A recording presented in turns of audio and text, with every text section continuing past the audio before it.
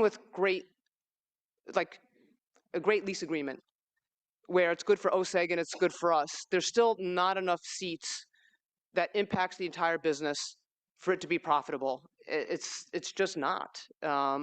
And again, we've tried every single way to take what OSEG negotiated and find a way to make money with that, and ultimately we couldn't.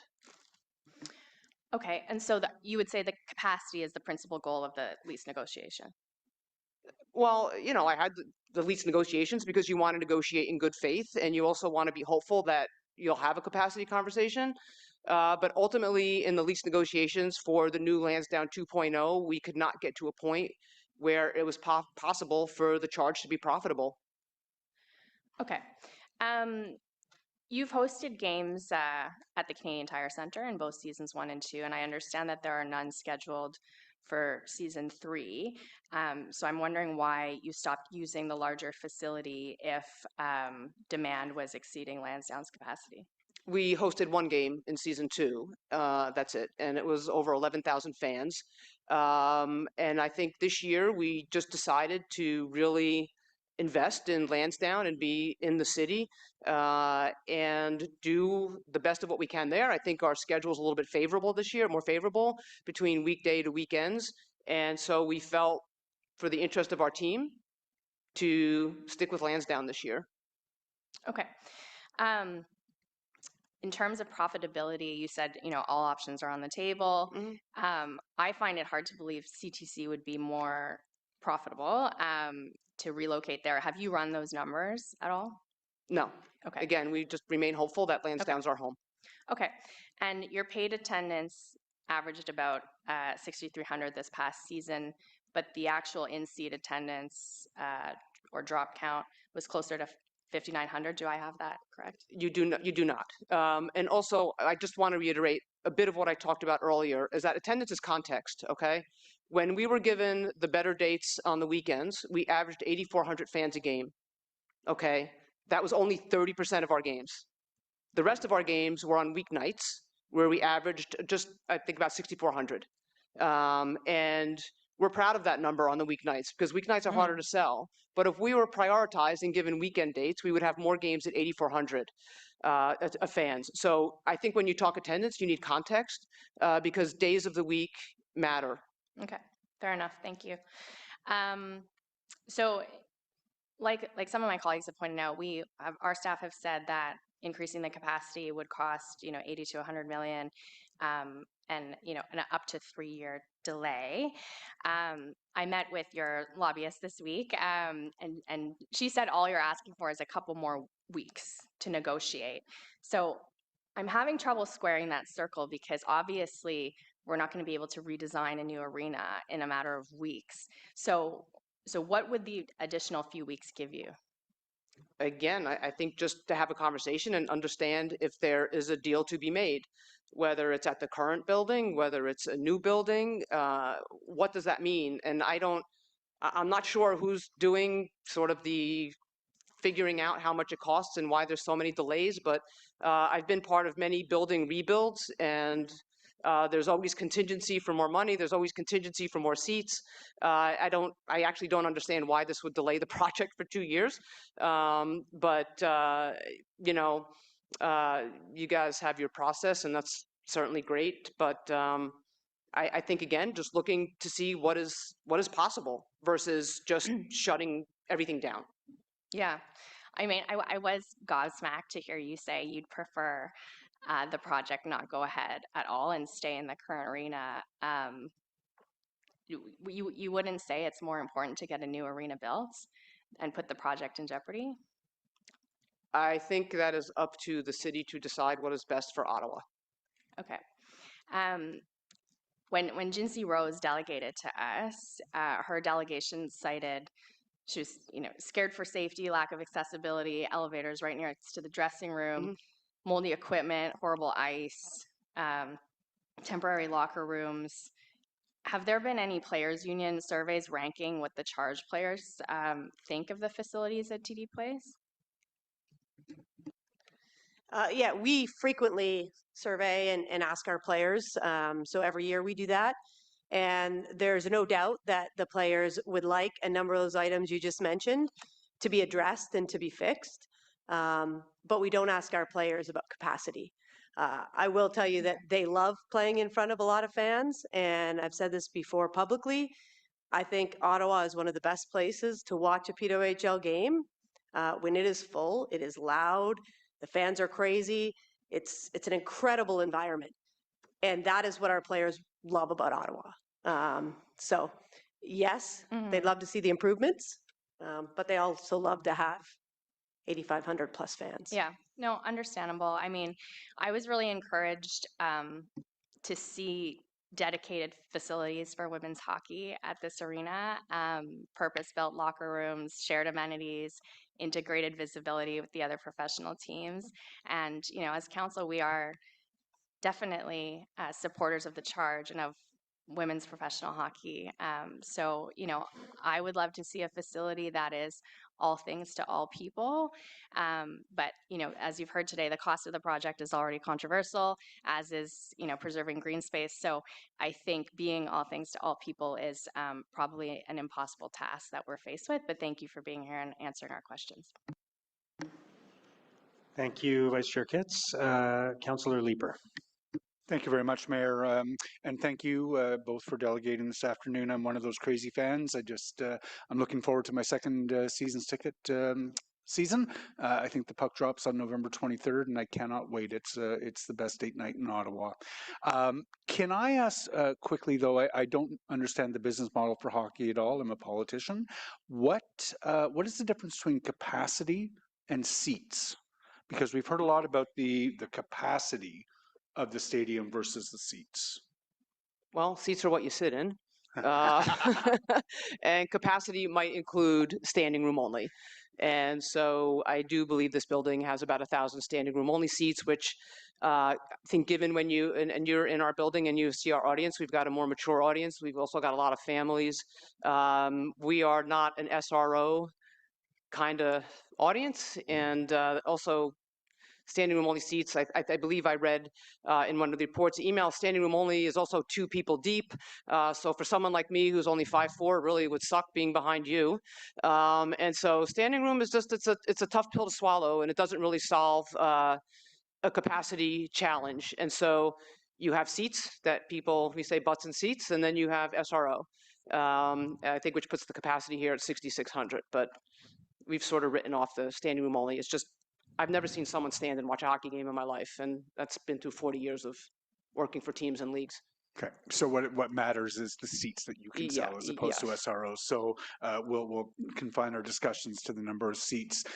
Is one of the potential outcomes here, in order to achieve the profitability that you're looking for, to build a smaller arena with a smaller number of seats, but you get preferential terms on a lease, but ticket prices go up significantly? We would have to be profitable. We would, and when we did the financial models, we kept the seats. Given that this would be 3 years from now, with very small increases year over year, I think 3% increases year over year. We're not looking to increase our ticket prices and make the games not accessible for everybody. That's really important for us, is that our games are accessible for all citizens of Ottawa. And, you know, could I raise the prices? Very easily. Could I raise the prices of merch? Very easily. But I don't think that's what we want to be known for. We want to be a place where you could take your family and your kids and not feel like you're paying for a second mortgage. And so, sure, that is certainly an outcome, to raise prices, but it's not an avenue that we want to go down, and it's not part of any financial model that we put together, because it's not a desired action for us. When you're contemplating the important role that the PWHL is playing in encouraging women's sports, what would higher ticket prices mean for the contribution that you're able to make in terms of encouraging professional women's sports across North America? I'm not sure I understand the question, sorry. Is it, if you increase the ticket price, is it the opportunity lost for younger women, for example, to take the inspiration from watching the women play professional hockey? Well, it certainly makes it less accessible for the masses. I don't know what the average income per person is in Ottawa, but Again, I think when you look at our ticket pricing across all of our markets, it's important for us to be accessible and to have a price, a get-in price that makes someone say like, hey, like this is not a problem. Let's take the family, or let's all go out for a girls' night out or guys' night out, whatever that may be. We don't want to raise the ticket prices where it's not easy for people to attend, or they could say, I can only afford to go to one game a year. That's not the outcome that we prefer or want. Yeah, I know. In my seats, I'm surrounded by a lot of kids, and it's Yeah. a lot of those kids are girls, and it's that's part of the joy of going to a Charge game. The the report for this just became public 9 days ago, so the media and city councillors and the public have only seen this proposal in the last 9 days. Would it have been helpful to you to have had more publicly available materials sooner? Oh, I mean, 100%. I think if we had had the material sooner, we would have come forward sooner, for sure. Yeah, I know there was some attempt made to try to put this day off to allow everybody to have a bit more time to take a look at it, but unfortunately that wasn't granted. So, thank you very much for being here today. Thank you. Councillor Menard? Thanks very much, Mayor. Thank you for being here and for being truthful about the situation that you find yourselves in and how this transpired in the city. One of the things the city keeps mentioning is that we're going to have higher end tickets, boxes, well, it'll be less seats, but higher prices for people to attend. Why doesn't that work for your fan base? I mean, the luxury boxes could work for our fan base, but it's still 5,500 seats. Does it allow us to have a higher end ticket product? Yes, but it's still only 5,500 seats. Okay, no, that's helpful. The new event center that's being proposed is expected to lose a significant amount of money for the city.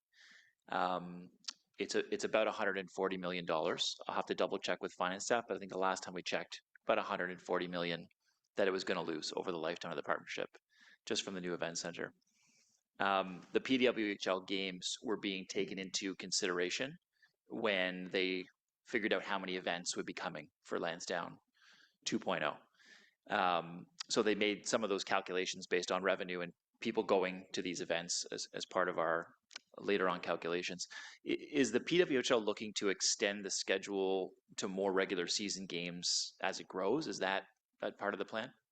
Yeah, right now, per our CBA, the most games we could play for a season is 32, which obviously would translate into 16 games. But I think as we look to continue to grow this league, that is something from a CBA perspective we would certainly have the conversation about with our players. But that is something that is done jointly with our players union.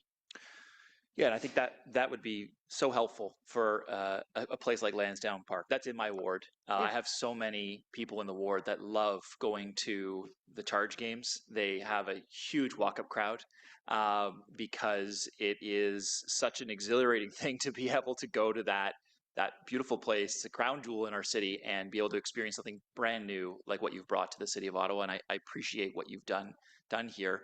The fact that you want to expand and grow and have more games would only benefit Lansdowne and the financial model that city staff have put together, which is why I find it so disheartening right now about the comments I've seen in the media and about what I'm hearing around the table. Is I need to caution. You may hear that they'll put a motion or something forward to say, okay, let's make sure there's a discussion or a seat at the table. But everything we're receiving right now, from what I can tell, there is almost no intention from the people that put together this plan to move forward with a different plan. They are lockstep into this, and they do not want to move an inch.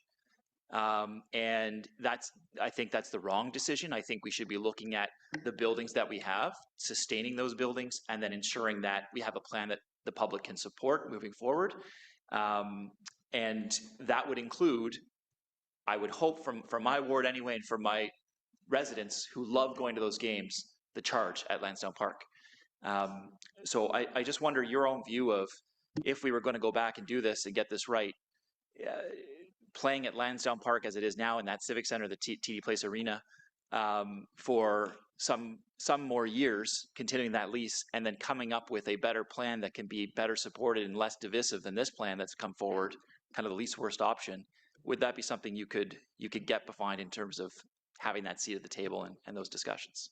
Yeah, again, we are here sort of with open minds and open hearts, and willing to have any discussion that, again, is in the best interest of Ottawa. And obviously it has to be good for the PWHL, but, you know, not looking to change the course of the world here in Ottawa, but again, just looking for to be part of what a plan or success could look like.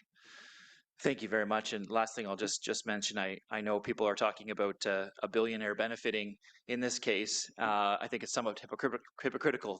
One of the owners of OSEG is a billionaire.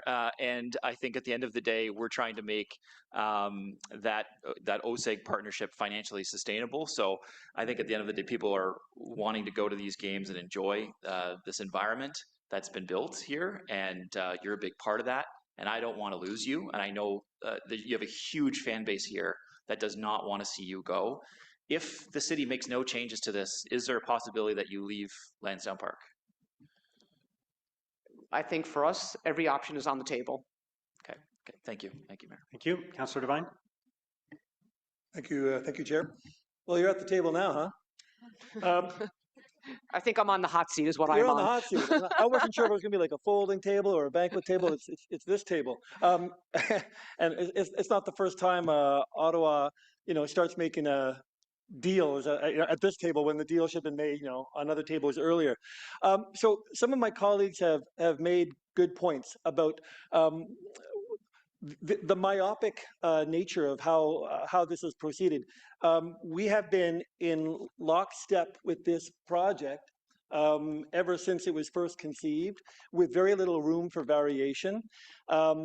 If only our billionaires had talked to your billionaires sooner at the table that the billionaires would have bought, then maybe the billionaires would have had a conversation that could have made the hottest ticket at Lansdowne more amenable to staying in Lansdowne.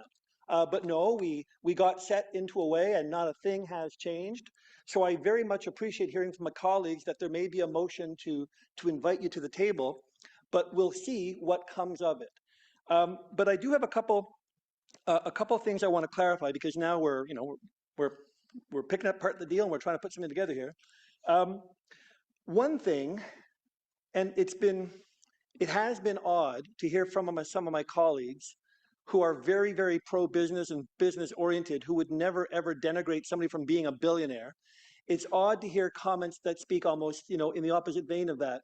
But in the sense, one of my colleagues had been talking about almost challenging the profitability of the PWHL and asking, is this for the profitability of it? And then asking, but I thought the PWHL was about women's sports. And I remember, Jana, seeing your face in that question. And it wasn't posed as a question, it was a statement. So can I ask as a question, do you see any challenge inherently with profitability being the foundation of women's sports? Absolutely not. I think if you look at the valuations now of franchises, Angel City was sold for $250 million. The New York Liberty have been valued at $350 million. It is the investment in women's sports has been unbelievable, and the investment in women's sports in Canada has doubled in the last year, not just with us, but with the Northern Super League. And there was a study just out this week that talked about the investment in women's sports in Canada has doubled in the last year. And we are proud to be part of that movement. I have worked my whole career. Jana has spent her whole career to get to the PWHL. This woman has succeeded in hockey despite everything against her. Okay, so while she was playing hockey and winning medals, I was running teams. But the investment in women's sports over the last 3 years has been phenomenal. The corporate community is getting behind it. The investment is getting behind it. You see powerhouses putting money into it, and women's sports is just going to continue to grow. And that's why I said it was so ironic that you see venues being built across North America to fit men's and generally too big for women's. And we just have this sort of cruel twist of fate here where the opposite is happening. And so women's sports is going nowhere. This has been bubbling up for quite some time.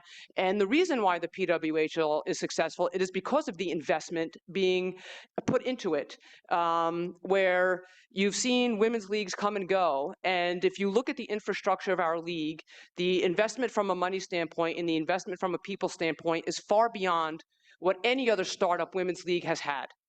And we are very proud of that. We're very proud of who our ownership is. Billie Jean King, Alana Kloss are on our advisory board. I talk to them every week. They are a force behind what is happening here.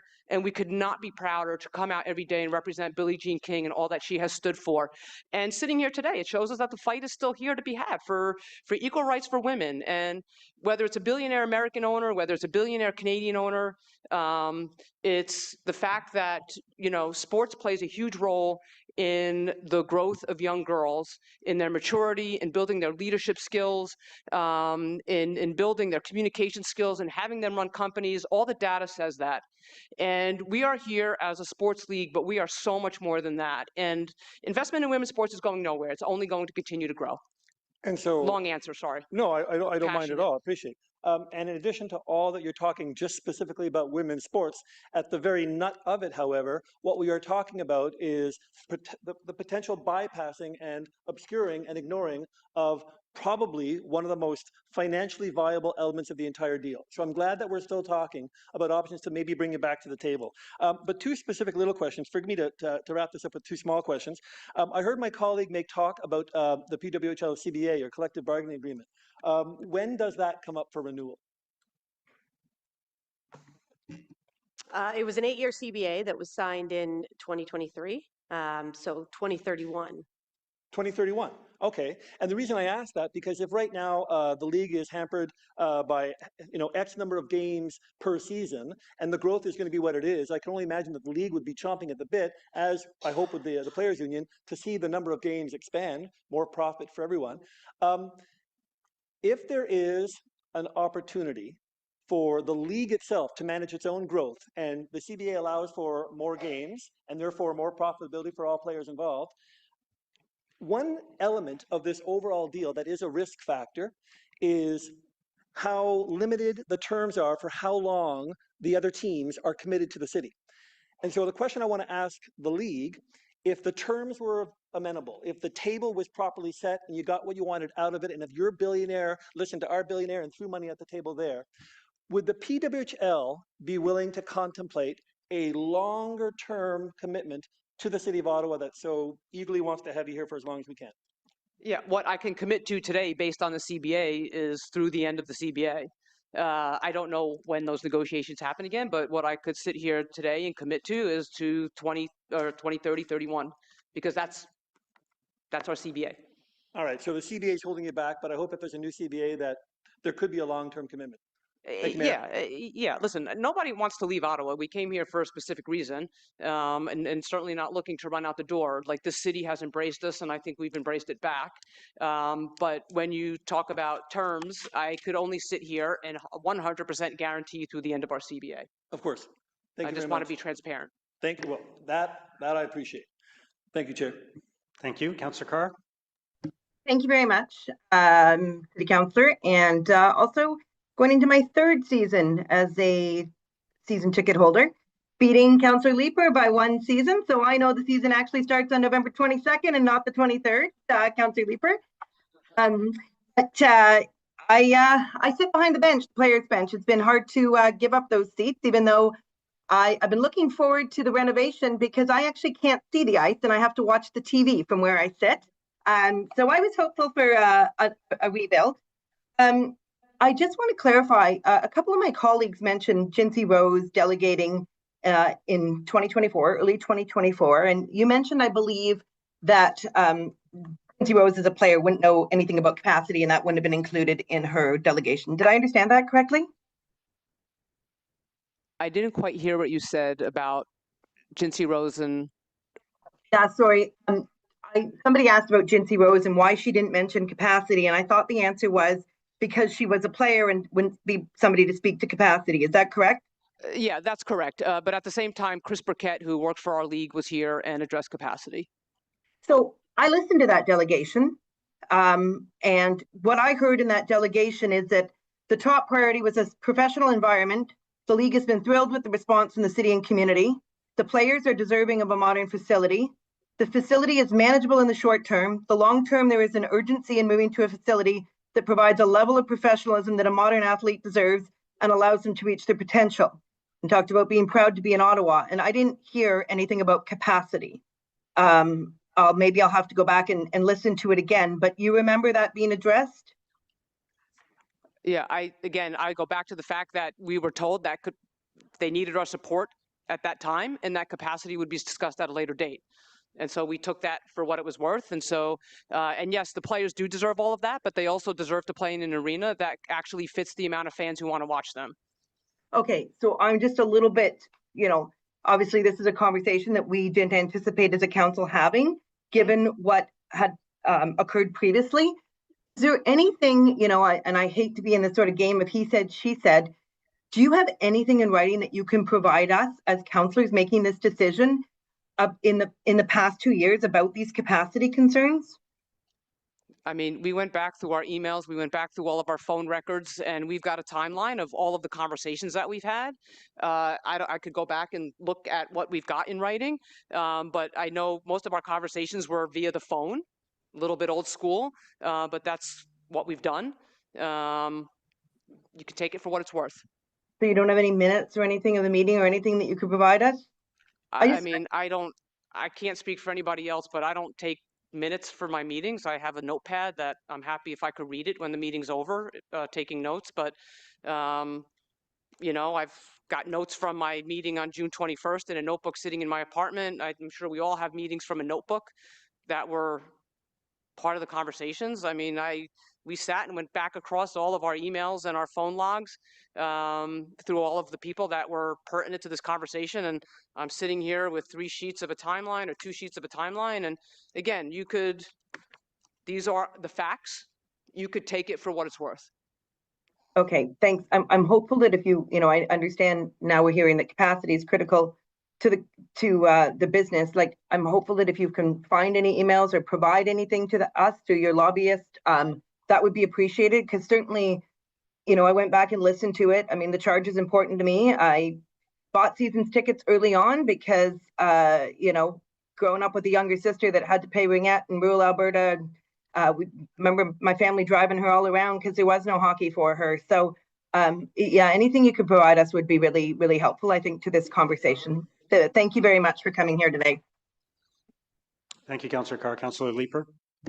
Thank you very much. Just a quick follow-up. You said at the outset of your presentation that the PWHL will play, I think, in 29 arenas that will be larger than the Lansdowne 2.0 arena when it's done. Did I catch that right? Yes. Okay. Obviously, not all of them have teams. Do they want teams? I would say there's a good amount of markets that call us on a daily basis to buy a team. So there is no lack of interest in, if we decided tomorrow to sell all of our 8 teams, I think they would be done in the next month. Thank you very much. Thank you, Councillor Leeper. Okay, I have a few questions. Thank you both for being here. I don't think we're all starting by saying how we're big fans of the charge. I don't think I need to tell you how much I love and support the charge and how much it's meant to me and my family to have professional women's hockey in our city. Just a quick thing though, Amy, you said you've never seen someone stand and watch a hockey game in your life. There's a standing area at the current arena, the barber pole section, Yep, the barber pole section. Yep. And you and I stood together and watched a game in that very space, the very first time I met you, in fact. Yeah, it also has all of the seats along the railing where people could sit as well. Yeah, but we were standing. Yeah, So but I will tell you, I wasn't watching the game. I don't know who was watching the game, but I wasn't watching the game standing because I can't see over people's heads. I'm too short. Yeah. Anyway, there's a standing area at the current arena. People stand in that area. They watch the game. Yeah, I think they're generally, to me, that's a suite, and people are having conversation with each other. They're networking, they're eating, and then the game is almost secondary.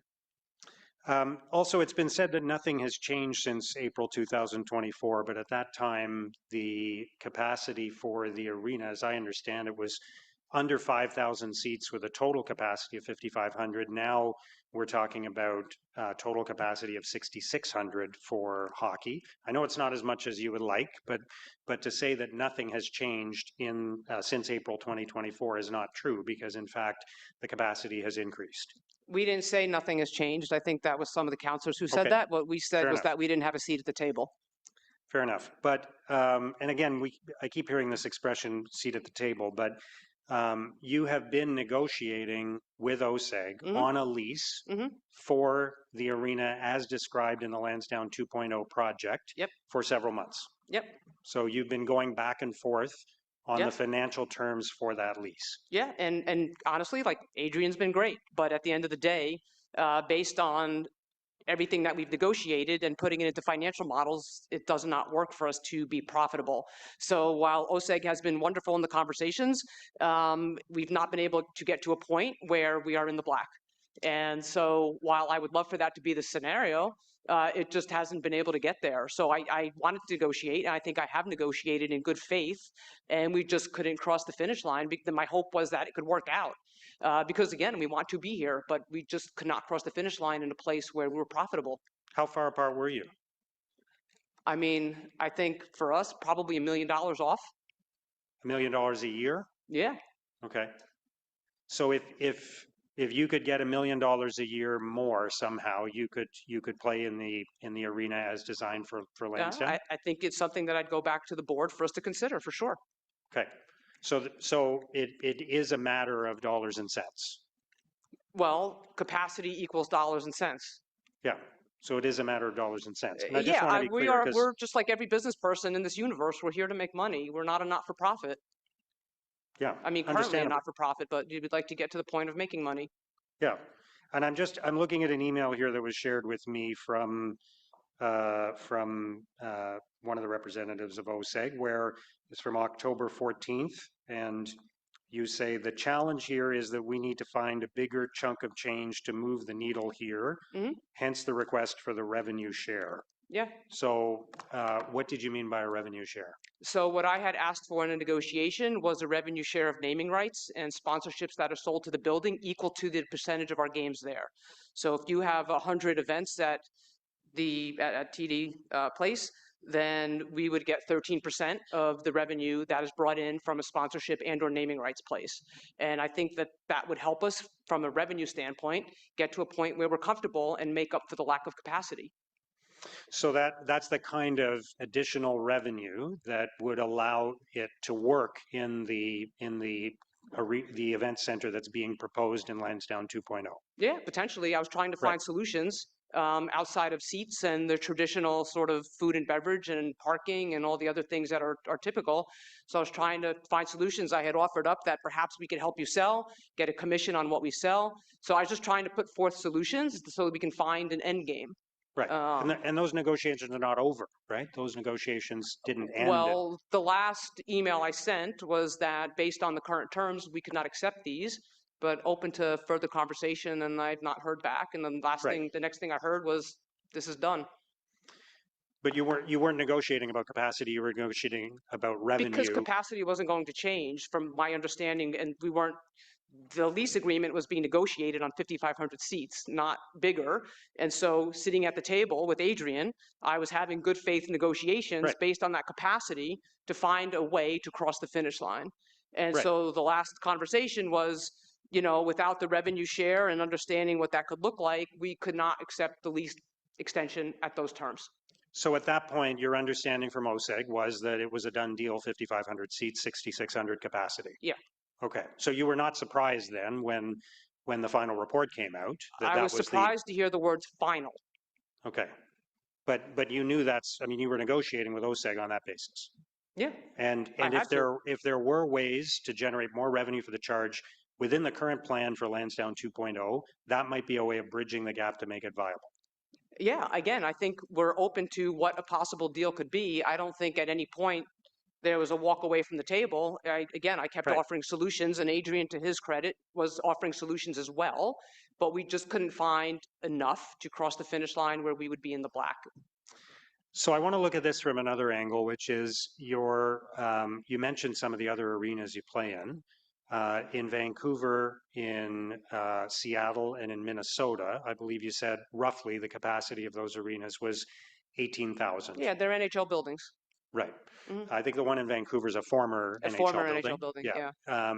So is it not? So I'll ask another question first.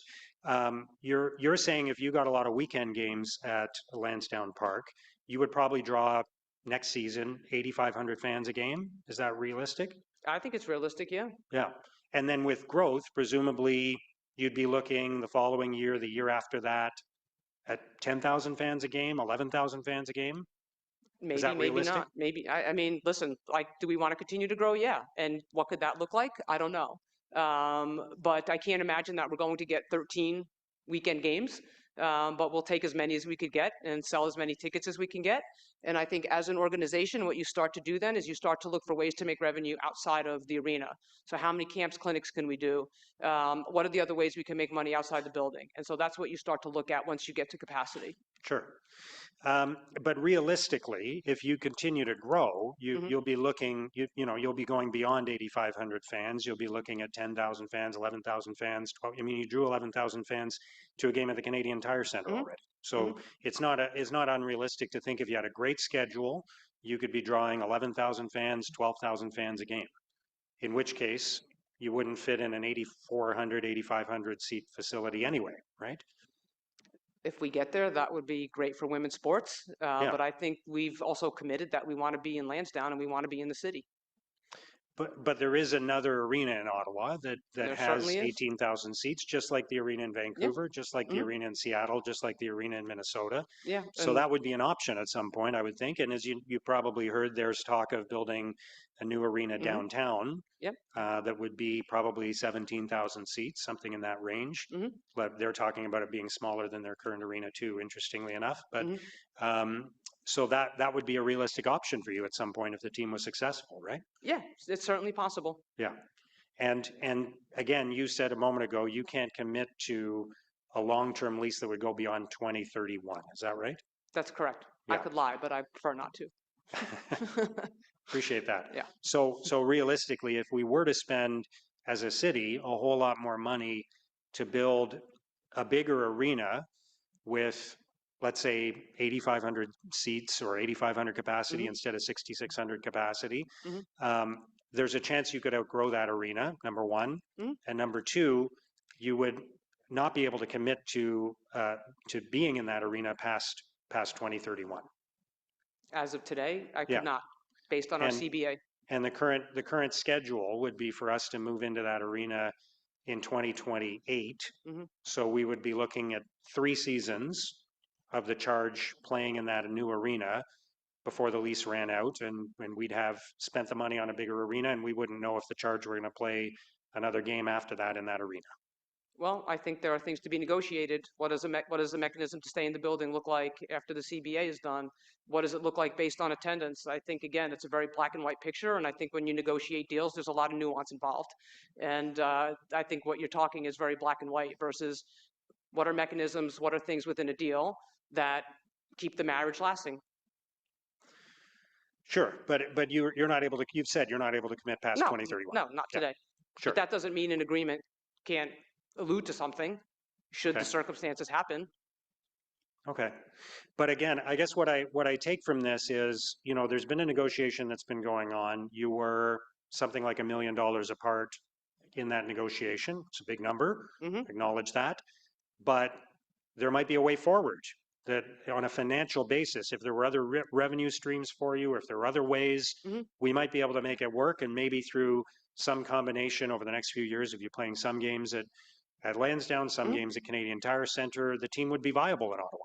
Yeah, I mean, I offered up solutions. I sat at the table in good faith and offered up multiple solutions, including talking about sort of $1 million and not just taking a handout, but taking $1 million and giving back to the city. How many clinics could we do? How many ways could we get kids on ice? How do we get equipment in kids' hands? Like, we don't come here like looking for a handout. If we were to help get subsidized, we would give back to the city in a meaningful way to be good community partners. And I was very clear about that as well. And so I sat down at the table, negotiated in good faith because we want to stay in Lansdowne, because we want to stay in Ottawa. And we can have a conversation and make everything black and white. But I think, as we all know, life is not black and white. Yeah, I'm not trying to make anything Yeah. black and white. I'm trying to find solutions Yeah. because people are saying, you know, the Yeah. team's not viable and it's going to leave. And what Yeah. I'm hearing is there's a financial challenge, but Yeah. that if that financial challenge gets bridged, then the team is viable. Yeah, And can and stay that's here. something that we would 100% consider. Right. Yeah. Okay. That's good to hear. That's very encouraging. Yeah. You mentioned You just should a have second. that in writing as well from them in an Okay. email. Yeah. You know, that's encouraging to hear. But you mentioned a minute ago, sort of, you mentioned the word subsidize or whatever. Yeah. What are you looking for from the city? What's your ask of the city of Ottawa in terms of bridging that gap? Well, I think initially I just talked about $1 million to help make us a viable franchise. And again, we're willing to give back to the city to make sure that we're not taking the handout, that we're being good community partners, that we're making sure we're out in the community, our players are out in the community, our team is out in the community. Whether it's mentoring, whether it's getting kids on ice, whatever that means for the city, we're up to be good community partners. We want to make this, you know, help continue to make this a great city. And half of your population helps make this a great city. Right. So I know, you know, I hear what you're saying. I hope you know $1 million annual subsidy from taxpayers to a professional sports operation, even one that isn't yet making money, that would be challenging. I'm sure, you know, I'm sure everybody can go away and think about that. We have time before a final decision is made, but I appreciate now that we are having a conversation about what the financial gap is and what the options are to make the team continue to be viable in Ottawa. And I think, you know, from my perspective, there's a lot of options. There's a financial gap that needs to be bridged. There's, you know, another arena that could be used. And I know, you know, ideally you'd like to be playing at Lansdowne, playing closer to downtown, but if you're drawing 12, 13,000 fans a game, or that's the demand, that's the market, then you're likely going to be playing in a different arena someday anyway. So you'd have to look at that, right? Yeah, 100%. Okay. If we're getting 13,000 fans a game, God willing, I'll be the happiest person in the world I will be too. because it's great for women's sports. Absolutely. Absolutely. I think that would be great. Yeah. And I think Ottawa is a market that could do that. Again, it's why we're here. I think, you Yeah. know, your market has embraced us, and we'd like to think we embraced you guys back, and it's been a wonderful marriage. And again, like, you know, we're not here to be antagonistic, and we're here just we felt to set the record straight, and we want to find a solution. Again, otherwise I wouldn't have spent months talking with Adrian. We're invested in being here. We want to be here. We love this city. Yeah. Is it not true that Ottawa led the league in attendance in? They led the league in attendance year one. Yeah. We're up 20% year over year today from last year, which is great. And I think having a favorable schedule helps. And our team director is in the crowd there, Erin Thompson, who does an amazing job running this team and is very much a member of this community. And I think just bigger things ahead for Ottawa. It's been nothing but a good experience for us here. We're very proud to be here. So again, if there's a growth rate of 20% a year and we're leading the league in attendance, I mean, we're one of the places where it's most likely that you would be drawing bigger crowds. I mean, God willing. Yeah. Yeah, I won't complain. Yeah. Okay. Thank you very much for joining us today. Mayor, can we take a 5 to 10 minute pause? Just get a coffee and go to the bathroom and things like that. Well, yeah, we could take a 5-minute break if you want. Yeah. Thank you so much. Okay.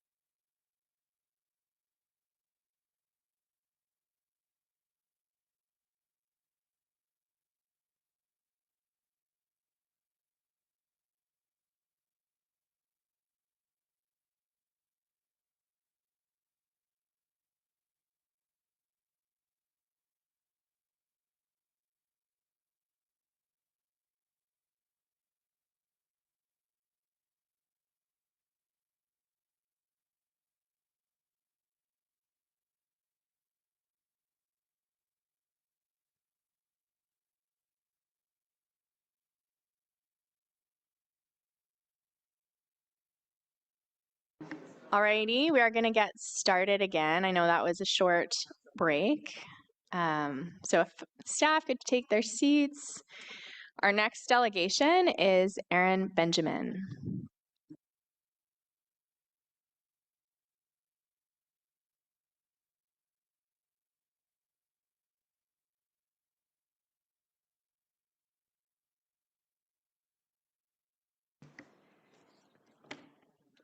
Hard act to follow. I thought there was someone before me. Fantastic. Thank you so much for the opportunity to speak today. My name is Aaron Benjamin.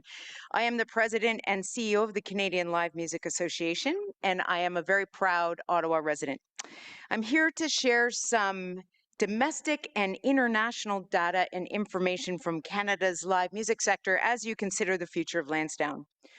The last time I appeared before this committee, I indicated that the global concert business was booming. That momentum only continues to accelerate. The global live music industry is on track to grow nearly 7% annually, surpassing $40 billion by 2027, with a third of that growth here in North America. As live music thrives, music tourism is surging right alongside it, now worth almost $100 billion projected to triple by 2030. Music tourism. Cities investing in cultural and live performance policy and infrastructure are seeing major returns. Visitors, more than 19.2 million of them in Canada alone in 2023, are traveling for concerts and festivals. They're staying longer, they're spending more in local hotels, restaurants, and businesses. Across Canada, especially in mid-sized cities, we're seeing increased investment in culture in response to what I like to call the math and the music. The music is the magic. The magic is the artists. And the math, well, live music is not a luxury, it's not a pastime. The math is that live music is a powerful engine for place-based prosperity. It builds economies rooted in the character of communities, and when that happens, everyone wins, whether they ever see a show or not. Ottawa already knows this. It's embedded in our music strategy, the work of the Ottawa Music Industry Coalition, our nightlife initiatives, the strength of our incredible festivals and venues, and our world-class local artists. Private sector investments in projects like History Ottawa and the Hard Rock Hotel and Casino signal that this is a city that is growing businesses that serve place, supporting local jobs, local creativity, and civic pride. Lansdowne 2.0 and especially the new Events Centre are essential to that vision. 8 years ago, the city's music strategy identified a clear gap in Ottawa's venue ecosystem between the NAC's 2,000 seats and the CTC. This mid-sized space is where so much of today's touring economy lives. Without it, Ottawa simply cannot compete for those artists and events that attract local audiences and music tourists alike from across the region, across the river, across the country, and around the world. But research proves that those fans will spend their money somewhere, and our job is to make sure they spend some of it here. The Canadian Live Music Association's Economic Impact Report, released in January of this year on live music, tells us that the sector contributes over $10 billion to GDP and supports more than 101,000 jobs. For every dollar spent on a concert ticket, another 3 are spent locally on food, accommodation, and small business. That's how cultural economies multiply prosperity and keep values circulating in place. But the impact of live music is not just economic, it's human. It creates connection, belonging, and a sense of civic identity. Investments like Lansdowne 2.0 spark more than revenue. They animate shared spaces, strengthen neighborhoods, and create opportunities for people to gather safely, joyfully, and together in the heart of the city. And this is what it means to build businesses that serve place, to align growth with community well-being, and to ensure economic development strengthens people, not just balance sheets. Lansdowne 2.0 embodies that principle. It creates value here for Ottawans by Ottawans. When people come together for live experiences, they stay longer, they spend locally, and they build memories that last. And then they tell their friends, they return, they invest in their community and in each other. This is the power of live music. This is the potential of music tourism. And this is Ottawa's moment to define itself as one of Canada's great music cities. We are so ready for this next chapter in the city. We have the vision, we have the talent, and ask anyone in the Canadian music industry today, we have the momentum. Lansdowne 2.0 is an investment in our shared future, one that will position Ottawa as both a must-play for touring artists and as a growing global entertainment hub. When we finally close our venue ladder gap, the city will be unstoppable. Thank you. Thank you, Erin. Question from Councillor Devine. Thank you, Chair. Hello, Erin. Always a pleasure to see you. Hello, Councillor. Very proud to have you as a Ward 9 resident. Hey, so you identified a gap in Ottawa venues, a gap between 2,000 at the NAC and 17,000 at the CTC. That's a big, big number. All of what you're talking about an event center that could fill that gap and meet the needs of your industry, would there be a material difference in your industry's ability to be successful here in Ottawa if that event center were 5,500 seats, 7,000 capacity, or hypothetically 7,000, 8,000? Not necessarily. I think that we see I mean, it's this, there's a space in that gap. There's definitely a must-have and like a low end and a high end. If we look at other cities like Toronto, Montreal, Vancouver, where they have the large arena and then a mid-size arena, like we heard earlier about some of those mid-size arenas in other markets. You know, I'm not here today to put a number on capacity that makes sense for this city, only to support the notion that we have we have a serious issue where the venue ladder is concerned here, and we're missing a huge opportunity by not having an event space of somewhere in that range. Perfect. Thank you. Thank you, Councillor. Thank you, Councillor. I'm not seeing any other hands for you, Erin. There was a delegate before you, but that she is withdrew. why I was surprised. So yes. Thank you for being prompt after the break. Our next delegate is Robert Rayom, joining us online. Good afternoon, Mayor Sutcliffe and members of council. Sorry.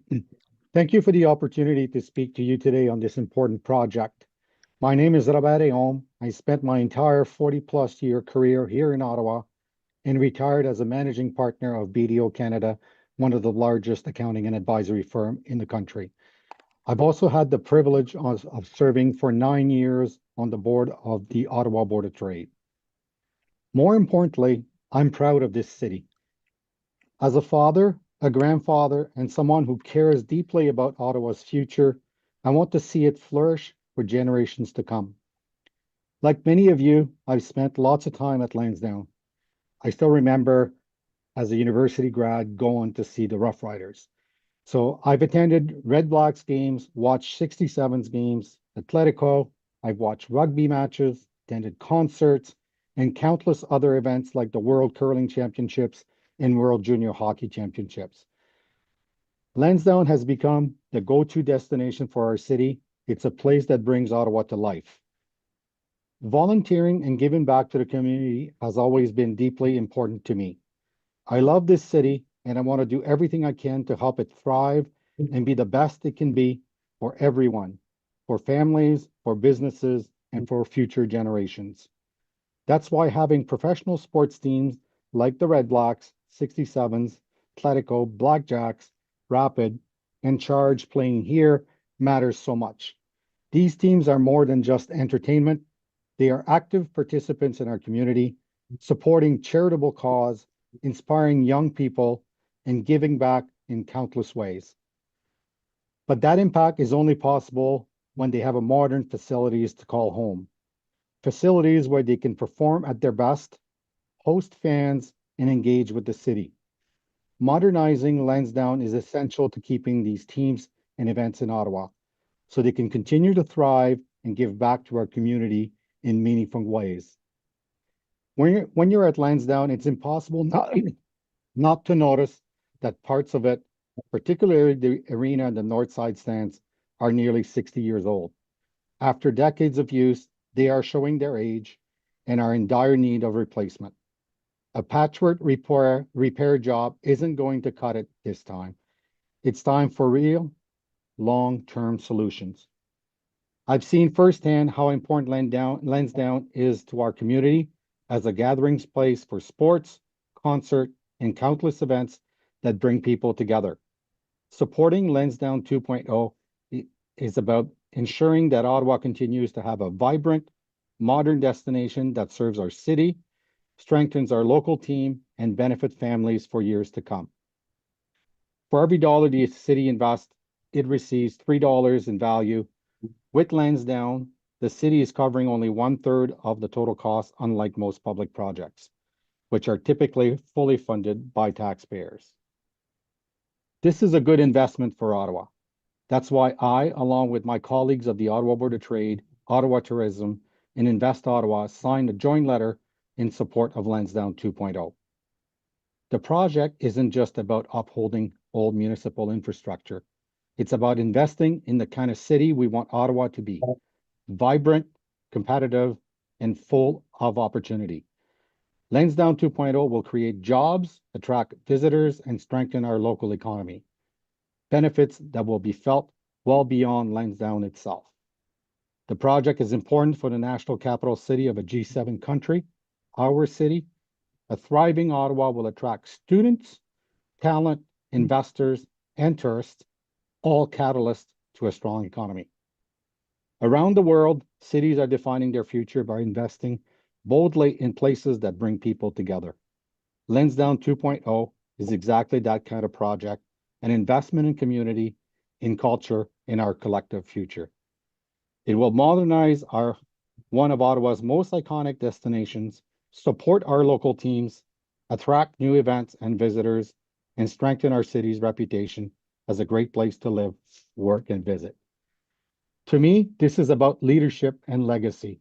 It's about finishing what we started at Lansdowne and ensuring that it continues to serve our community for generations to come. Mayor Sutcliffe, members of council, thank you again for your time today and for your continued commitment to making Ottawa the best it can be. Thank you. I'll see you about. I'm not seeing any hands up for you, but thank you very much for being here today. Our next delegation is Kevin Lawless, who is meant to be joining us online. Kevin, are you there? No. We're going to go to the next delegate, Ken Craig.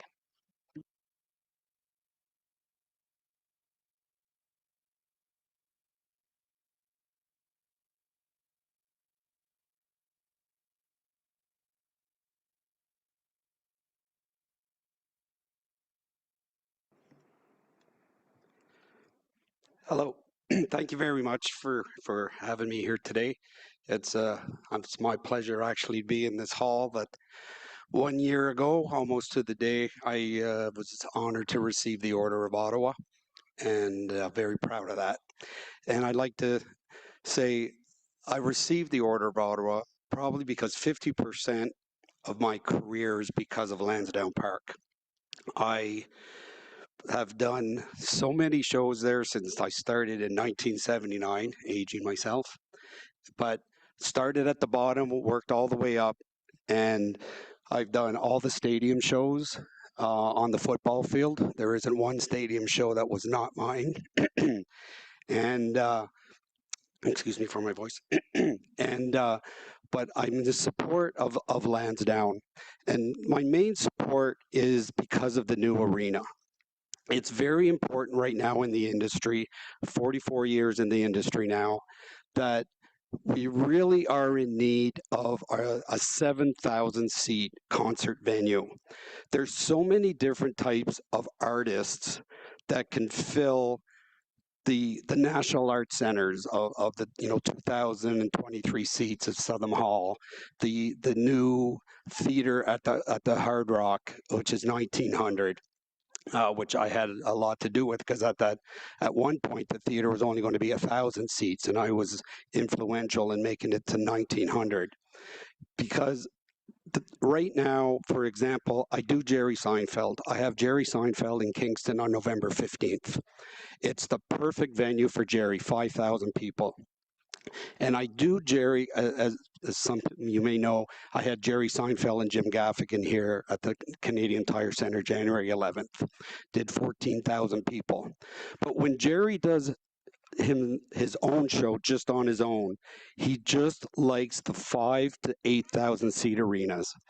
And for example, I just did a great arena in Abbotsford, capacity 7,200. The next night did Victoria, capacity 6,800. Both shows sold out. Both broke a record of gross ticket sales. And this is exactly what Ottawa needs. And the reason that I support the new arena that's going to be built, an event center, is because I've seen my day. I've been there since 1979 at 17 years old, working the Ottawa Civic Center, starting in the box office and working my way up. And as much as I love the arena, it's old, it's tired, and I know it Lansdowne 1.0, and I was the last to speak at council back in that day. Renovations were done, but it's just not enough. I remember, what was it, Depeche Mode, and if I stand correctly, June 20th, 1990. And we had to close the show down because of all the asbestos that was falling out of the ceiling. Right up until a few years ago, where I'm doing some shows, which was actually a CUPE show. If you recall, the CUPE used to have some concerts for the staff, and we had 14 buckets placed around the arena floor because of the water leaks that a gentleman was talking about earlier today. And that's why I'm in support of that 7,000. It's a great venue. I like to do shows like that. Yes, you can go to Canadian Tire Center and do a cut down, but it just doesn't look right. And again, I go back to Jerry, that he won't play those big arenas by himself. He doesn't want to see empty seats. It needs to be packed and closed and intimate. And that's exactly what I feel we need here in Ottawa, is that 7,000. Even when the new arena, if it does get built, and I hope it really does for the city, having an NHL building 3 kilometers down the street is going to be a benefit, just like in Montreal, to answer the capacities that you got. Montreal, you got Laval, 10,000 seats, you got the Bell Center. Vancouver, you've got the PNE, you got the big NHL arena there. Toronto, which 1 hour ago, just so that everybody knows, there was a press release that just went out that the Budweiser amphitheater is now being changed to the RBC Center. And the reason they're doing that is because they're renovating it to 9,000 seats to be able to play in the wintertime. And because that's what's needed. Even in Toronto, they didn't have a venue capacity like that. And that's what Toronto needs, and that's what we need. And that's what I like about the brand new arena. Thank you very much. Great. Thank you, Ken. You have a question from Councillor Carr. Thank you very much. Appreciate the delegation. Big fan of going to music events all over the city.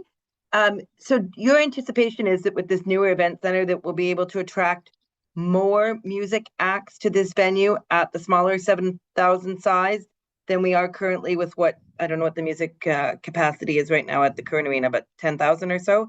You think you'll be able to bring in more acts, get more days per year busy with acts? Oh, absolutely.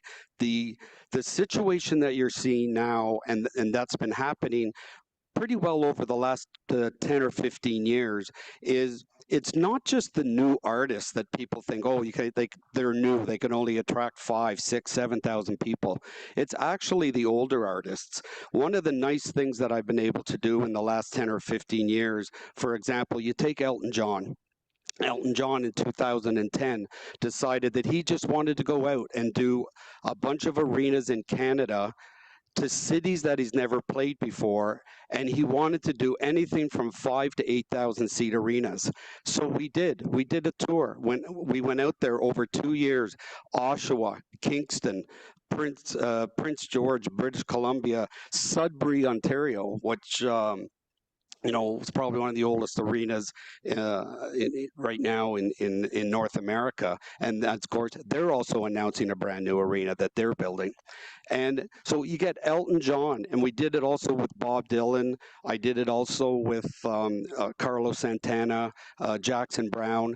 We went out and over the last 10 years, we've been doing these shows for that 5,000 to 8,000 capacity arenas, and they're loving it.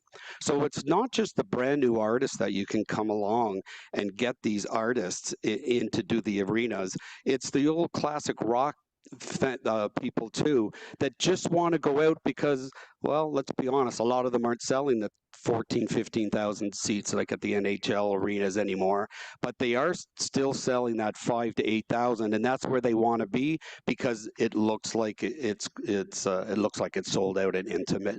So yes, I believe that's what we're missing in this market, and I believe it's very important, and I'm very happy that OSEG has decided to build an arena with that capacity. And my capacity, of course, is anything between 5,000 and 9,000 every market needs. Okay, great. Yeah, thanks. I've seen a couple of the older concerts there, and last year at there I saw, I think it was Flock of Seagulls, Spoons, and Men Without Hats, this 80s rock concert in Honeymoon Suite, and nice to see people my age, 50 plus. Let's put me in that category. Yeah, nice to have a place to go with people that finished high school in the 80s and before. Do you think that the current arena right now is causing people to not want to book their concerts here? Like, have you heard where people don't want to be in this particular venue and where a newer event center might be preferable? Or do people, artists generally not have a preference between what exists now and what could be built in the future? 100%. I hear, and not even being sarcastic, at least once every 3 months, I will hear a manager or an agent say to me, TD Place, when I would suggest, because they're looking for something in that 5,000 to 8,000, and I'll say, well, TD Place, and they go, isn't that the old Ottawa Civic Center? And I said, yes. And right away they'll say, we're not playing that. And because it is amazing, like I said, that show Depeche Mode on June 20th, 1990, if I believe that's the date, is that has gone a long way. This industry is very small. It's the same crew people and managers and agents over and over again, and they don't forget things like that. And a lot of people just feel, because so many markets in North America are building new arenas, as you all well know, and of course the smaller arenas. I mean, that Kingston arena is beautiful, and like I say, you got the Oshawa arena, the London arena, and all the new arenas in Red Deer and Prince George that are being built. That's the way it's kind of going right now, that the capacity is important. And so the managers and agents are looking at that. And when it comes to, say, in the old Ottawa Civic Center, they don't want to be seen as playing, well, that's where the has-beens play. That's where, if your career is over, that's where you go. And I hear that quite often. Okay, thanks. I really appreciate that perspective from somebody in the industry. Thank you very much. Thank you. Thank you very much, Ken. There's no other questions for you. Thank you for your time. Thank you. Our next delegate is John Reddens, who's online. Hello. First of all, thank you for the people that, for the councillors that spoke up this morning about some of the presenters about accessibility issues. Well, good afternoon. If you don't know me, I've been an employee for the OSEG Foundation selling 50/50. I also like to thank Joel Harden, former MPP, recognizing me as an employee there, and on World Accessibility Day, recognizing me in the Ontario Legislature during the COVID-19 lockdowns as a community leader as well. During those 10 years, I have faced numerous obstacles with our team. For instance, our 50/50 room is located underneath the stands. For me to get there, I need to go through one elevator in the building to go through the dressing rooms, areas to get there. The obstacle I have is event security, like the World's Hockey Tournament and Briar won't let me go through do it. As you heard today, but the ladies hockey team was talking about it. I feel sometimes I don't belong and frustrates me. I still hang in there. If you ever watched the Briar on TV, you could see the pails of water on the TV screen. Or if you're a member of the Good Life Fitness, hoping it doesn't rain because the wind will blow you, the rain will blow through the windows and on you. The paratransport situation last December during the World Junior Hockey Tournament, I was advised to book two hours prior before my scheduled shift, leaving me in the cold. So basically, 4 hours is not good for a person that suffers from arthritis. It's time to act on more delays. The facility will increase the cost of every even more. I finally would like to thank the team, the city team, that at the start for talking to me about the issues that I had, and for the accessibility and obstacles we have for listening to me. Some of you talk a good talk, but will you get rid of? Please help. Thanks. Thank you very much, John. You have a question from Councillor Carr. Thanks, John. Appreciate you coming here to delegate. As you're an employee of OSEG as well, correct? Yeah, it's part of the OSEG, yes. Okay. And can you just tell me, when you enter with a walker or any or whatever device that you're using, how do you enter the building? It depends on which game you go to. For 67th and ladies hockey games, it's door number 1, with the only one elevator there located right as there, and then at the CFL games, we're in between the two buildings. Between the buildings and between Good Life Fitness. It's normally blocked off during the game, but me being an employee, I have to go in there. I have to go in there earlier, and it's normally not blocked off at times. So all the Lyft and Uber cars go in there, and a few times I nearly a few misses being in there. As well, there is no situated spot for the soccer. In terms of, you don't have a space to work during the soccer games? The soccer games, I have a place to work, but we don't have no designated spot for a bus stop during the soccer. I normally get there before they put the gates up, going up to gate 1. And I usually ask that to go up there at the start before they put the gates up. And then on the explanation, when I do the return, I said, I'll be waiting at the gate, and I will wait on the side of the road coming in to the entrance at Lansdowne. Okay, thank you. And you mentioned thanking people that included you in this discussion. Are you referring to your employer? I'm thanking the councillors that stood up today, to some of the presentationers that for some presenters' comments on disability. And I'm also thanking the staff, the city staff that contacted me right at the start of this more of the drawings about 2 years ago on the phone, and talking to me and my wife about the obstacles we face.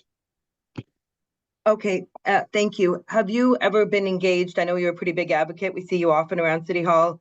You've been a political candidate over a dozen years, probably. Have any of these advocacy groups that you're talking about that spoke out today, whether I didn't get the name, Ottawa or Glebe Community Association, have they contacted you about the accessibility issues at all? No, they haven't. Okay. And Mark 613 follows me on my social media threads, and he hasn't asked me one thing yet. Okay. Thank you very much, John. Always appreciate you coming out and talking to us. Thank you. Thank you, Councillor Carr. Councillor Curry. Thanks. Sorry. Mike, sorry. Thanks, John. I really just want to say thanks. I miss seeing you at the Sens games. I mean, OSEG's so lucky to have you. But I wanted to say thanks because, you know, you are delegate 25 of 88. And I think you are right that we have not had very much mention of the accessibility of Lansdowne. And I really appreciate you taking the time to bring this to the forefront.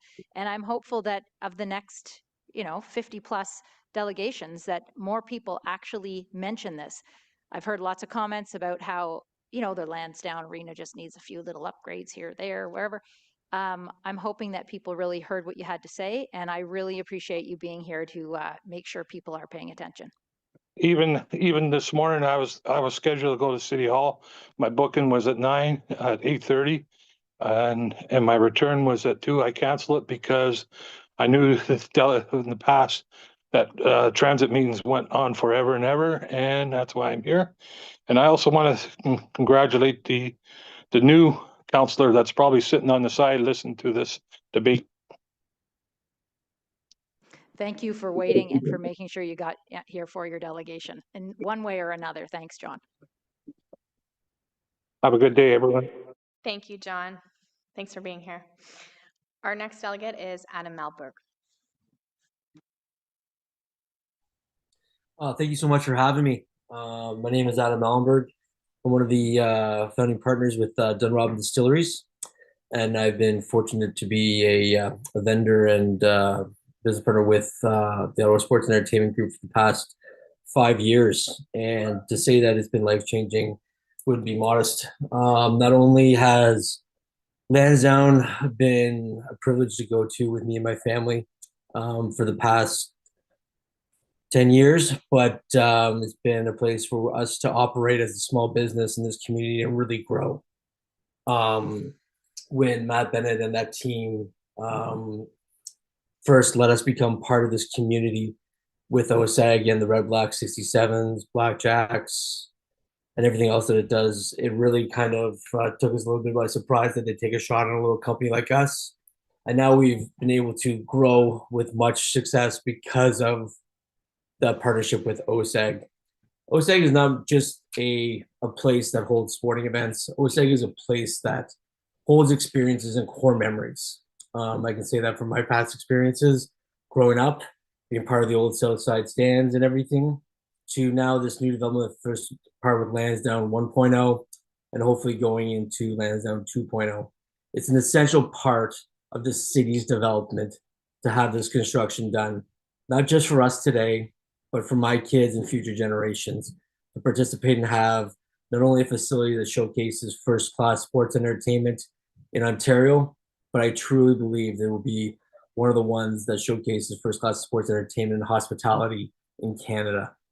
It hosts everything from women's soccer, as you know, just recently the Rapid, to the life-changing breath of fresh air, which was the PWHL last couple of years. 67s were a staple. But these core memories are essential for everyone to get behind in the community. And hospitality is just the same kind of breath. You know, they've created an atmosphere for people to enjoy in that kind of participation, inclusion, experience, and support. And that's what kind of OSAG does and has brought into our table, I truly believe and feel. It's allowed small businesses that haven't had an opportunity on more of a communal stage to be showcased, such as ourselves, and be executed in a great capacity on a pro sports level that none of us could ever fathom before, and given that opportunity. So it's been part of our lifeblood to really get behind this movement, and only that beginning part of OSAG was completed to get behind this new movement and really get into the future with 2.0 and everything it has to offer, with a brand new state-of-the-art stadium that may only hold about 6,900 people, standing room and everything, but really showcase that intimate venue. One person one time told me that, you know, it's not just a sporting event. It's a party with a sporting event in the background.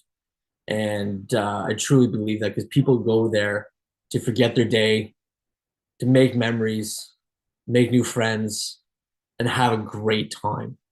And it brings us to the core. We're the nation's capital, and we don't have a facility like this in our core, and we need this. We need every aspect and everyone to get behind it. The people want this. I lived in the glebe for 10 years. And when the Friends of Lansdowne and everything like that came down, it was devastating how long it took to get the first development on. Let's not make the same mistake the second time. Let's get behind this. The people want it. I see it. I talk about it all the time. And I'm very fortunate to be part of this. So thank you very much for your time. Thank you very much to OSAG for making me a part of this and City Council. And I appreciate it. Thank you very much for joining us with your thoughts today. Okay, we'll go next to Daryl Cox from the Glebe BIA. Oh, Daryl, just turn on the mic. Yep. Thank you, Mayor and members of the Finance and Corporate Services Committee for the opportunity to speak to you today. My name is Daryl Cox. I'm the Executive Director of the Glebe Business Improvement Area. I should hopefully have a presentation coming up. Today, I'd like to share with you the results of a recent survey we conducted with our members on Lansdowne 2.0. The survey aimed to understand our members' sentiment regarding key elements of the plan, including anticipated economic impacts, construction concerns, and future opportunities for the community. A total of 91 valid responses were collected, representing a 34.1% response rate and achieving a 95% confidence level with a 9.7% margin of error. This provides a statistically solid snapshot of business sentiment suitable for directional insights, trend analysis, and local policy guidelines. Next slide, please. 37% of business owners expressed, next slide, please. 37% of business owners expressed that they support or strongly support the redevelopment. 35% were neutral, indicating neither support nor opposition, and only 27.5% opposed or strongly opposed the project. The largest group of businesses expressed either openness or support for Lansdowne 2.0, viewing it as an opportunity for renewed economic activity in the area. Next slide, please. When asked how they expect Lansdowne 2.0 will affect their business, approximately 3/4 of business owners anticipate neutral to positive outcomes, further evidence that the business community does not view Lansdowne 2.0 as a threat to their operations. Only 26.4% expect a negative or very negative effect. Many businesses see potential for increased customers, improved amenities, and renewed interest in the area once the project is complete. Next slide, please. Not surprisingly, the biggest concern our members have is the disruption that will be caused during the construction. 60% of business owners expressed some level of concern about construction impacts. 20% were neutral, while nearly 20% were not concerned or not concerned at all. Businesses know construction will cause disruption, but they also understand it's manageable. The tone in their feedback wasn't alarmist, it was practical. Most comments were about how the project can be managed effectively and emphasized the importance of proactive communication, parking management, and maintaining customer access. Businesses want the city and OSAG to keep them informed and visible, not to stop the project. And we didn't hear from any business owners who indicated that they would need to close their business as a result of construction. Next slide, please.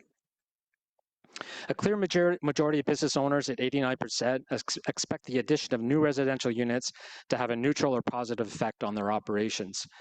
Businesses recognize that more residents mean more customers, more year-round activity, and a stronger local economy. These results reinforce that the business community views the residential component as a net benefit, bringing consistent foot traffic beyond event days and supporting everyday retail, dining, and service activity in the glebe. Next slide, please. Nearly 80% of business owners expect the addition of new retail space to have a neutral or positive impact on their business. 48.4% were neutral, indicating they do not expect competition or harm their operations, and 32% anticipate positive or very positive effects, suggesting that more retail could help attract visitors and reinforce the glebe as a destination. These results show that the glebe business owners are confident the area can sustain additional retail activity, viewing it as complementary rather than competitive. Next slide, please. The 4 key themes that emerged from the survey were support and openness for the project, with many business owners viewing Lansdowne 2.0 as an opportunity to attract new customers, increase foot traffic, and strengthen the local economy. Construction is a considerable concern, but the main issues raised, parking, communication, noise, and traffic, are logistical and can be managed. Business owners want collaboration and mitigation, not cancellation. There's confidence in the future of Lansdowne, and respondents repeatedly emphasize that they can manage the disruption if supported with clear communication, signage, and customer access plans. And business owners want to work with the city and OSEG to ensure construction impacts are minimized and the benefits of redevelopment are shared across the glebe. Next slide, please.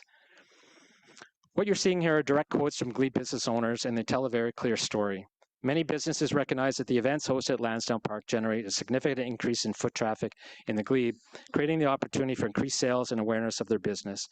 Many businesses are also excited about the new residential development, where we see more than 1,000 new residents that can walk or ride their bike to shop at Lansdowne, the Glebe, or Old Ottawa South, bringing in millions of dollars in new sales and revenue to support and sustain the growth of our local small business economy. I'm going to skip this one to get to the end. So next slide, please. I'll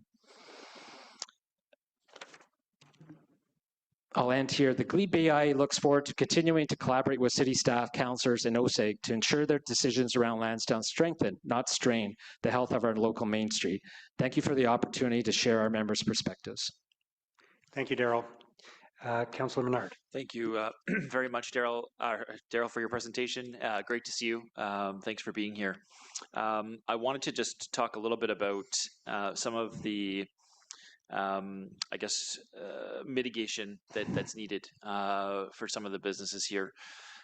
One aspect of the Lansdowne plan includes the city compensating OSEG with $16 million for business disruption costs. So the city will pay that portion, and OSEG will pay that portion as well. I believe that's the only investment that OSEG is doing in Lansdowne 2.0.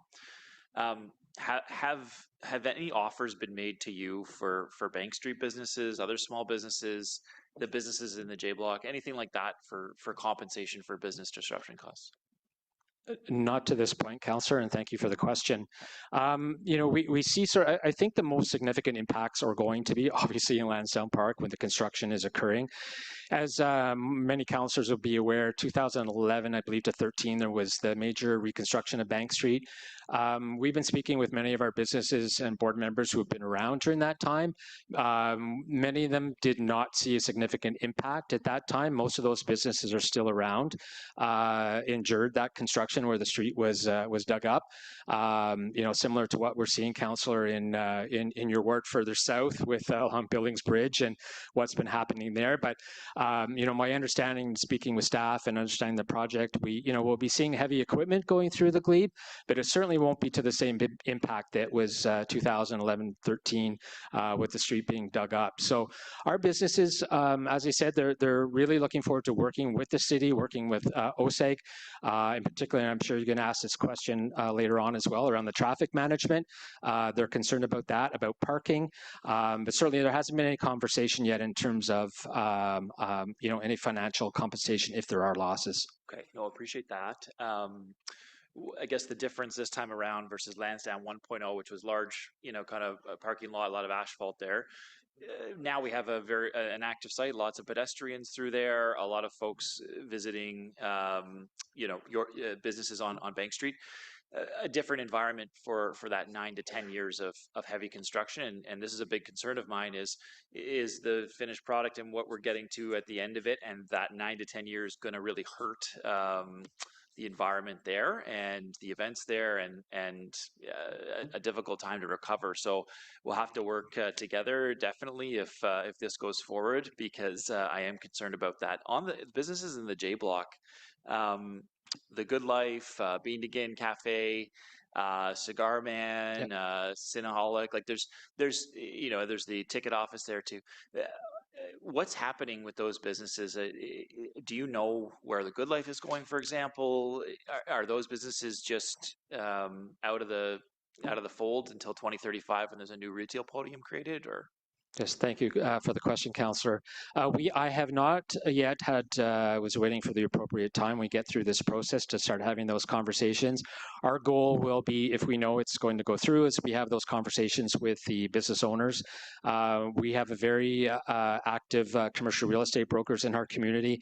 I've been having conversations with them. We'll work with our property owners as well if space becomes available. As you well know, we've got a very successful Main Street. Our vacancy rate is probably one of the lowest in the city. But we do have opportunities come up that I can see. We have 2 right now that we could potentially move some of those stores like Cigar Man and others, Cinnaholic, into if the opportunity, if they were interested in those locations. So I think it's also important to note that the majority of these stores, it would have been the time frame for Lansdowne 2.0 would have been written into their leases. So they're well aware of this time frame.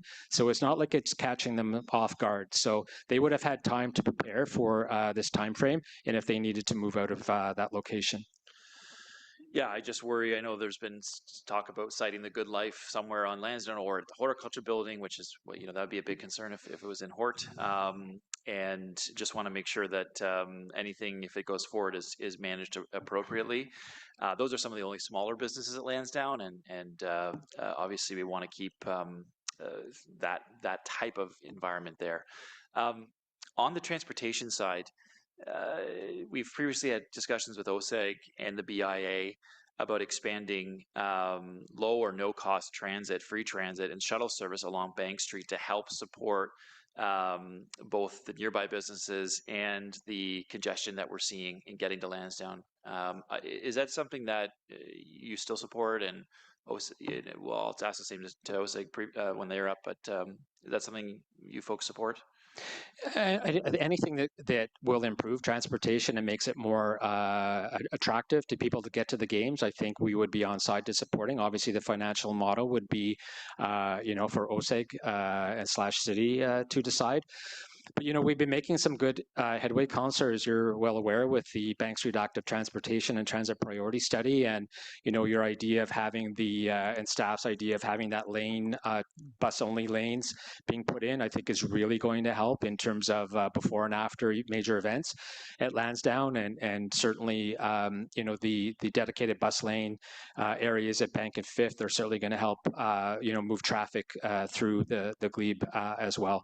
And just want to mention thank you to your support through the process. You've been really helping the business through the initial options that were presented to us. Yeah, absolutely. Appreciate working with you and the board, and appreciate hearing from you here. Thank you. Thank you, Councillor Menard. Councillor Brockington. Thank you, Mayor, and thank you, Mr. Cox, for sharing the survey results of your members. It's appreciated. My questions line up with the last theme that Councillor Menard talked about, and that's traffic flow, public transit.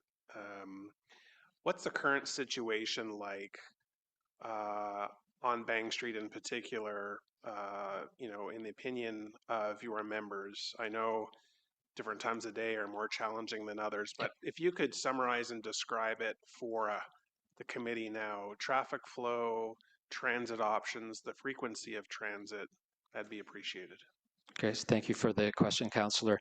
Yeah, certainly, as in most Main Street areas and throughways in the city, as we are one of the major streets, heading north-south to downtown and out of downtown, we do have the AM/PM peak bus lanes, which are extremely helpful.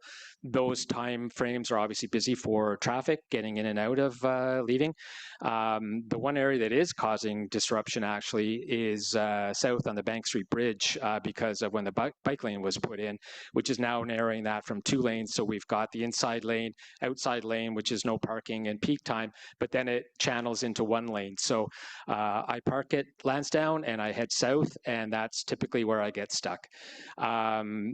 Event days, yes, are an issue, and certainly if we've got a lot going on at Lansdowne, 613 Flea, Farmers Market, if there's an event, then sure, you're going to see challenges. But there's a lot of people I know, friends, family, colleagues, some that live in Barrhaven. They take the shuttle from Barrhaven, the park and ride, get in to let their season tickets holders for Red Blacks have no issues at all getting in to watch the games. So, I think we're hearing a lot from people who are opposed to Lansdowne, and that sentiment is getting out there. That's a challenge, and certainly it's busy, but is it feasible? Is it doable? Can you get to the game? Yes. Okay, that's great. So even with a net increase of another 1 million visitors, which is one of the objectives of this whole financial model, does that set off any alarm bells with you on those main items, traffic flow, public transit options, etc.? when we look at the majority of the events, and I've been looking at this obviously fairly deeply over the last year or so, the majority of the events, hockey games and others, are held in the evening. So the charge game 67s are Friday night. There is a Sunday afternoon game, but even the concerts and other events are at night. So we've got that peak period traffic flow in the afternoon has diminished. So anytime I've been to an event in the evening, it's the traffic flow through Bank isn't really that much of an issue. Okay, I appreciate that. I'm concerned with the current flow on Bank and with the expansion of Lansdowne and a million more visitors. The key question for me is how can we ensure that people who are not only visiting Lansdowne but also going to other merchants in the glebe or coming home can do so effectively and efficiently. So I'm keen to know what the plan is. When we get to staff, I'll be asking that question. Thank you. Thank you. Thanks. Thank you, Councillor Brockington. Councillor Devine. Thank you, Chair. Nice to meet you, sir. I don't believe we've ever spoken before. And I'm just on your website right now because I'm not a Glebe resident, so I wasn't altogether familiar with the scope, the geographic scope of the Glebe BIA, but it looks like you represent all businesses along Pretoria, south on Bank, up to and including Lansdowne. Is that basically it? That's correct, Councillor. So I am certainly enthused to hear the anecdotes from local business groups, whether it be yourself or Ottawa Tourism or Invest Ottawa, to convey their enthusiasm for the project, and it's not at all surprising. Is it so? Just so I understand, because I'm going to be weighing an argument based on economic development and economic spikes, because you were just mentioning now that most of the Lansdowne events happen in the evening. But does the Glebe BIA, because you were mentioning that your members are in support of this, do you do any kind of tracking to observe that there's a correlation between Lansdowne events and spikes in business activity in your businesses? Yes, that's a great question, Councillor. Thank you. Yeah, we haven't done, not as of yet. We have, well, I'm sorry, we do through Environics research, we have data that does show at the times of the week and days, and so we can sort of correlate in terms of was there an event that day, so we can see those spikes. We are working with Ecobia, Michelle spoke earlier today, through the Canadian Urban Institute to, there's 4 BIs right now that will be contributing to having a dashboard that would be looking at that data so that we can be looking on a more regular basis. I think it's almost by a weekly, if not, I'm hoping daily basis, that we can track that surge. And then that is also tied into Moneris data, I believe, which will track credit card spending. So we'll be able to correlate the spike. Moneris is all, because I spoke with them once, they're always sending me emails.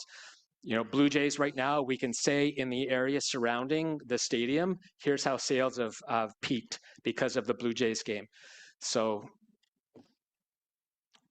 Oh yeah, okay. And so sales in bars and restaurants. So yeah, exactly. Restaurants, okay. Bars, while a game is on, when there's an event happening in downtown Toronto around the stadium, they have actual data to show. Sorry, I thought you were talking about that when you have Blue Jays games, you still are seeing a spike in Bank area businesses. No, sorry. I was sorry for the confusion. No, we don't have that data. But were you also saying, though, that you see the greatest spike for businesses that are open in the evenings when most of Lansdowne's events are evenings, or is it you even see correlation spikes during daytime business activity as well? Today was a great example. It was the 67's school day game. And so there were a lot of people on the street today. When there's other events, I would say, yeah, it's evening when there's, if there's a Red Blacks game, certainly pre-game and post-game, that's great for our bars and restaurants. Farmers market on the weekend, lots of people coming, that's daytime, but that's Saturday and Sunday. But if there's an event that's during the evening, yes, then we will see a certain increase, a definite increase. And this is a very general question, might be hard to answer. I know with like a lot of restaurants, they're Mondays to Wednesdays, they're just scraping by, they're waiting for Thursday. If they isolated only Mondays, they would not be profitable. Is it the same on Bank, whereby, yes, of course, you have spikes during Lansdowne events, but if you were to remove, and I'm not suggesting this, but if you were to remove Lansdowne, that the business themselves are not profitable, or is it just that things get really good during Lansdowne event times? The latter. Great. Yep. So the businesses are profitable to begin with. On Lansdowne days, things get really even better? Yeah, we are, I think, Councillor, at about probably 2 or 3% vacancy rate right now. I think we only have 2 stores that are vacant right now. Great. Thank you very much. Thank you, Chair. Thank you. Thank you very much, Daryl. Thank you, Mr. Mayor. All right, next is Margaret Bwist. Thank you very much, Chair and members of the Finance Committee. I am an Ottawa Charge seasons ticket holder and part of a large fan group called the Red Scarf Union of over 5,000 Charge fans. And I'm here to talk to you today about why we want to keep a larger arena. A group of us have been meeting with some of you, and we've been attending city consultations for well over a year now, if not longer. And we have been speaking out publicly to really encourage you to think about the very good reasons why the current event center or arena is too small for this city. Next page, please. I want to say that I'm not going to take you through all this presentation. You heard a lot of this presentation from the PWHL executive. These are the three main reasons why we think it's important that the arena should seat at least 8,000. And by seat, I mean regular seating, not expensive corporate boxes, not standing room, not bars. But because of the nature of the Charge audience, we feel it's essential that this city have an 8,000 seat arena, not just for the Charge, for various other reasons.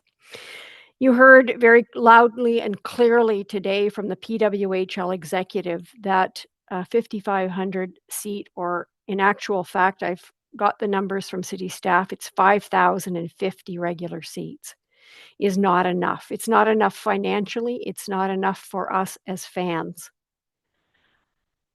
And I'm here to say that we're here to give you the fans' perspective, not necessarily the leagues, not the team's perspective, but the fans. As taxpayers, we want you to hear from us. And I want to talk to you about the importance of having as many fans as possible at the Charge games, and the importance of supporting women's professional women's professional sports in this city. I've been listening to your questions, especially to Amy Shearer and Jana Hefford, and I want to say I'm a little disappointed in some of the councillors today. The Charge is one of the best things that's happened to this city in recent years. It has revitalized Lansdowne. It has brought tremendous business to the Glebe and to Old Ottawa South. And some of you were very adversarial in your approach to the Charge, and I just simply don't understand why you would treat a women's professional sport league in that way, and why they have not been included in the conversations with OSEG and the city about the size of the arena. I'd like to point out to you as well that your choice that you have before you today is false, and it is binary. Your choice is not this small arena or the old one that needs renovation. You have other options of renovating the existing facilities or building a larger one. And these are part of the deliberations that you need to take as a finance committee and as a city council. But that's not what we're seeing today. And the loss of 3,000 seats, and you can turn a few more pages on if you want, but the loss of to the page, and I apologize for not numbering these, cardinal error. But you can turn to the page that starts with the changing the design will have benefits. And I would like you to read this page at some point, but it'll change our experience of as fans to have a much smaller arena with box seats and corporate boxes that most of us won't be able to afford. It'll raise tickets prices. You heard from the Charge, it'll have a huge drop in their revenue. And it puts us in the league of cities, small cities like Kingston, Barrie, and Oshawa. Why a capital city of 1 million people would want to have an arena that size is beyond us. Finally, I'd just like for a moment to ask you to consider your constitutional duties to women's equality when you are spending public funds. You have funded in this city the sports arenas that have helped and supported men's professional sports for years. And finally, we have a women's professional sport that is taking off, that is growing, that is engaging thousands of Ottawa members. And I can't see the time, and I'm sorry, Mayor, if I'm going over, Sorry. but I'll just be another second. But I Yeah, really please. want you to consider and perhaps get some legal advice about your constitutional duties to substantive equality, because the decision that you're making to build a smaller arena, which will compromise the access to women's professional sport, is systemic discrimination. So please consider Okay, that thank as you for you your make presentation. your We'll deliberations. go to Councillor Menard now.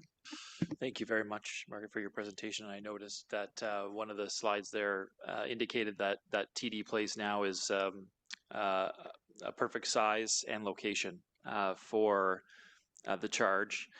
I did want to just expand on something that had been suggested, that the charge could simply just move out to the CTC.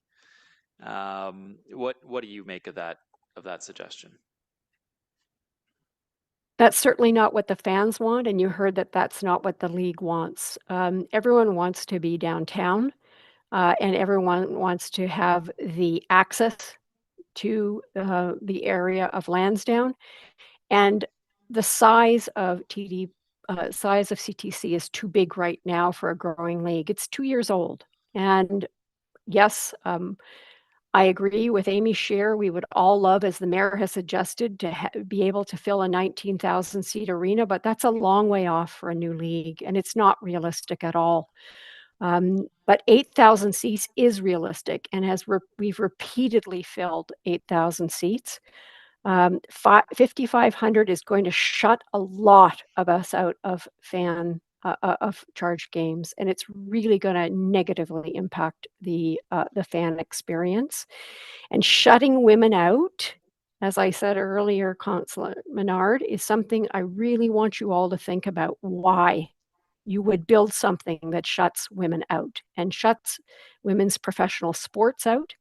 When you make this decision, ask yourself, who does this city want to make public space available for? Rich people who want to just watch men's sports, or the young girls who can see their future unfolding as professional athletes on the ice in front of them? I appreciate your delegation very much. Thank you, Mayor. Thank you. Vice Chair Kitts. Thank you very much, Chair. Margaret, when I was sort of my closing comments, when I was posing questions to Amy and Jenna, I said, it's difficult to be all things to all groups. We've been told that the cost would be likely $80 to $100 million more for the capacity increase that you're requesting. Is that something, as a taxpayer, you feel comfortable with, that the project cost, as you know, it's been very controversial, the cost in general, so the project cost would increase, $100 million more? Well, let me talk as an equality rights lawyer to you for a moment. Sometimes equality is expensive, and a city like you has to determine whether it's reasonably justifiable under the charter or undue hardship under the Human Rights Code for you to spend that money. And I would say to you, first of all, I would be asking questions if I were you. 80 to 100 million, where does that come from? Why is that the number? You heard Amy Shear questioning that as well, and she's in the business of arenas. I'm not. But I would say to you, how much does it cost to make it accessible for people with disabilities? You seem to be very open to that, and thank goodness for that. Certainly the existing Lansdowne needs to have some work done on accessibility. That costs money. So it's not just about the money, it's about equal access to public services that I think is so crucial for you to consider in your deliberations. But ask why 80 to 100 to add another level of seats. I have no idea. I am not an engineer, but I think it's very important for you in your deliberations to consider the importance of using public spaces to promote women's equality. Okay, thank you. And you do believe that Lansdowne 2.0 should go forward. You don't agree that we should leave it as is? You want it to go forward, you just don't like the current plan. I'm here speaking on behalf of a number of fans who are saying to you, consider all the options for having an arena that is over 8,000 seats in whatever format. The decision will be yours, whether it's a renovation of the existing facility, the building of a new. That is going to be something you have to deliberate on and decide. But all you are given right now in front of you is keep this old decrepit place that nobody likes anymore, or build a small one. There are more choices. Okay, thank you. Okay, thank you very much for delegating. We'll move next to Ross Meredith.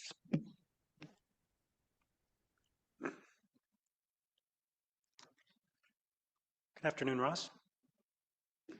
Afternoon, Your Worship and Council. Thank you.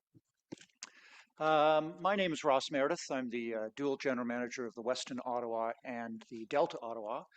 I'm also a board member of the Ottawa International Airport and the Ottawa Gatineau Hotel Association. I'll try to just speak on a few things.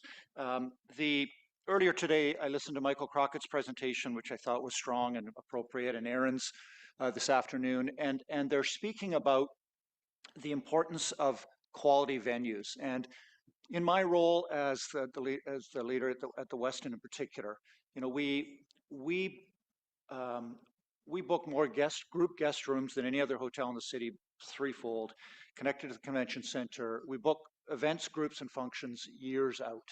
In fact, I chuckle a little bit because I see the next speaker is Wendy from Wheelchair Basketball, and it was 8 years ago that we met their group in our lobby at the Westin to talk about the potential of winning this bid for Ottawa, and here it is only 6 months away. So, so I think we have fairly strong knowledge on the competitiveness of what's out there.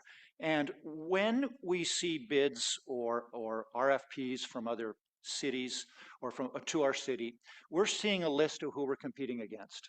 And we're competing against, if it's Canadian-wide, all the big guys. And some of the smaller guys, but we're up there. They're going to visit Hamilton. They're going to visit Quebec City. They're going to check Niagara Falls.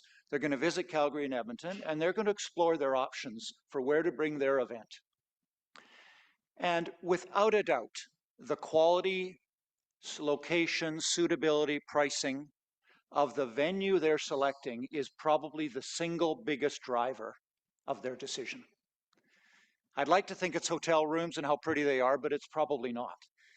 It is a venue choice, selection, suitability. And we can choose to do nothing as a city on this project and just sort of let's think about it for 5 years. And we will not be able to measure the economic loss. But I think every single person around this table and in these chambers today would know that there will be an economic loss by doing nothing. That the music guys that were speaking earlier, that the sports organizations, they all know that we will drive more business to Ottawa with a revitalized and repositioned Lansdowne 2.0. So there is an economic return immediately from that project. And when we talk about the economic return, I think in terms of, there was a questions earlier, and I apologize which councilman was asking about the municipal accommodation tax. But, you know, at our Ottawa Gatineau board meeting last week, there was unanimous agreement to support the 1% because we recognize that it can be used for this project and can be used for continual improvements and incentives and exposure for our city. And when we look at that tax going forward, there was a question about, well, could we keep raising it? I think we are going to raise the revenue. We don't have to raise the tax, but I think we're going to raise the revenue because just look at what's happening right now in the city of Ottawa on the hotel side, on the tourism side.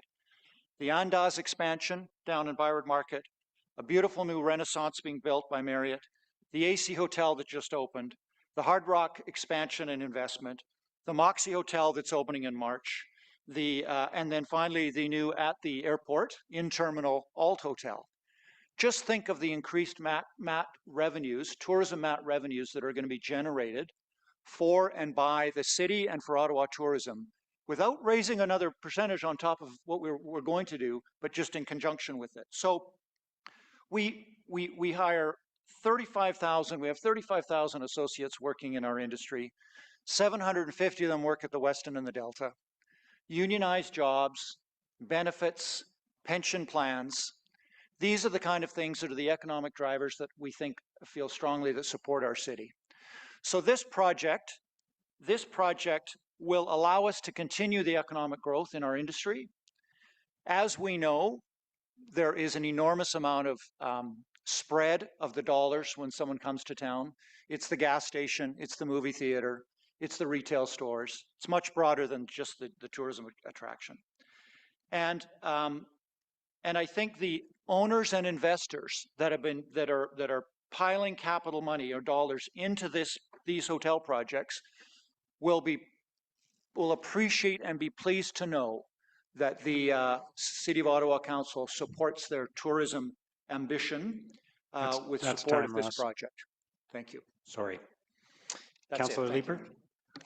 Thank you very much, Ross. Thank you for being here today. Sure. I did have the question about the municipal accommodation tax. We're going to increase that, or it looks like we're set to increase that by 20%. Of that, that 20% increase in the MAT would raise about $5 million a year in current dollars. Correct. $2 million of that would be set aside to offset the cost of repaying the Lansdowne 2.0 debt.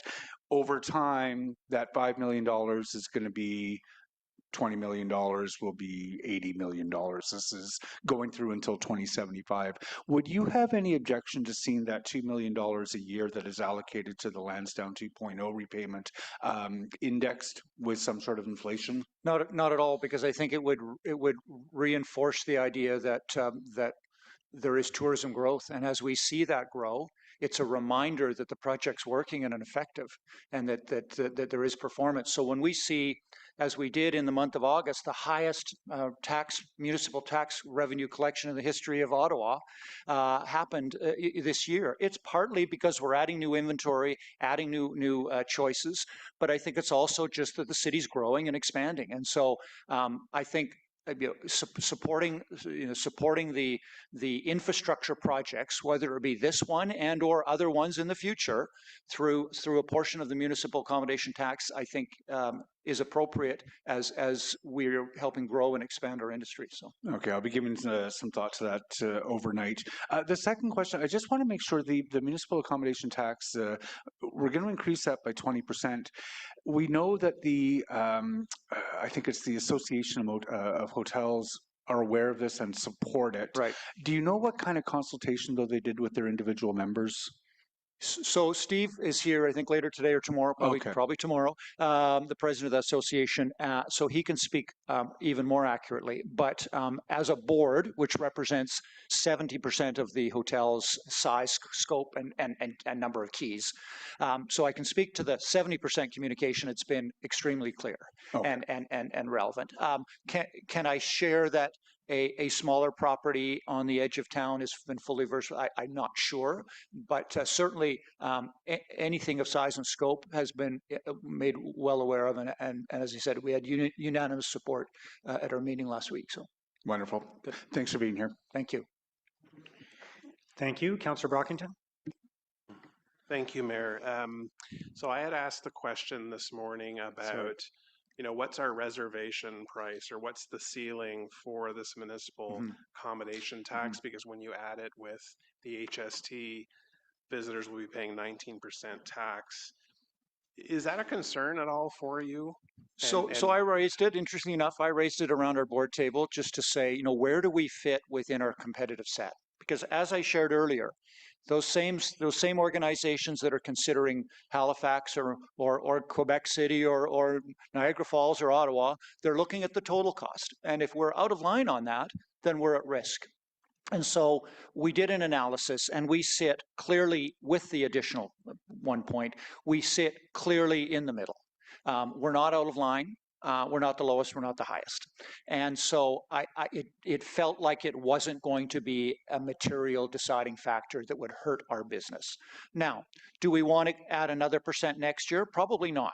We probably want to test time, and we want to make sure that the marketplace supports it. And as I shared earlier, we're going to have way more municipal tax coming in with 6 new premium assets opening or recently opened or opening in the next 12 months. So we're going to see more tax revenue coming in, and I think that's the best way to achieve it, rather than continuing to grow the tax. But the answer is right now we're at a safe spot, but I don't think anyone from a consumer or from a hotelier's perspective or for council wants to get too excited about using it as a future revenue strategy by simply growing the tax. I appreciate that. I'm never one to look at what someone else or another jurisdiction is charging and saying we've got to be just like them. Rather, what do we need in Ottawa to provide service, to pay for outreach, and adjust accordingly? But I'm not surprised that the members were unanimous on increasing the rate. Your members don't have to pay for it. Correct. So given that your members will be the beneficiaries of a new Lansdowne 2.0, beneficiaries of more tourists, more sporting events, more conventions, would your same colleagues be willing to pay more in property tax to contribute to the cost of building something like Lansdowne 2.0? I'm not sure. Yeah, it's a fair question. Yeah, it's a fair question. There's a sensitivity, of course, and yes, the only thing I would challenge you, if I may, Councilman, is that it's not just our members or the hoteliers that are benefiting from this. I think it's a much broader win as we see tourism increase. So I talked about the 35,000 employees, talked about the 750 that work for us, and there's a lot of additional benefits, not simply some hotel guy that's making more money or something. I think it's much broader than that. So I think we support the idea that if we can generate more tourism, more volume, more events and activations, that the whole city wins in that. I appreciate that context. Thank you. Thanks for coming today. Thank you. Thank you very much, Ross. Thank you, sir. Appreciate it. Next up is Wendy Gittins, who I believe is joining online. Wendy? Good afternoon. My name is Wendy Gittins. I'm the CEO of Wheelchair Basketball Canada, the national sport organization dedicated to developing and promoting wheelchair basketball across our country. I'm here today to express our strong support for the Lansdowne 2.0 redevelopment project, a bold and necessary step forward for accessibility, inclusion, community, and Ottawa's economic future. In 2026, Ottawa will proudly host the IWBF Wheelchair Basketball World Championships, the largest team parasport event in the world. More than 1,000 participants from over 20 nations will gather here, joined by their families and friends, staff, media, and tens of thousands of fans. The eyes of the international adaptive sport community will be on Canada's capital city. This event is a milestone for our sport and a tremendous opportunity for Ottawa to shine on the world stage. It's expected to generate $23 million in total economic impact, $2.7 million in direct provincial tax revenue, and over 5,000 hotel room nights, a major boost for local tourism, hospitality, and jobs. However, there is a challenge. Ottawa does not currently have a facility that can properly and proudly host this world-class event. The venue at TD Arena at Lansdowne Park is nearly 60 years old and falls well short of modern accessibility standards. To name just a few of these barriers, there's only one elevator at one end of the building. There's inaccessible changing and shower areas. There's not enough accessible washrooms. The concessions, media, and meeting rooms cannot be reached by a wheelchair user. Athletes must enter through the loading dock, passing dumpsters, and there's a steep incline there as well. These barriers mean extra costs, complex logistics, and compromises for athletes, fans, and for the City of Ottawa.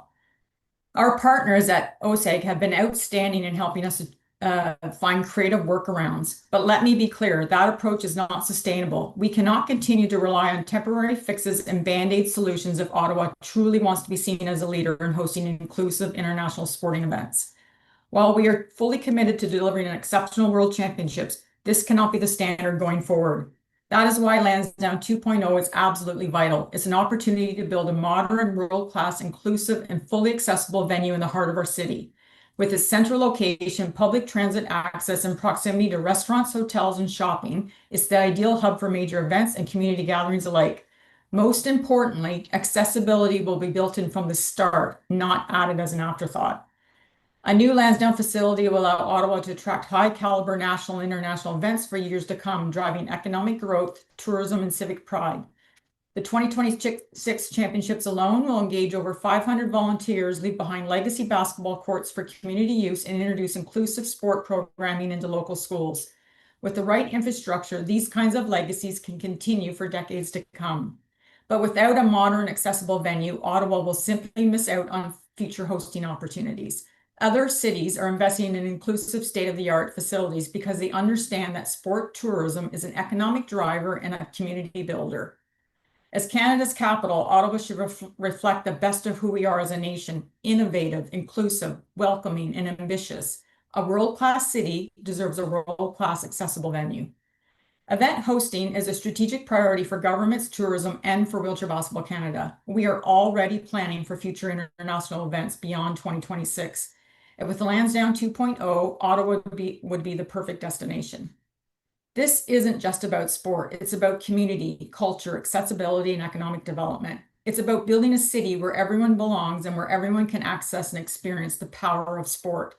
Sports has a way of shaping how we experience our cities. They bring people together across neighborhoods, professions, generations, and creating shared moments that strengthen the fabric of our community. In closing, while we are doing everything possible to deliver a successful 2026 World Championships, we cannot accept these barriers as permanent. We fully support Lansdowne 2.0 because it offers a real solution, a vision for the future where Ottawa leads in hosting inclusive, accessible, world-class events that bring people together, strengthen communities, and showcase the very best of our nation's capital to the world. Thank you. Thank you very much. Councillor Carr. Luloff is a member, not me. It's okay. We kind of aren't doing that today for some reason. Okay. Go ahead. Thank you very much. Thank you very much, Wendy, for your participation today. Really appreciate hearing the delegation. So do I understand correctly that the 2026 wheelchair basketball championships will be in Ottawa? Yes. And they will be at TD Place? That is one of the competition venues, yes. Okay, and so can you look at challenges of navigating it? Like, are there temporary measures being put in? Yes. Okay, and is that quite extensive? Yes. And these are just highly temporary measures, are they? They're not something that could be adapted long term? No. There's temporary measures, and they, like I said, and they're sort of Band-Aid solutions to a bigger problem. That Lansdowne is old, as we've all heard today. It's outdated, it's certainly not accessible. Yeah, absolutely. And just for context, I'm the council liaison to the Accessibility Advisory Committee. So my experience, what I'm hearing from people who have accessibility challenges is that they've talked to me about issues at Lansdowne, not just for wheelchair users who have to enter through the delivery ramp where the garbage dump is, but also in terms of people with visual impairments, in terms of the structure where they can't cane. I've heard all sorts of stories, but I'm always hearing from other community groups, and we heard this morning as well, that we can just put in temporary measures, that this is, you know, we don't need to make a big investment in accessibility to make the facility accessible. But what I'm hearing from you and your experience is that is not true.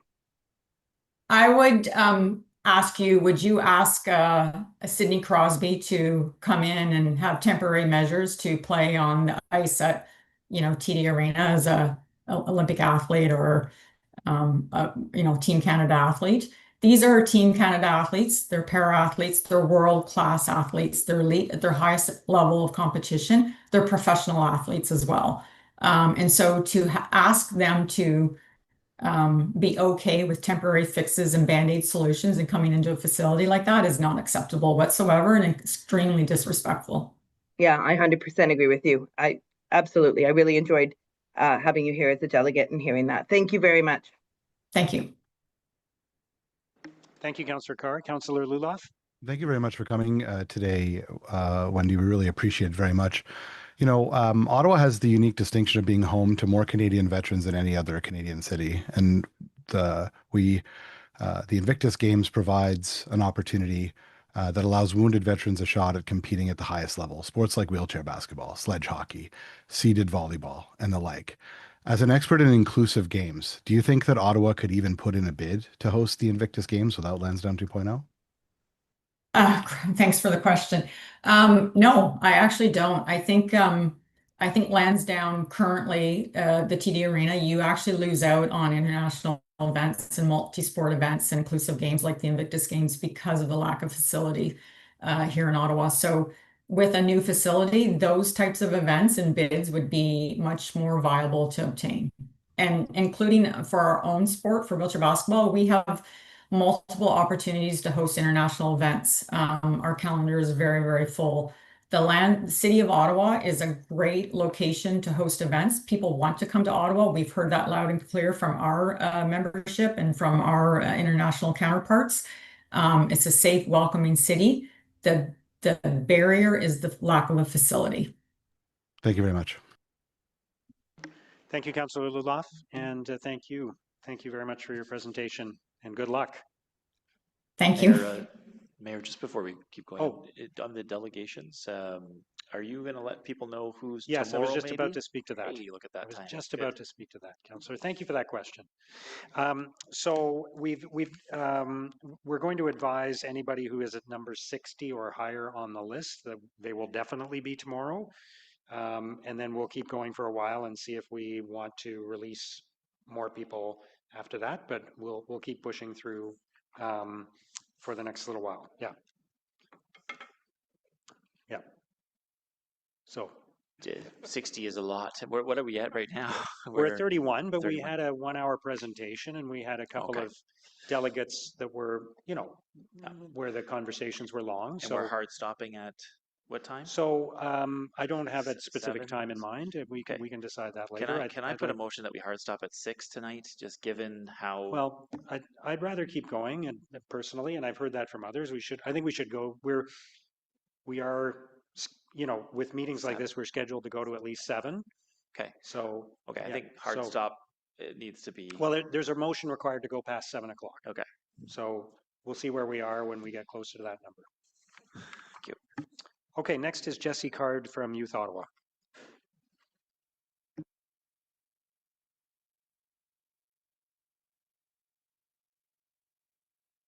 Hello. Thank Hi, you, Jesse. Mr. Mayor, Go members ahead. of council and members of the committee. Thanks for having me. My name is Jesse Card. I'm here today as the Executive Director of Youth Ottawa, but also as somebody that grew up here in the city. Youth Ottawa's vision is a city where all youth can spark remarkable change for themselves and their communities. And we've been helping them do that for nearly 28 years in this city. I moved to Ottawa when my family and I moved here from Winnipeg when I was 9 years old. And like many young people, I found my identity and confidence through youth sports. In my case, it was football. One of my earliest memories that made me feel proud to live in Ottawa was visiting Lansdowne Park at that time for a Rough Riders game. But it shaped my first impression of what this city could be: vibrant, active, and full of possibility. Years later, after graduating university, I made a conscious decision to come back to Ottawa to build a career, start a family, and invest in this community. Part of what drew me back was actually seeing bold ideas take shape, like the possible return of the CFL and the redevelopment of Lansdowne 1.0. Those projects signaled momentum. They showed that Ottawa could think big. As I grew more involved in the community, I served for several years as the Vice President of Operations and Programs for the National Capital Amateur Football Association. In that role, I've worked closely with OSEG and the OSEG Foundation on initiatives like their 50-50 program, funding that went back into the NCAFA League that helped keep registration fees affordable, pay for field lining, rentals from the city, and officials' fees.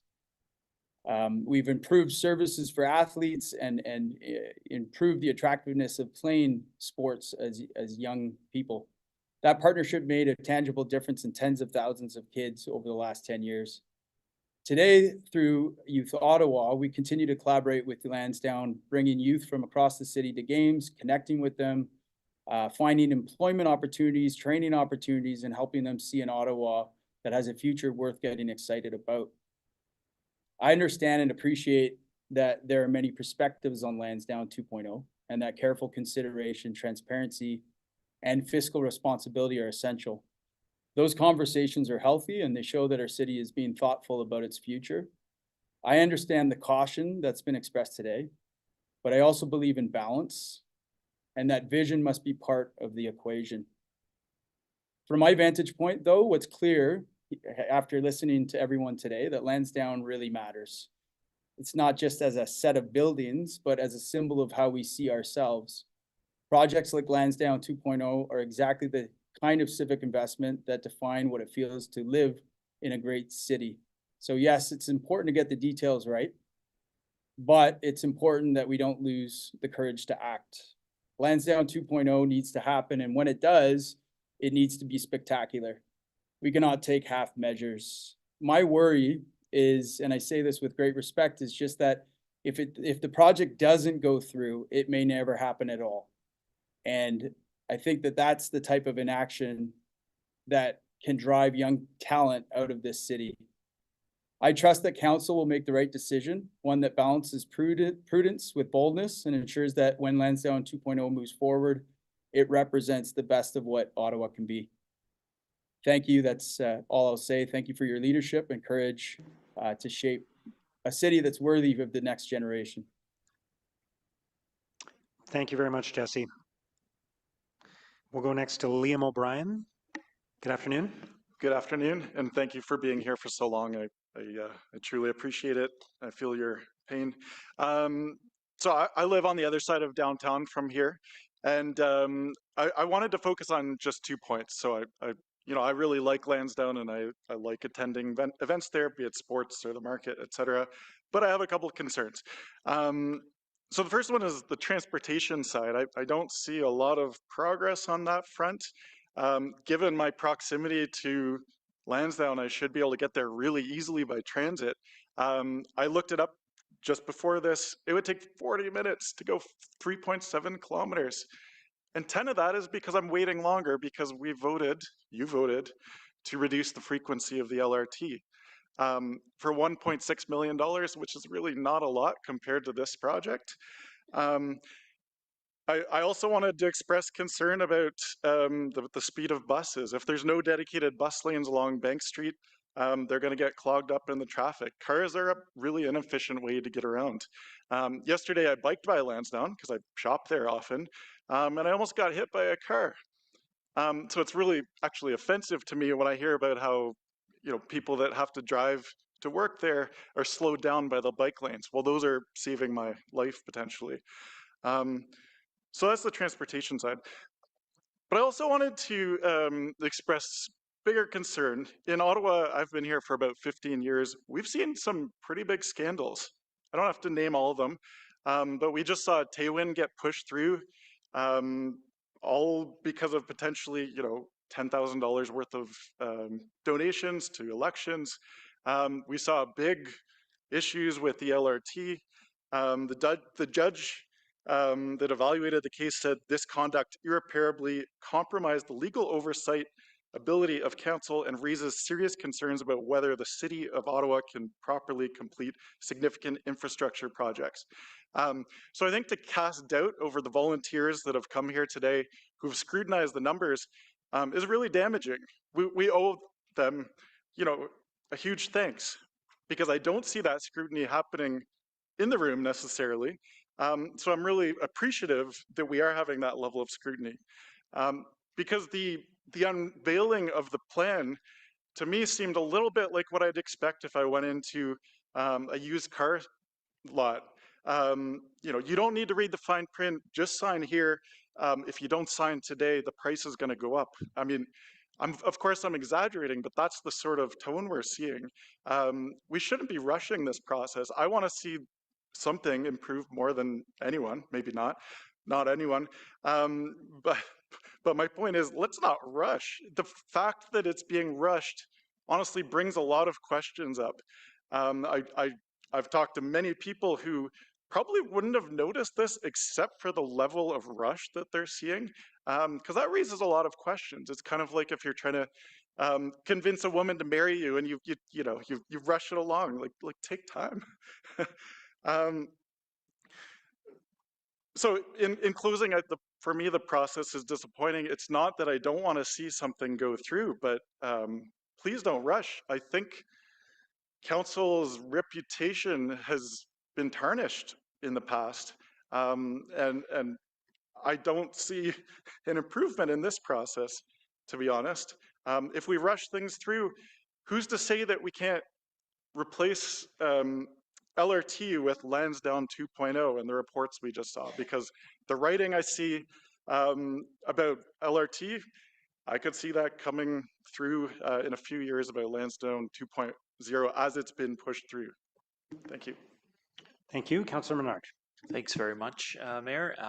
Thank you for your delegation. I just wanted to ask you, just with relation to LRT, the judge in the inquiry talked a lot about optimism bias, which was for large projects like this, thinking that basically there's no possibility of bad outcomes. That in our case we're unique in some way. And he warned against that. Just given my own experience with Lansdowne, I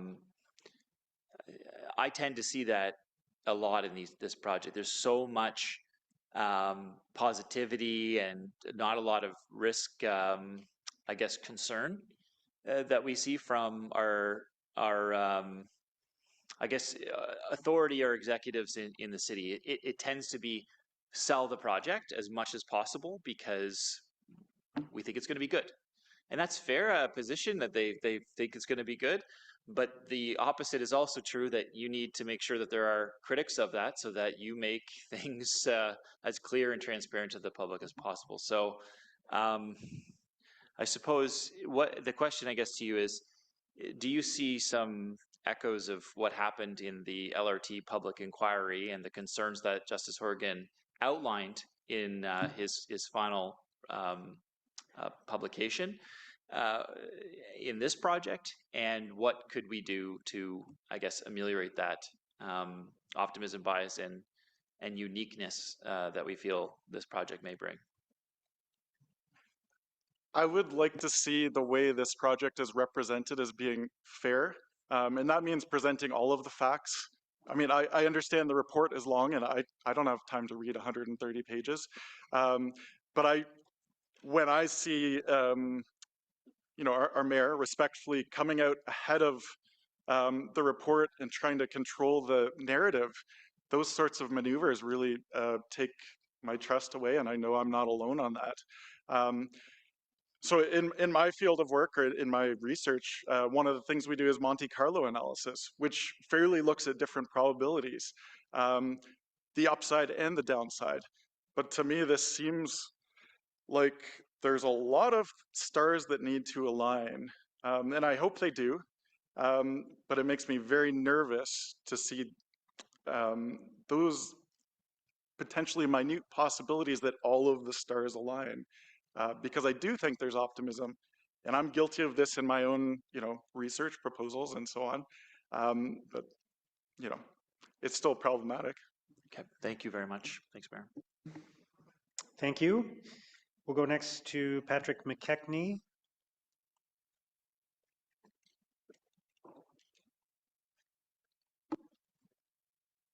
Is that online? Patrick McKechnie?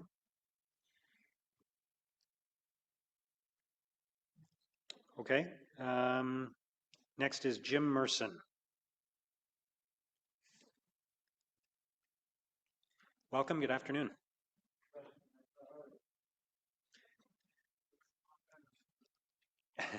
Just turn on that mic for us, please. Thank you. Yeah, okay. There we go. Thank you. Good afternoon, everyone. Mayor Sutcliffe, City Councillors, Committee Coordinator, members of the Finance and Corporate Services Committee who are here today. Good day. Bonjour. My name is Jim Merson. I wish to express my strong support for Lansdowne 2.0 and, in my humble opinion, encourage Council to proceed without delay, moving forward with this extremely vital investment in our city. I'm not a native Ottawan, having moved here from Montreal in 1975. I embraced my new home in many ways, meeting my late wife in 1979, raising 3 amazing children, and becoming an Ottawa Football Club season ticket holder way back then with the Rough Riders. Back then, the Montreal I left was already a world-class city. Ottawa, though, our nation's capital, and my new home, was to me still a large town. Over the decades, though, through strong progressive municipal leadership, both with municipal government, with mayors such as Laurie Greenberg, Jackie Holtzman, Jim Durrell, Jim Watson, and now Mayor Sutcliffe, as well as local corporate builders such as the Ottawa Sports and Entertainment Group that are here today, and most recently, even Michael Andlauer and the Ottawa Senators. I have seen Ottawa grow into a truly world-class city, one that I am so very, very proud of. Move over a little. I am currently an owner and taxpayer in Mr. King's ward. As a retired engineer, consultant, and software sales representative spanning a 50-plus year successful career, I've gained an understanding about investment and balancing risk with reward. And throughout my career, I've heard many of my competitors spew FUD about my solutions. For those who may not be familiar with the acronym, that's fear, uncertainty, and doubt. Over the past 2 days and weeks, I've been witnessing too much FUD about Lansdowne 2.0. As adults, we should all know that in any initiative or endeavor, there's always an element of risk. Over the decades of my life, business life, I have succeeded by seizing opportunities while managing that risk. When listening to local and social media over the past weeks, people who purport to know what they are talking about seem to only tell part of the story in order to gain support for uncertainty in their attempt to derail Lansdowne 2.0. I believe that I represent the silent majority of Ottawans who are in support of real economic progress for our city. The reality is that Lansdowne 2.0 will be that economic driver for the city, helping to fund many more initiatives that the city currently struggles with to find ways and means to address. I agree with the conclusions cited in Deloitte's City of Ottawa Economic Impact Study for the Lansdowne 2.0 redevelopment final report, which I read in its entirety, published last month. Those conclusions are: 1, Lansdowne 2.0 represents a major economic opportunity for the City of Ottawa. 2, the lack of redevelopment could hold back Ottawa's economic growth, vitality, and reputation. And you've heard a lot from the business community here and others about that. And 3, this lost potential may result in an estimated loss of $590 million in GDP and 4,900 jobs over the next 10 years. Yes, there are and will be risks. I like to refer to them in my life as speed bumps. But with the strong public-private partnership that exists today, steering around those speed bumps and professionally and prudently managing those risks, Lansdowne 2.0 can be a significant milestone in Ottawa's history, ensuring that the city and its people can thrive, live, and look forward to an even better future. Merci beaucoup. Thank you all for your attention and consideration. Thank you very much. Thank you for sharing your thoughts.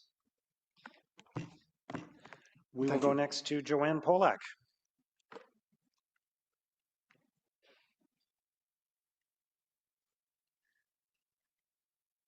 Perhaps I should say Order of Ottawa recipient Joanne Polak, new Order of Ottawa recipient Joanne Polak. Congratulations. Thank you very much. Oh. Please. No, thank you so much.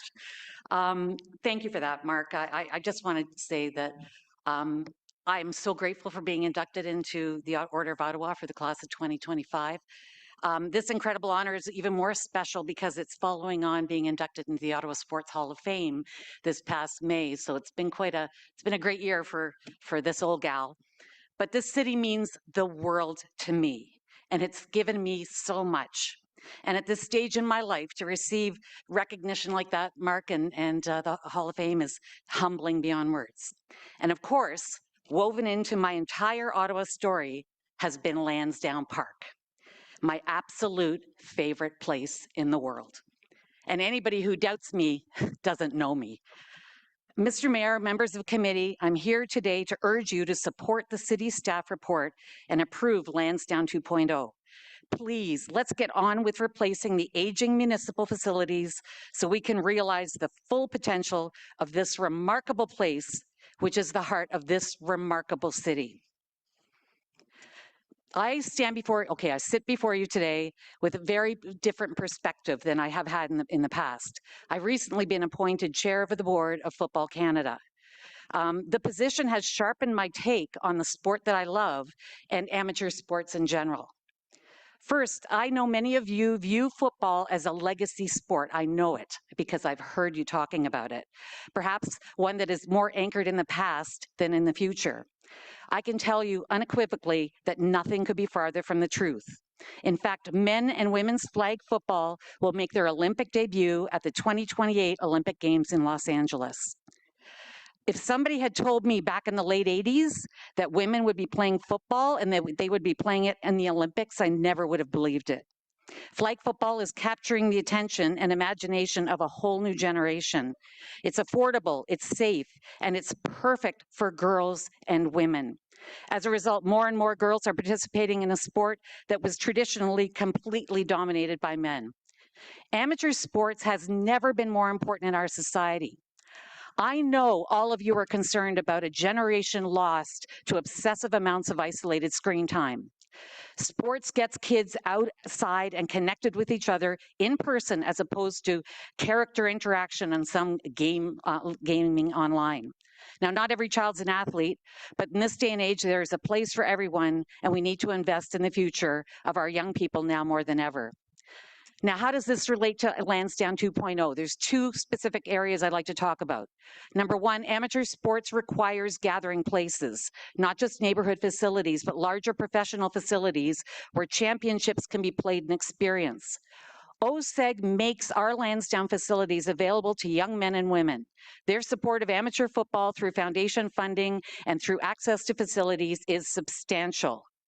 Secondly, national and international amateur events require world-class facilities to host world-class events. When we host those events in Ottawa, our children have firsthand access to the people they admire and often emulate. Young people attending international events in their own community leave with lasting impressions that allow them to think bigger about what might be possible in their world. In conclusion, there are so many reasons to support Lansdowne 2.0. I've thoroughly enjoyed sitting here today and listening to so many people representing that point of view. But I would also greatly appreciate when you are deliberating if you would consider the importance of these facilities to amateur sports in Ottawa. And also, please include the halo effect Lansdowne 2.0 will have on thousands of young people in the city of Ottawa. Having lived and loved Lansdowne Park for decades, I am grateful for the incredible work that has been done by the City of Ottawa and OSEG. And one thing I know to be true, as a municipal government, we could not ask for better partners than the Ottawa Sports and Entertainment Group. Sometimes I think we're spoiled as a city. This is a corporation that is the epitome of professionalism. They run our facilities in a very business-like fashion at every turn. They bring the very best to this partnership, and we are lucky to have them. Together, we have elevated the property. You and OSEG have elevated the property from a dilapidated, rat-infested, asphalt-covered wasteland to what I believe to be the finest civic complex in the country. And now it's time to finish the job and replace the aging municipal facilities. Please support Lansdowne 2.0. Thank you. Thank you very much, Joanne. Appreciate it. Thank you. Thank you. Congratulations again. We'll go next to Ian Sherman.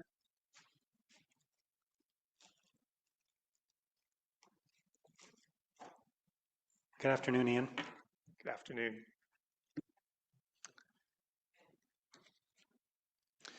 Good afternoon, everyone, and thank you for the opportunity to delegate at this meeting. Until June 2023, I was a longtime board member of the Ottawa Board of Trade, formerly the Ottawa Chamber of Commerce, ultimately chairing the board for 6 years, from 2018 to 2023. I recently retired from public accounting after a 40-year career, including 33 years at Ernst & Young, where I was a partner. I was EY's market leader for the Ottawa office tax practice, and I also led EY Canada's government and public sector tax practice. I am currently the CEO of Relationship Capital, where I focus on board advisory work, including serving as chair of private company boards. Since slightly retiring, I've also had the privilege of continuing to devote much of my time to community building and volunteering on many boards, including as a proud member of OSEG Foundation, where I've had a front row seat participating in and observing the significant impact that the foundation has in our community. I come to you today with two perspectives on Lansdowne 2.0. One is a fan, and one is someone who has spent decades, similar to all of you, working to help shape a stronger and more prosperous Ottawa. As a fan, I have been in the stands since the return of the CFL to Ottawa in 2014. In fact, I have been a proud Southsider for decades, a football season ticket holder all the way back to 1969. Section DD, row 4, seats 7 and 8 with my father. We never missed a game, rain, sleet, snow, or glorious sunshine. We had many incredible experiences. After my father was no longer able to attend games, I had 4 tickets and regularly took my 3 sons. And there were also all those years as a 67 season ticket holder with my stepfather. We had so many wonderful experiences in that arena. The energy, the connection, the sense of community, that's what makes live sports so special.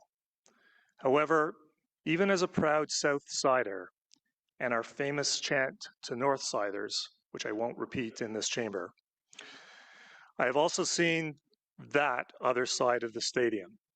And the truth is, the North Side simply doesn't offer the same experience. Its aging infrastructure, built for another era, lacks the comfort, accessibility needs, and amenities that fans, players, and event organizers expect today. That's just not fair, and as a city, we can, should, and must do better. And that brings me to why I am here. From my perspective, including many years considering the issues and advocating for city building at the Ottawa Board of Trade, Lansdowne 2.0 isn't just about replacing stands, old stands, and an arena. It's about setting the tone for how Ottawa grows and competes as a capital city. The Board of Trade and its sister organizations with whom we partner exists to promote a strong business community and a prosperous city. We believe in smart, sustainable investment projects that help Ottawa attract talent, tourism, and opportunity. Lansdowne 2.0 fits that vision. It's a catalyst for economic growth and a signal to residents and investors alike that Ottawa is prepared to move forward with purpose. That's why I was proud to join my colleagues at Ottawa Tourism and Invest Ottawa in signing a joint letter in support of this project. Together, we see Lansdowne 2.0 as more than a construction plan. It's a renewal of confidence in our city's potential, and it is demonstrating an understanding that infrastructure matters. In fact, infrastructure really matters. Lansdowne already generates hundreds of millions of dollars in annual economic activity and supports thousands of local jobs. With these planned new investments, those benefits will only grow, reaching far beyond the site itself, to restaurants, hotels, local suppliers, and the broader downtown economy. And we have an obligation to support this, especially when we have such great leaders and partners at OSEG contributing to those benefits with the same credibility and integrity that they have brought to so many other city building initiatives, including the current iteration of Lansdowne. Where would this community be without such great partners and city builders? Thank you. Councillor Hill. Thank you very much, Your Worship, and thank you for the delegation today, Mr. Sherman. I very much appreciate you coming forward, especially from your position of experience and your professional background, and giving such, I think, a balanced and fair,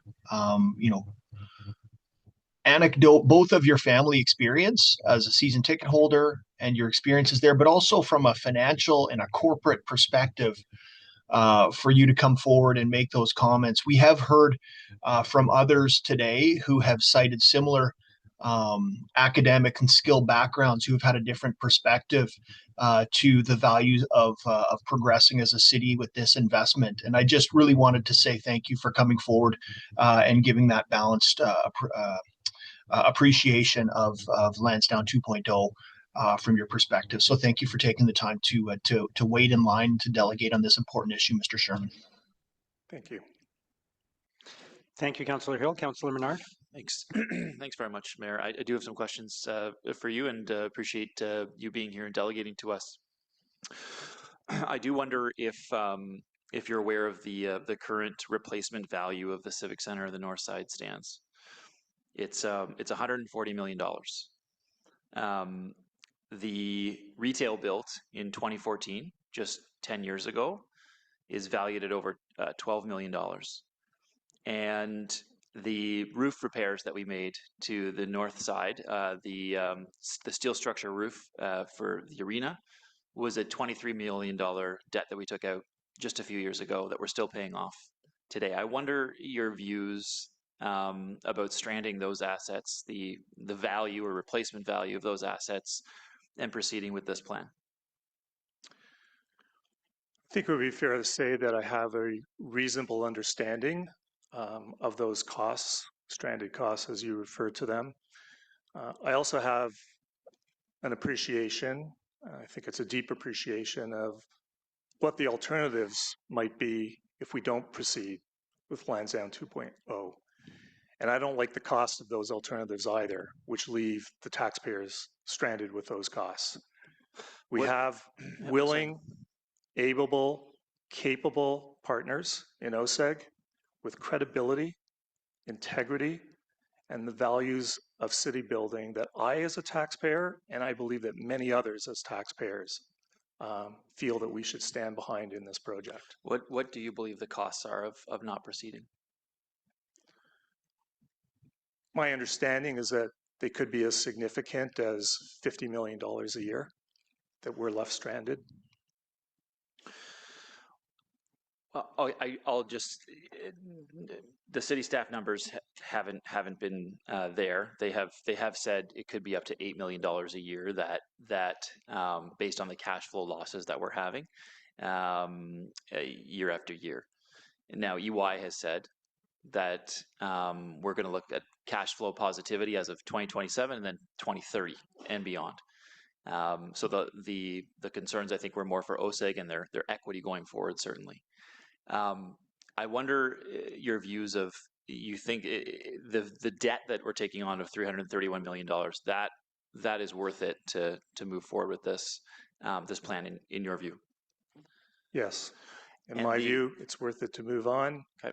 And I believe that greater minds around this table and greater minds around this community will find a way to deal with those costs, as many other cities and communities have found a way to do so. Okay. Do you think the Red Blacks and 67 should be extended for the lifetime of the partnership in the plans instead of just 7 years from now?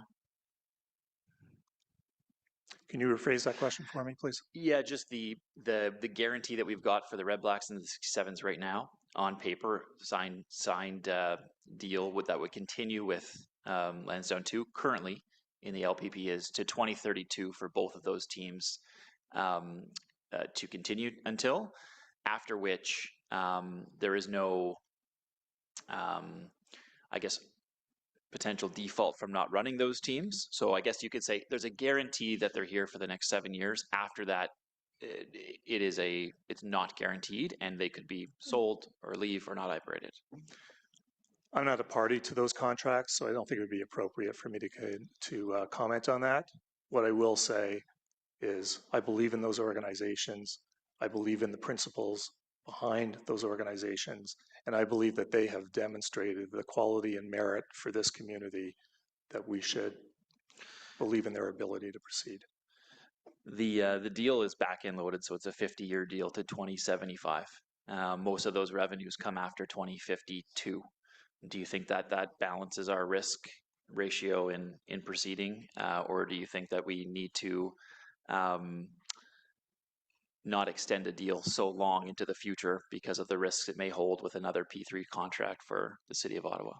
So again, not being a party to those agreements, I don't think it's appropriate for me to comment. If I heard your question earlier referencing an EY report, I should make it clear that notwithstanding the fact that I was a partner for many years at EY, I had no involvement with this file.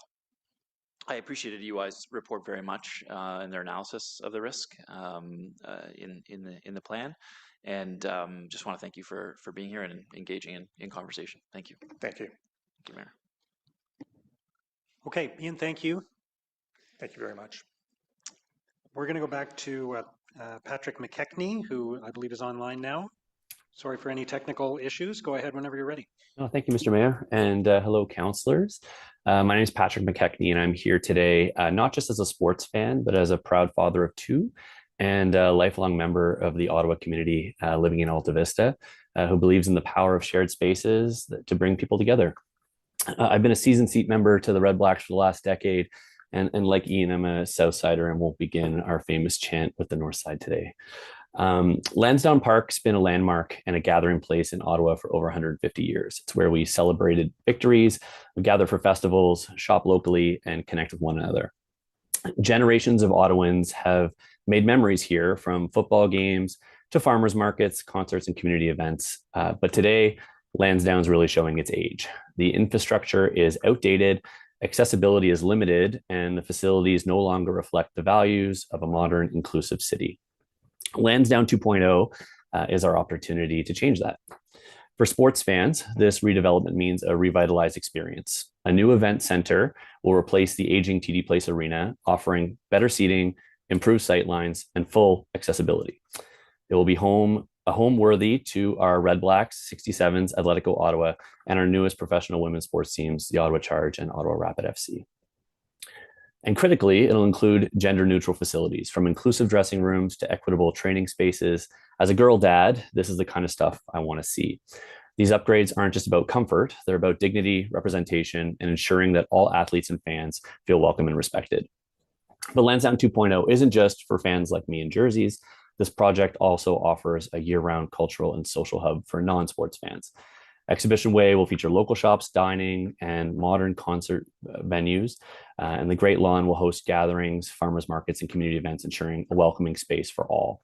This isn't just a renovation, it's a reinvestment in one of the heartbeats of our city.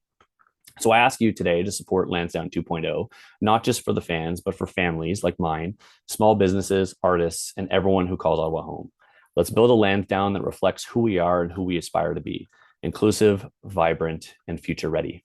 Thank you for letting me speak today. Thank you very much. All right, we will move on to Lori Giamaria. Lori Giamaria. Good afternoon.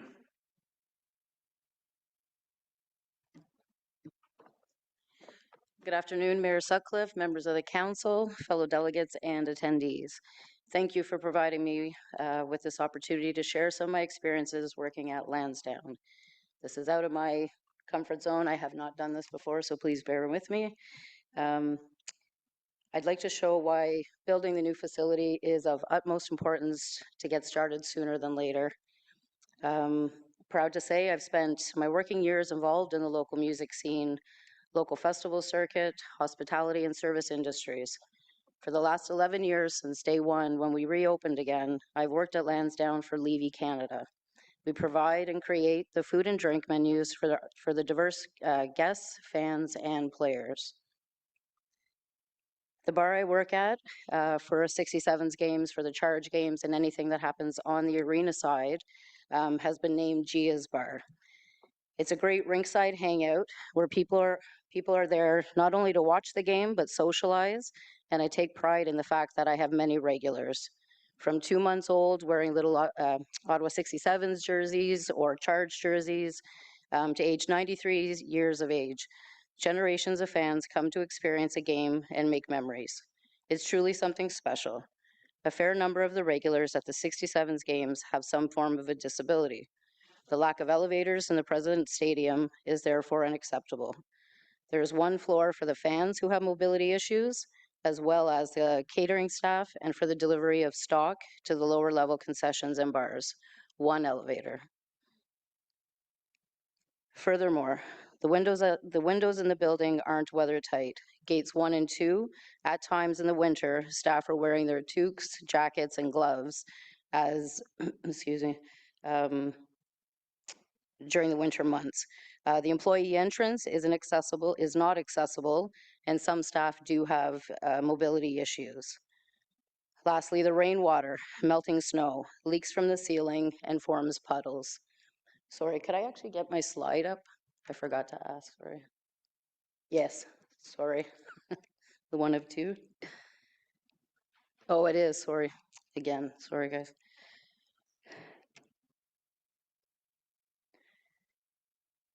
So lastly, the rainwater and melting snow leaks from the ceiling and forms puddles inside the building in many areas. I have pictures of this around my bar, and it has gotten progressively worse. Fans are paying money not only for the event, but also for a great experience, and this has affected their ability to enjoy their time while at the stadium and does not bode well for a capital city to have less than a proper facility. I would like to say this is from a PWHL game. This is a regular occurrence with the buckets and the leaking water down the walls.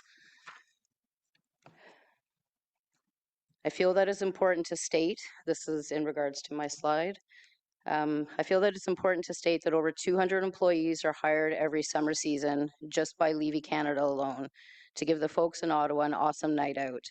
At concessions, we hire around 150 of those, 150 employees.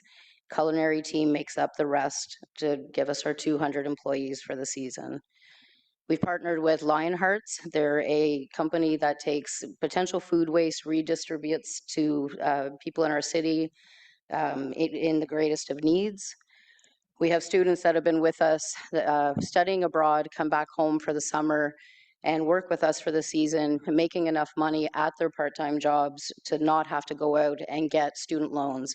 We've seen this year after year, a lot of the same students come back to work with us, and it's something we are proud of. We cater to, we're a supportive and inclusive company that hires many members of our marginalized communities and new immigrants.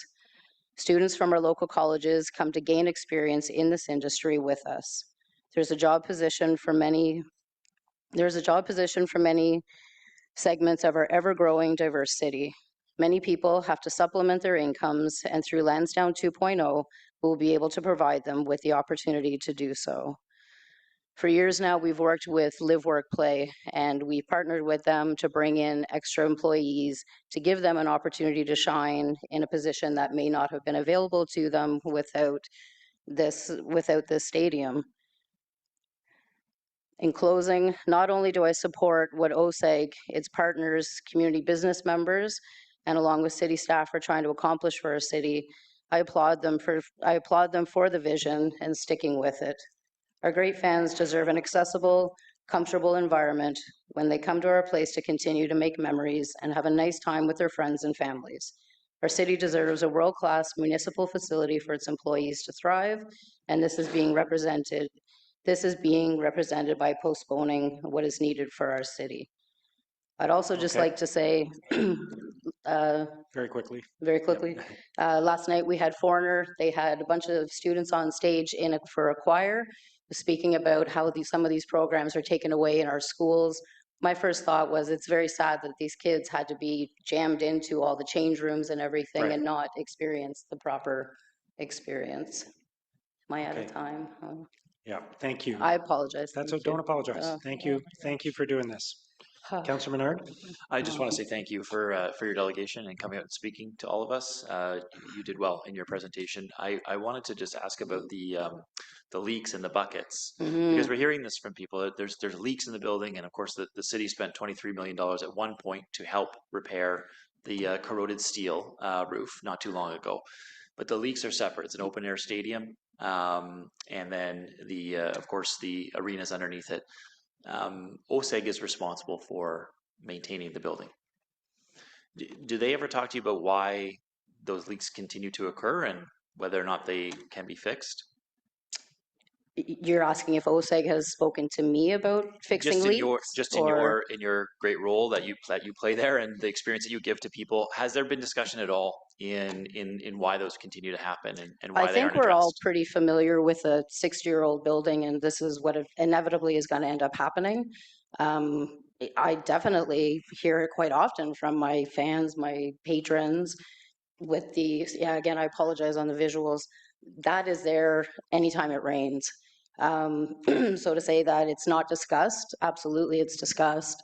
But I think, again, the answer would be you can't patch these kinds of things. This is where our new stadium would not only broaden who we're able to assist in hiring and bringing into our stadium, but these very intense projects can they'd be fixing these issues. I apologize, Councillor Menard. As I say, I'm the bartender at the stadium. You can come by and see me. We'll have a drink or so. I love that. When it comes to structure, it's far out of my reach. Yeah. But as I say, it's pretty obvious that this is not a patch job, eh? Yeah, absolutely. It's not, Cool. And I know it's not your role at all. Yeah. I just No, but wonder I about do those appreciate the conversations. question because I do interact with my customers for sure. Absolutely. For sure. And it sounds like you do an amazing job and give people a good experience there. And definitely want to thank you for that. I think there's a lot more questions that probably need to be asked of OSEG and how that maintenance occurs, and of the city and what can and cannot be done into the future with that facility. So what I would actually offer for you in that same kind of vein of the structure and the leak, this Friday, the Ottawa 67s are actually playing the London Knights. It's our Halloween game. I would love to see as many faces as I could come on down, general admission side, Gia's Bar. It's going to be pouring rain tomorrow and Friday, so you will see exactly what I speak of, that I'm not articulating the best, but just know that it's embarrassing, to be quite frank with you. So yes, I definitely speak with my clients, my fans, the team's fans. And I know we can do better as a city. I've seen it and I believe in it. And as I say, this partnership with OSEG is very far reaching, and I'm super proud, and I really appreciate this opportunity to be able to do this too. Absolutely. Thank you so much for being here. Take care. Thank you. You too. Thank you, Lori. You did great. Thanks, Appreciate guys. it. Next up is Richard Moon.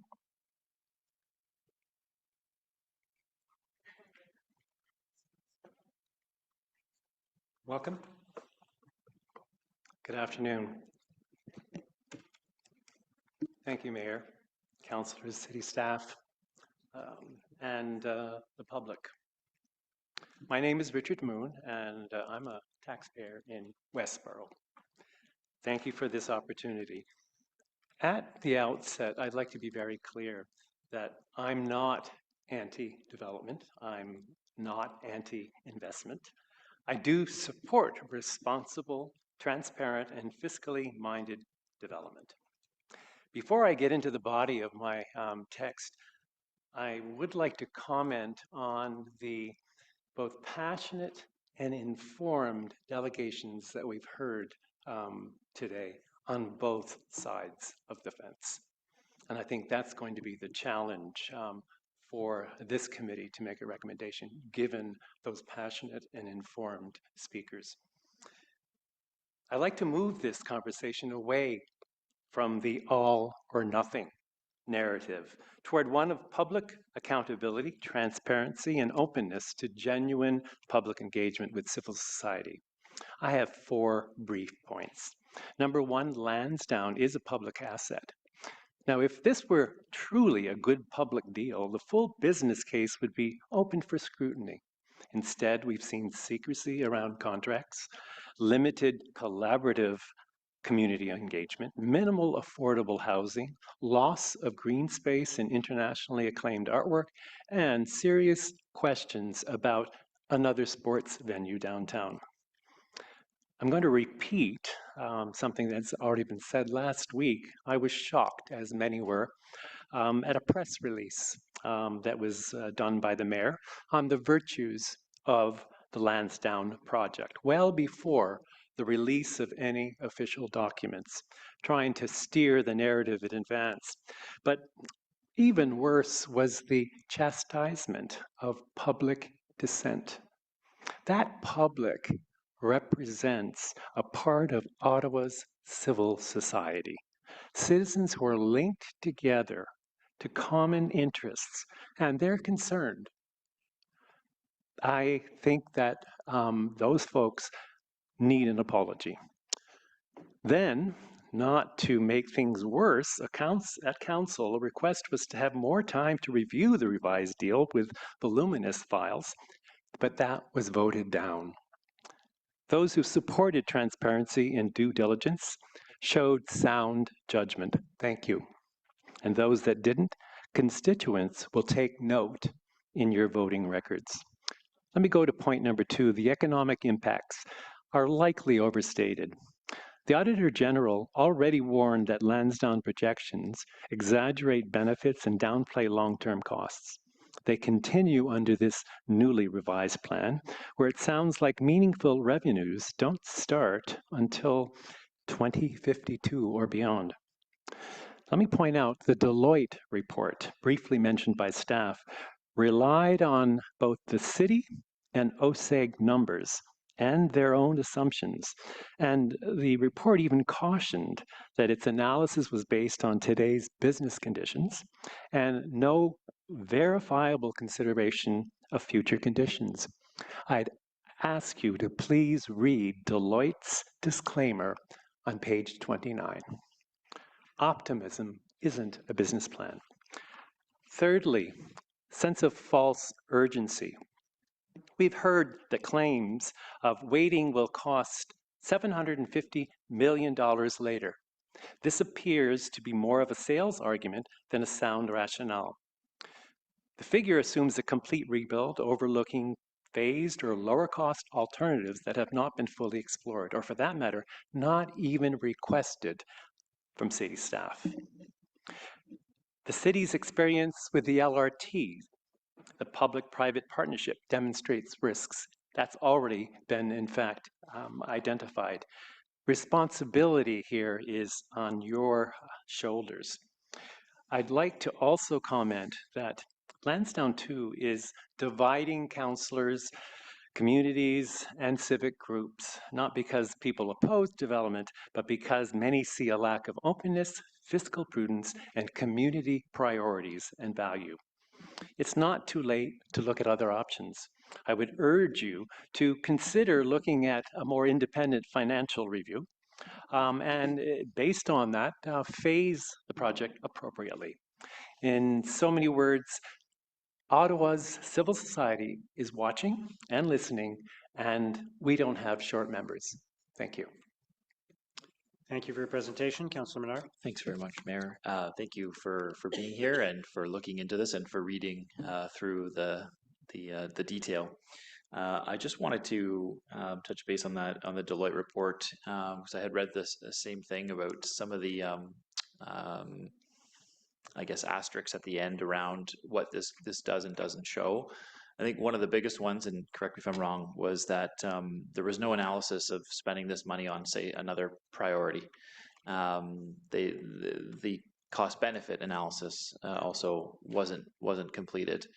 What are your thoughts on the fact that we have a very large, over $10 billion infrastructure deficit, and that this seems to be the priority to invest in for our city, for I guess what would be one of the largest investments this term, certainly, versus community centers that need upgrades, that need accessibility upgrades, that are also in disrepair, in much worse disrepair, and don't require gated, ticketed access, but are there for the public, to serve the public? Thank you for the question. From the start, I was never impressed with the one option only deal, and that's what it was. And that to me does not make full sense, knowing that the staff were not even requested to cost other alternatives. And in that Deloitte report, yes, they can't go out on a limb to say, yes, we're going to have those returns. They didn't have the benefit cost analysis. And from what I understand and can remember, I don't think there's been any independent financial analysis to date based on the new numbers that apparently keep changing and the complexities grow larger, and many of the issues that we've never heard before are bubbling up today. And so I would think that a report like Deloitte's scratches the surface. Thank you. Thank you very much. Thanks, Mayor.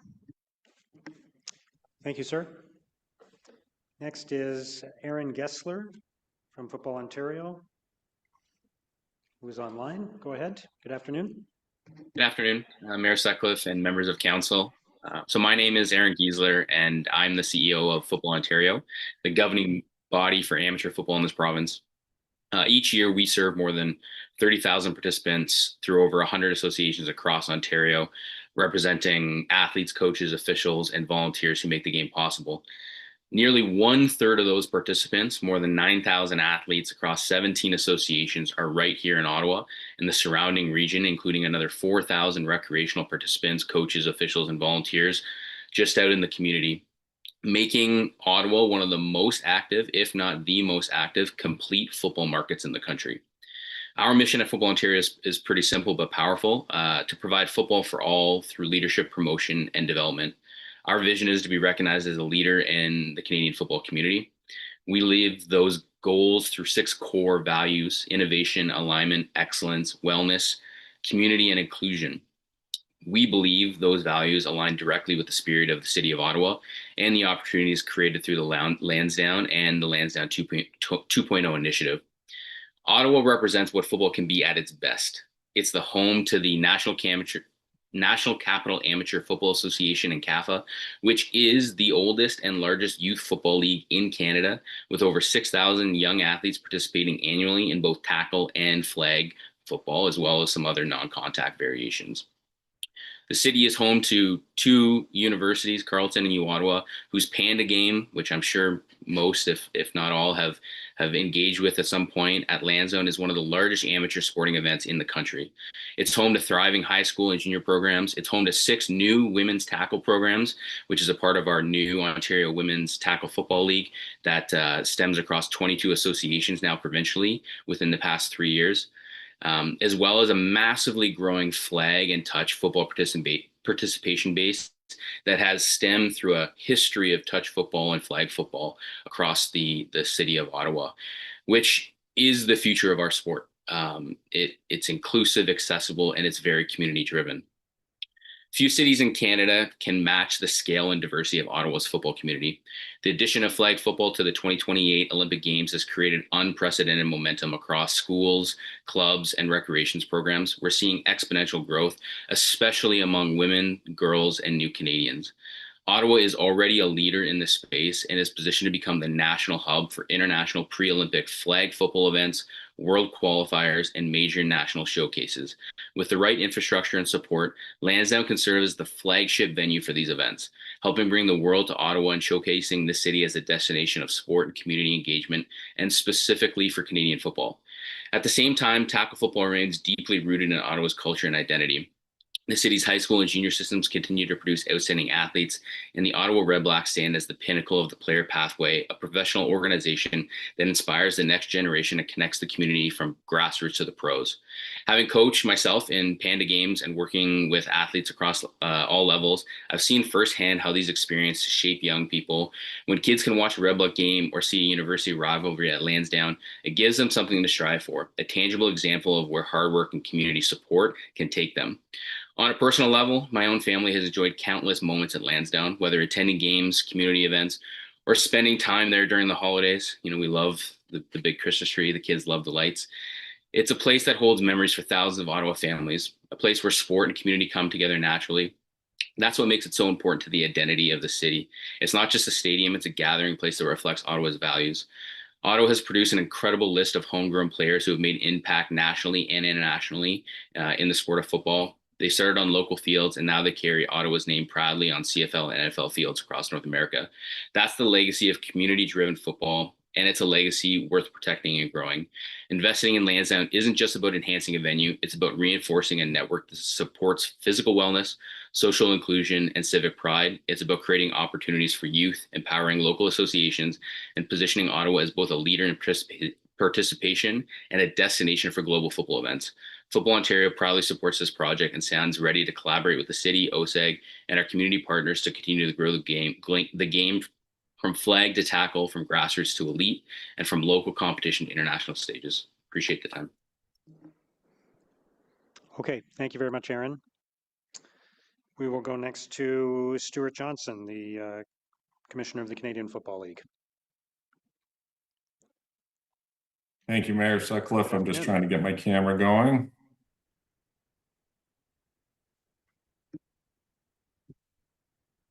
Good day, Mayor Sutcliffe and committee members. Thank you for your dedication to this great city, and thank you for this opportunity. As someone who grew up in Ottawa and attended many games in those rickety stands 40 years ago, cheering on the old Rough Riders, as well as donning my favorite 67s hockey jersey to attend games at the Civic Center, and now as Commissioner of the CFL, I'm here in support of the Lansdowne 2.0 project. It's a win for Ottawa, well thought out, and sure to make Lansdowne, already a great gathering place, even better. Today, I want to do three things: reassure you, remind you, and recharge, I hope, your passion for sport, entertainment, and community, and its amazing ability to bring people together. First, the reassurance. I know there has been some discussion about the CFL's health. I'm not sure why this narrative persists, because it is wrong. I'll be clear, the Canadian Football League is strong, stable, and growing. We are seeing increasing fan engagement, record reach on our digital channels, increased attendance, game day revenue, broadcast viewership, and as Canadians buy Canadian, high partnership sales.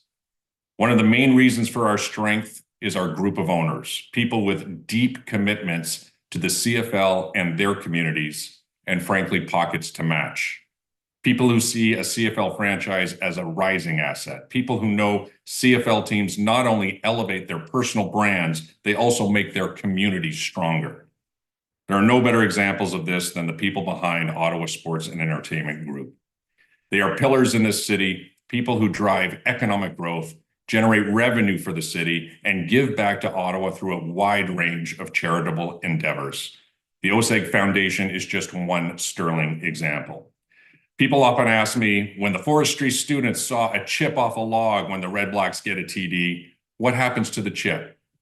They smile when I tell them that it is presented to a local hero, someone making a real positive difference in this community. Next month, we will stage the 112th Grey Cup game in Winnipeg. For more than a century, Canadian football has outlasted and outperformed countless leagues, most of them south of the border. We aren't going anywhere, just up. And now to remind you, the original Lansdowne project also had its opponents. But as the mayor put it so well recently in a television interview, I can't imagine anyone wants to hop in a time machine and stop it. Not after Lansdowne was transformed from an eyesore to an incredible meeting place, not after the Red Blacks have become a staple in the city's sporting culture and identity, not after their thrilling Grey Cup victory in 2016, and not after their successful Grey Cup that Ottawa hosted in 2017. That image of Shania Twain arriving for her halftime performance on a sleigh in the snow is as much part of Grey Cup lore as Russ Jackson holding the Grey Cup trophy aloft after one of Ottawa's 10 Grey Cup championships. Lansdowne 1.0 has been a true success story. Lansdowne 2.0 does something some would say that should have been done the first time around, replacing the antiquated north stands in the old Civic Center, home to concerts and one of the most famous junior hockey teams in the country. It will make TD Place a thoroughly modern stadium with proper amenities, wide concourses, and proper accessibility. And with a new TD Place arena, Ottawa will be an ideal location for future Grey Cups. Ask the tourism people in any CFL city about the tens of millions of dollars in economic activity Grey Cups deliver, and you'll understand its clout. I'll leave it to others to help you sort out the dollars and cents of Lansdowne 2.0. I understand you have a report before you that suggests the costs are relatively moderate when balanced against projected revenues, including those from the residential towers. But I do want to conclude by doing my best to recharge everyone's passion for the power of sport to strengthen communities, bring people together, make people excited and happy, and make life better. When people from all walks of life gather in a stadium, they share an experience, they bring their kids, they show their pride in their city, and with the CFL, their love of their country. They pull on a sweatshirt or a jersey with Ottawa on it, and they tell the world, this is my home, and I love it. And they send a powerful message to the world. A city must compete for the best talent, the most significant contributors, the hardest workers, and the best citizens. The people who can make this city even greater will choose to spend their resources and their lives in the places that offer the best experiences, places to cheer passionately, loudly, and proudly. Lansdowne is unique. It's special, but it's not quite yet a jewel. Support Lansdowne 2.0, and it will become that shining jewel, and this city will be even stronger. Thank you. Thank you, Commissioner Johnston. Vice Chair Kitts. Thank you, Mr. Mayor. Thanks so much for being here. I've consistently been a supporter of moving ahead with the redevelopment, but the volatility of the Red Blacks in the financial projections is something that I've kept my eye on. We just heard from the last speaker that Ottawa is one of the most active football markets in the country from a rec perspective, but in contrast is one of the smaller CFL markets. So I'm just wondering if there's anything the league is doing to grow the revenue share for the Red Blacks specifically. Well, the revenues for a club come from two facets. One is their own generated revenue through ticket sales, merchandise, and so forth, and commercial partnerships. And then the league supports that with commercial partnerships on a national level and also with media broadcast deals. So at a league level, we are driving our marketing position forward. We are increasing our commercial partnerships, which then get shared amongst the clubs. And we are in the midst of looking at a new media deal that begins in 2027. So we're very confident in the future growth of the league as it regards to revenue, with regards to the strength of the league, and then Ottawa itself will point to its own ticket sales base and its merchandise. Okay, thank you very much. Councilor Menard. Thanks very much, Mayor. I wanted to ask you about the 2032 current deadline that's in the Lansdowne Partnership Plan draft for 2.0. Obviously, it's a concern because there's only a guarantee of those teams for 7 more years. I wonder your thoughts on that, any involvement you may have in those discussions, and if we're signing a deal to 2075, 50 years from now, your thoughts on ensuring that the teams stay for that period of time. Thank you. Well, I referenced the 112th Grey Cup and point to the longevity of this league and its ability to thrive throughout the ups and downs and turmoils that other leagues have not been able to handle. We feel so strongly about the future of the league, and Ottawa is an incredibly important market for us. And the ownership group that's there is one of the strongest that we have. So with all of that, I'm filled with confidence in the direction of the league and Ottawa's place in it. Okay, yeah, I mean, I think the big concern for us is in the revenue projection models out to 2070 and 2075. You know, we've booked in a lot more revenue for the Red Blacks. I think it's 163 million over expenses. And it's a serious consideration here in terms of how long that team may be guaranteed for or not, and if it's sold, what would the implications be after that date? I appreciate your comments. Thank you. Okay, Commissioner, thank you. Thank you. We'll go next to Steve Ball. Good afternoon. Afternoon, Mr. Mayor, councillors, staff, and attendees. Thank you for giving me an opportunity to speak to you today. I have the privilege of being the president of the Ottawa and Gatineau Hotel Association, and we've got 65 members and currently representing about 13,000 hotel rooms in Ottawa. As Ross Meredith mentioned earlier, we have some great new properties that are opening or have opened, including the AC Marriott and the Moxie in the Byward Market. And we also have a Renaissance opening on Slater Street next year. These are 3 brand new brands. The owner out of Montreal is investing about $500 million in these properties, and he's pretty excited about what the future looks like. We also have the Hard Rock that just opened. It's public knowledge. They spent $370 million on that property, not just the hotel, but the whole property. And we have an alt opening at the Ottawa Airport coming very soon, as well as a number of sort of limited service, smaller properties right from Orleans to Canada. It's a very exciting time for the hotel industry in Ottawa right now. As an FYI, the current property tax base from 2024 that hotels provided to the city was just under $34 million. So these influx of new hotels demonstrate confidence by investors in the Ottawa market. And these investors, believe me, they do their homework before they make a decision to spend that kind of money on properties. So you heard this morning, we attract about 10 million visitors annually. They spend about $2.5 billion in our city.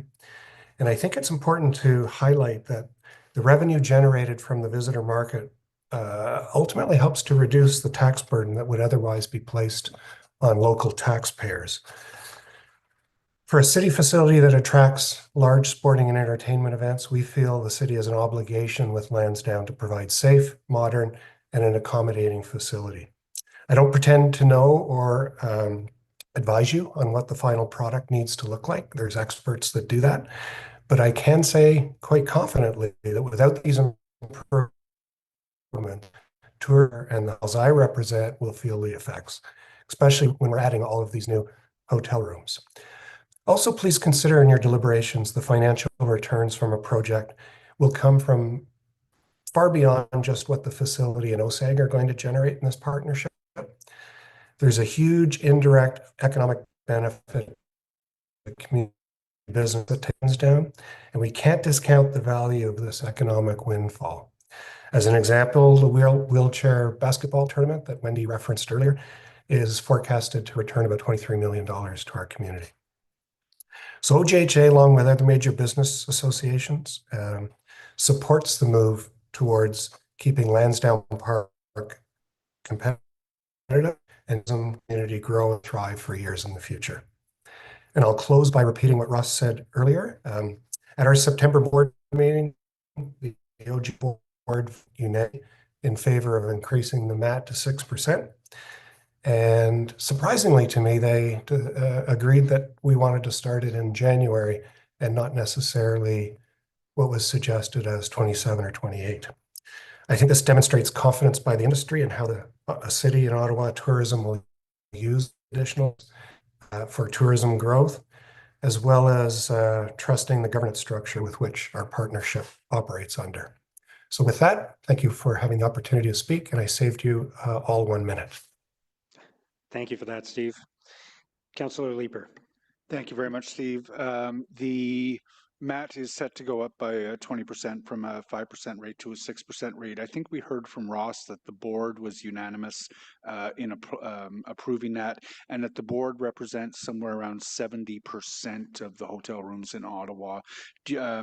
Did you make any effort to speak with the owners of the rooms that are accounted for by the 30% who are not board members? So, first of all, Councillor, I don't really deal at the ownership level. I deal at the general manager level. And in some cases, I can't even tell you who owns certain properties. Quite convoluted. They may own, 40 different properties on the continent. But at a general manager level, yes, a letter went out from the city alerting the membership that this was coming.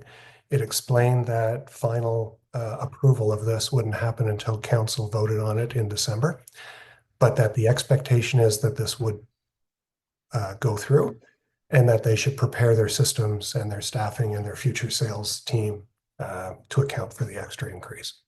Okay. Yeah.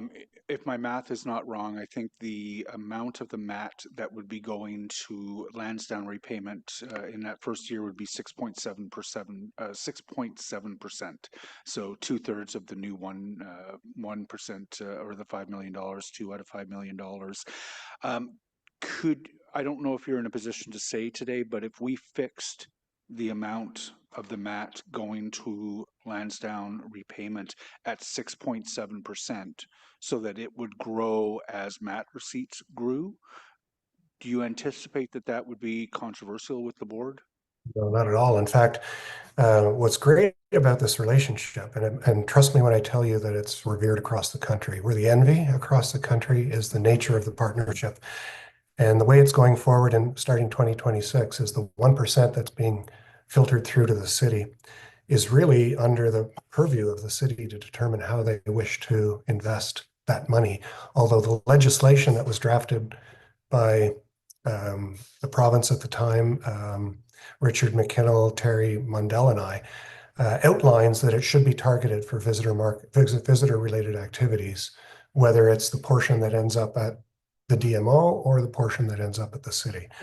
So that helps to keep the hotel industry and community on side around MAT increases and use of MAT when people are following the intention that was drafted in the legislation.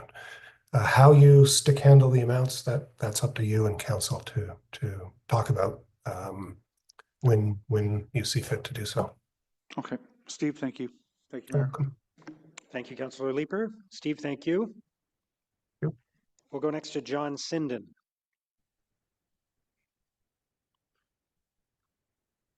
Is he online?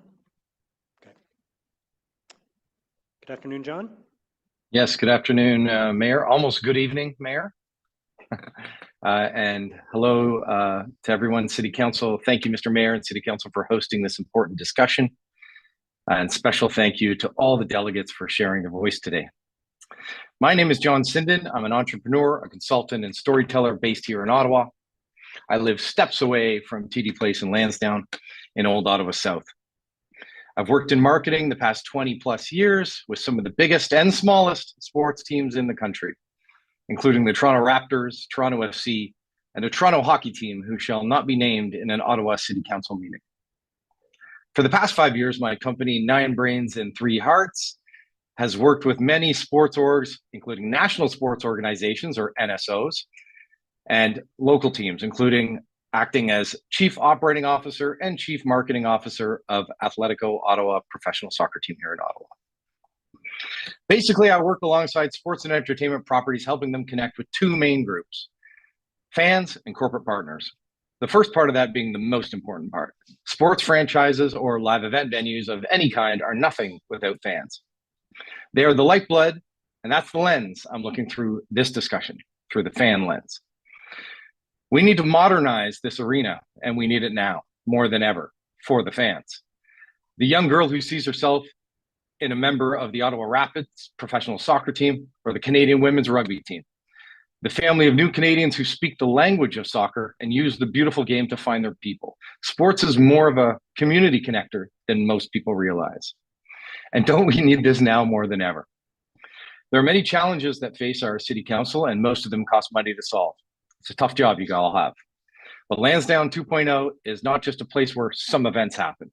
It's where people find their community. It is a community hub, a gathering place. It's where hope begins in the form of your favorite team taking the ice or the field. It's where memories happen, and memories that stay with you forever. And let me ask you all this. What is the ROI of a memory? Last year, I was in New Jersey to see the Canadian men's national soccer team play Argentina. It was my son and I, and we were one of the 2,000 Canadian fans. Of note, MetLife Stadium holds 82,000 people, so we were greatly outnumbered. And there were 80,000 Messi fans and 2,000 Canadian fans. And there was traffic, and it was a hassle to get to that stadium, and there was noise, and there were a number of hurdles to ruin our night. But the day we got to see the greatest player in the world, Lionel Messi, play is a core memory, and that will live forever. And that's what sports can do.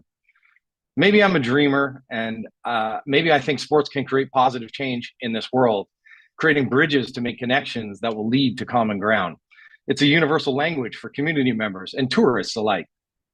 We're at a moment right now to decide if we can be world-class, if we can have nice things, if we want to be a leader in sports and arts and culture, if we can routinely host major events and be a destination that is a must-stop for musicians and national sports orgs and big events. In TD Place's current state, the answer is no. The North Side is way past its end of life. It's not accessible for anyone with any type of mobility issue. Ask Delegate John Reddins or any person who needs proper accessible ramps, entrances, washrooms, and seating. It's crumbling apart. And definitely don't go to the arena after or when it's raining or snowing or snow is melting, because it's a leaky mess. In fact, a pro basketball game had to be delayed because the roof leaked and water found its way onto the court. I remember going to a concert at TD Place by a band called Metric. And inside the arena, it rained asbestos from the ceiling. We all thought it was part of the show. It was a good run for TD Place, but we can do better. We can have nice things. Industry vet Ken Craig spoke earlier about the right-sized event center, and this is it. Let's modernize so future events are the best they can be and future memories can be made. Updating the stadium and surrounding area is just a piece of the puzzle, but the message it shows to the global sports and entertainment community is that we're ready and we are world-class and we do welcome you. Please support Lansdowne 2.0. Your kids will thank you, and your kids' kids will thank you. I appreciate your time and allowing me to speak. Thank you very much, John. Councillor Menard. Thank you very much, Mayor. Hi, John. Nice to see you again. Thanks for coming out here. We've seen you here before at these any Lansdowne debate. You're always here, and it's nice to chat with you again. And as a fellow Old Ottawa South resident, I do want to talk to you just a little bit about the piece you mentioned around children, because anytime I talk to schools about this issue, they get concerned, and their concerns are around the tobogganing hill that's there. They have raised concerns with me about the loss of that hill where you can browse games from afar with families. That's going to be torn out at a cost of $8 million. And they've shared with me that they like Lansdowne as it is right now, that they want more play structures there, that they want a proper public realm improvement with a proper splash pad instead of the one that you can slip and fall on so easily. I don't know if you know it with your kids going over there. I just, you know, some of the positivity about the plan. Are you concerned about anything with the plan, the loss of green space, or some of that sledding hill for kids, or the browsing from afar? Is any of that a concern for you, or that's all part of business? Well, I mean, I do like Freebie Hill, as sometimes it's called, for fans watching games for free. But, you know, most sports teams in the building are for-profit organizations, and you know, removing that altogether isn't maybe the worst thing in the world. But I do like the fact that you can kind of sneak in and catch the end of something if you want to, and not pay a full ticket price. The toboggan hill is icy and slick, and I don't think it's like a real toboggan hill. I know lots of people use it, but you know, maybe losing that for a world-class event center. I mean, it's not for the few times that one might toboggan to the many times that one would use an event center. I don't think it's even it's not a debate. With regard to the public realm improvements, there was about $10 million allocated or discussed, I guess, in one of the earlier reports. Very seldomly discussed now. So of the 419 million, the 10 million is outside of that. That's for like a safe crossing at the QED, or accessible pathways to get to and from Lansdowne. I'm just wondering your thoughts on those type of investments, in addition to the ticketed access sports investments. Thank you for your question. Is it between? Is it a safe crossing or not a safe crossing? Is that the question, Councillor? It's the public realm investments that would be implemented that are currently not funded. We are finding lots of money to invest in the sports infrastructure, but on the public realm investments, the 10 million it's not in the plan, and we're fingers crossed, hopeful $1 million a year might come in. But just wondering your thoughts on public realm investments versus the investments in the sports facilities for-profit partners. Well, I have to imagine it's all connected. I'm in favor of getting to the stadium safer. I'm in favor of, I ride my cycle everywhere, and Councillor, I know you know that. We see each other like ships passing in the night sometimes. I noticed you weren't wearing your helmet the other. No, I'm just kidding. The idea of, I want more bike parking. I want more accessible parking for accessibility drop-off and pickup vehicles. But I do think, I do think that is part of it. I mean, I've heard a lot of the debate today about transit and kind of blocking up the glebe area of cars. I mean, if you've ever been to East 161st Street in New York after a Yankee game, it's hard to get around. Like, that's what a world-class city, that's just a price you got to pay to be a world-class city. It's challenging. And then you find your way to the transit or to the Uber or to whatever it may be. And I just think these are small details that can be figured out by smart people like City Council, and retaining experts on the get experts on the case, and it will be solved. I don't think it's enough of a barrier to prevent moving forward with a Lansdowne 2.0 project, because it's going to cost more in the future. We need it now. And have you ever been walking through there when it's raining? Like, it is my new favorite bartender on planet Earth, Lori, the delegate who spoke earlier. She was incredible, and she's right. It's embarrassing. It is. She's got to sit there and explain it to fans. And you know what? It should be fixed. Why isn't it fixed? Why are we not replacing the membrane that we can replace there? Why are we not doing those capital works that should be done to the stadium? Why are we letting it get to that state? I think that's an important question that needs to be answered. Why hasn't it been maintained properly and invested in so that it doesn't leak? There are ways to fix those issues that engineers have pointed out in report after report after report, but we're not investing in it to do it. Instead, we're going to tear the entire thing down and build something new for $331 million of debt without a roof for the north side stands, with a lower capacity for the charge, with a deal to 2075. And with a huge amount of risk that we're taking on without the public investment that we need on the other side. So respectfully, I obviously don't agree that this makes sense, and I appreciate your delegation certainly, and wish you well in your work. You do work with OSEG sometimes. I think in the past you worked directly with OSEG. I was the marketing director of the Ottawa Red Blacks, Ottawa 67s, and Ottawa Fury for a number of years, but I don't currently work with them. Okay, they're great people. Yeah, no, that's fair. I think most delegates here that have come out in favor have some relationship with OSEG in some way, and understand. And I buy tickets to all the events, so in that way I have a relationship with them. I own jerseys there too. Yeah. I love going to events. I there own too. jerseys, so I have a contribute. relationship. I guess I contribute that way as well. So look, John, thanks for being here, and wish you well. Thank you, Councillor. Okay, thank you, John. We'll go next to Joanne Quinello. Welcome. Thank you. Good afternoon, or going on to evening, I'm sorry to say. Man, I have been in this room a lot of times. I never imagined myself at this table, so thank you for having me. It's an honor. Now, some of you may recognize me from my time in the media, including my years covering this very city hall. In the last couple of years, I've been in the private sector and I volunteer for a few nonprofit organizations, but I just want to be clear that I am appearing at committee today solely as an independent resident.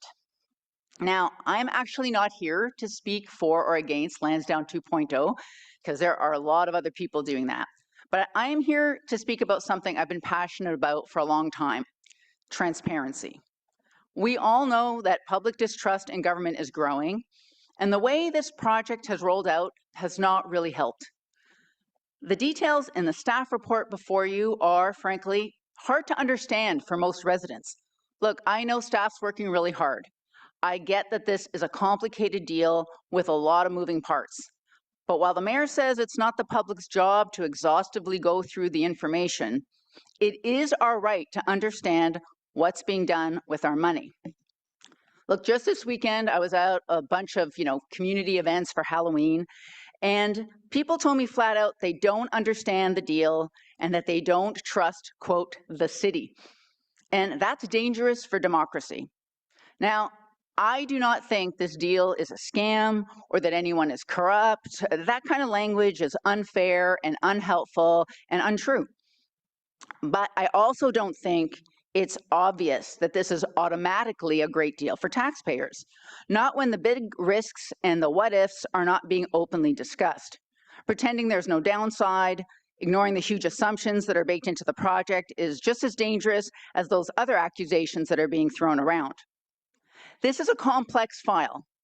There are risks to doing nothing. There are risks to moving ahead. But what's missing is an honest conversation about the real risks of the contract. And when information is managed instead of shared, that only deepens the problem. Case in point, the mayor's press conference last week, it was held before the staff report was even available.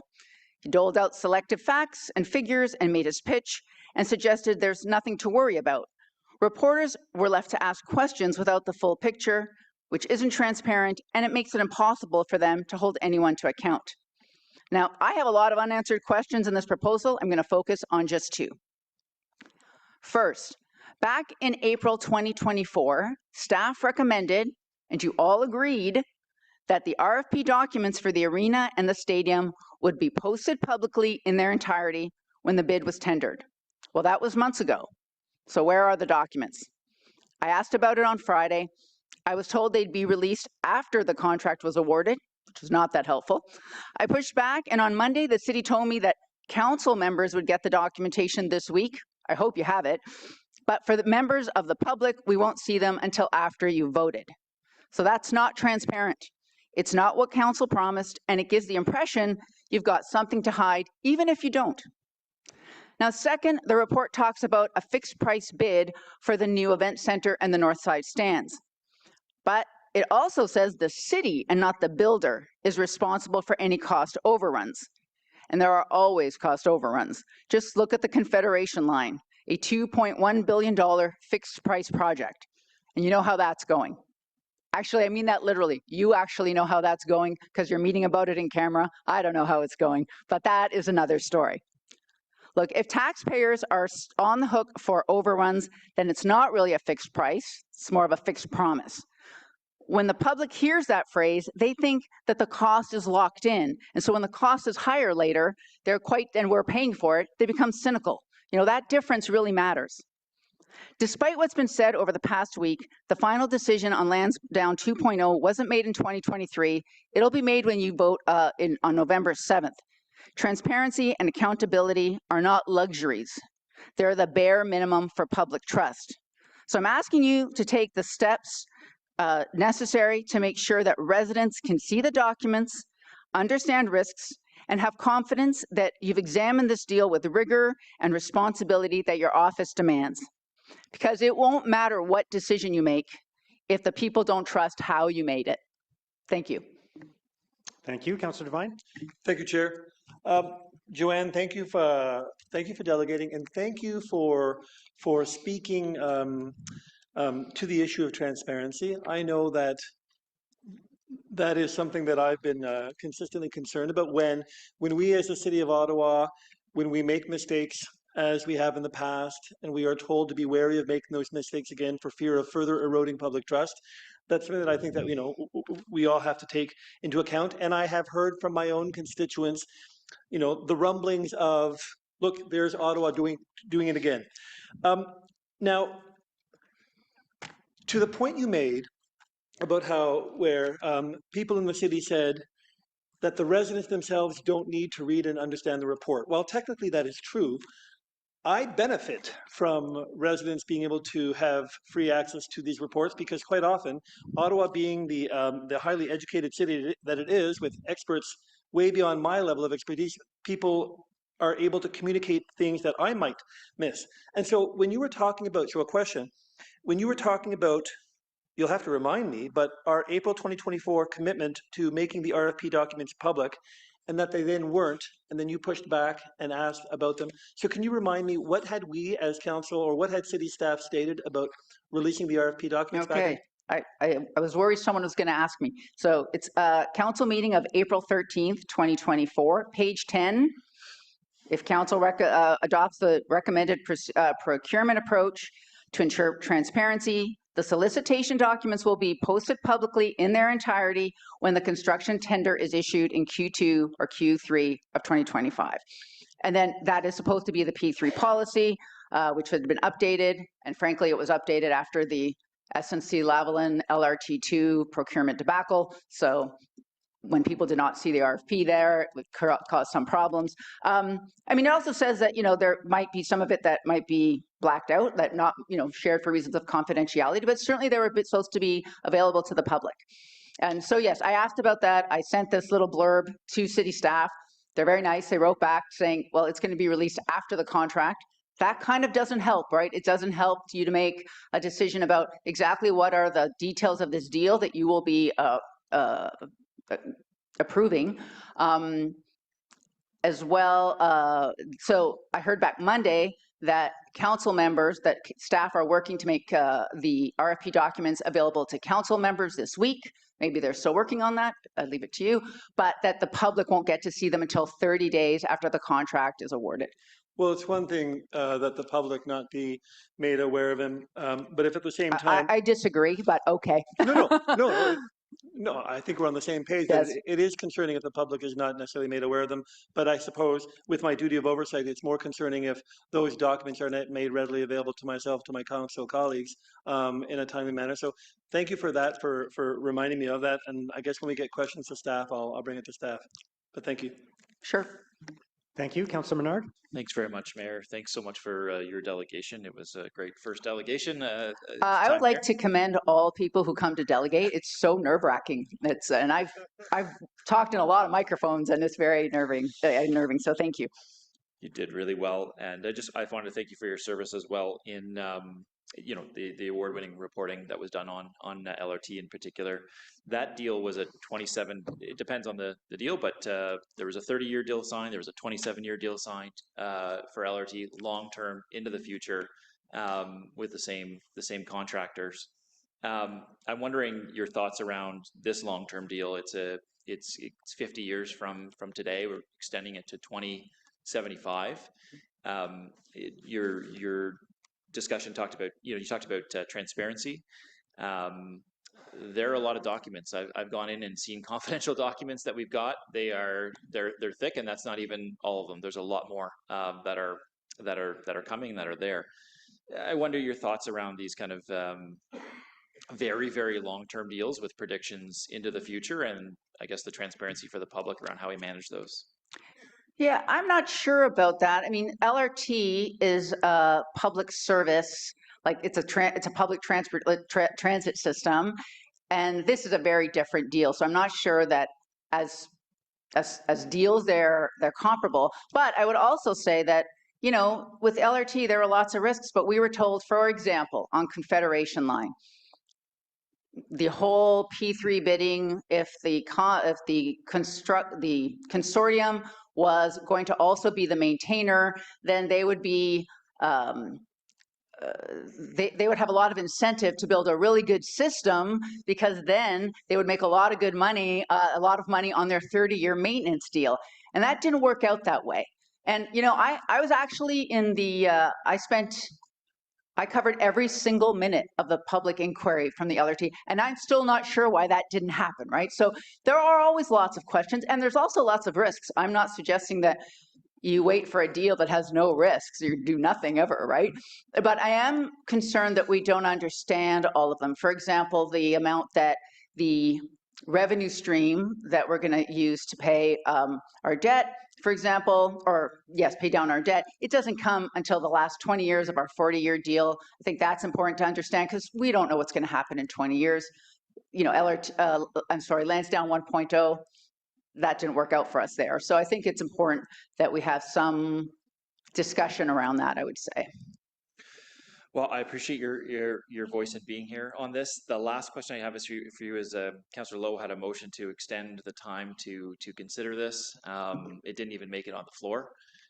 And we're scrambling now with motions, and nothing's been presented today because we're so late, and I don't think staff really wanted to be presenting this that fast either, to be honest, because I know there's a lot of questions they're still answering, you know, over email and things like that. I don't think it was their choice, but just your thoughts on the rapid pace with which we make some of these large decisions. And I don't mean that we haven't had gates for this. I mean that when they come, we are squeezed into a very tight timeline. You feel like you have your gun to your head. I felt like that on several large decisions, and yeah, I think a lot of people feel like that with this one. Doesn't feel like there's a lot of other options because that's how they make you feel.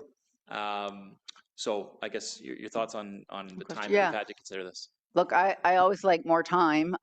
Certainly as a resident, I would have liked more, even if it was just a week, like an extra week to read some of these. You know, we've been talking about this for years. I'm not sure 1 week would have been that big a problem for this deal. I want to talk, especially as a former reporter, you know, yes, maybe the public's not going to read that, but they look to journalists, as they should, to understand what is happening. They are, you know, as a reporter, you are standing in for the public. They cannot do their job on this kind of timeline. That is a really hard job. And also the way local media is, there's very few people with institutional knowledge. A couple of my colleagues at CBC, thank goodness for them. But even one in particular, I know she stayed up all night for like 3 nights in a row. She got 2 hours sleep in order to get a timely update on the radio. That's not really necessary. You know, I don't think we have anything to hide here in this deal. It's complex. It has some risks, sure. But why could there not have been a technical briefing? Why could they have said, okay, reporters, come back the next day and we will sit down for 3 hours and answer all your questions, or have a lockup for it or something like that? I mean, people want to actually tell the truth. They want to understand these deals. And I just think that the way it looks really engenders distrust and cynicism. And I think that is something we really want to fight, because it's really bad for all of us. Thank you very much for your delegation. Thanks, Mayor. Thank you. Thanks very much. Thank you. We'll go next to Travis Fiender.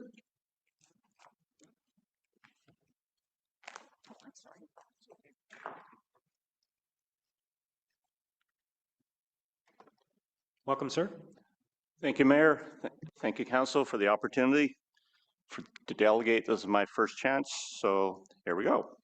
I'm a citizen of the city and have been a resident of Orleans since 2004, and I am a proponent of Lansdowne 2.0.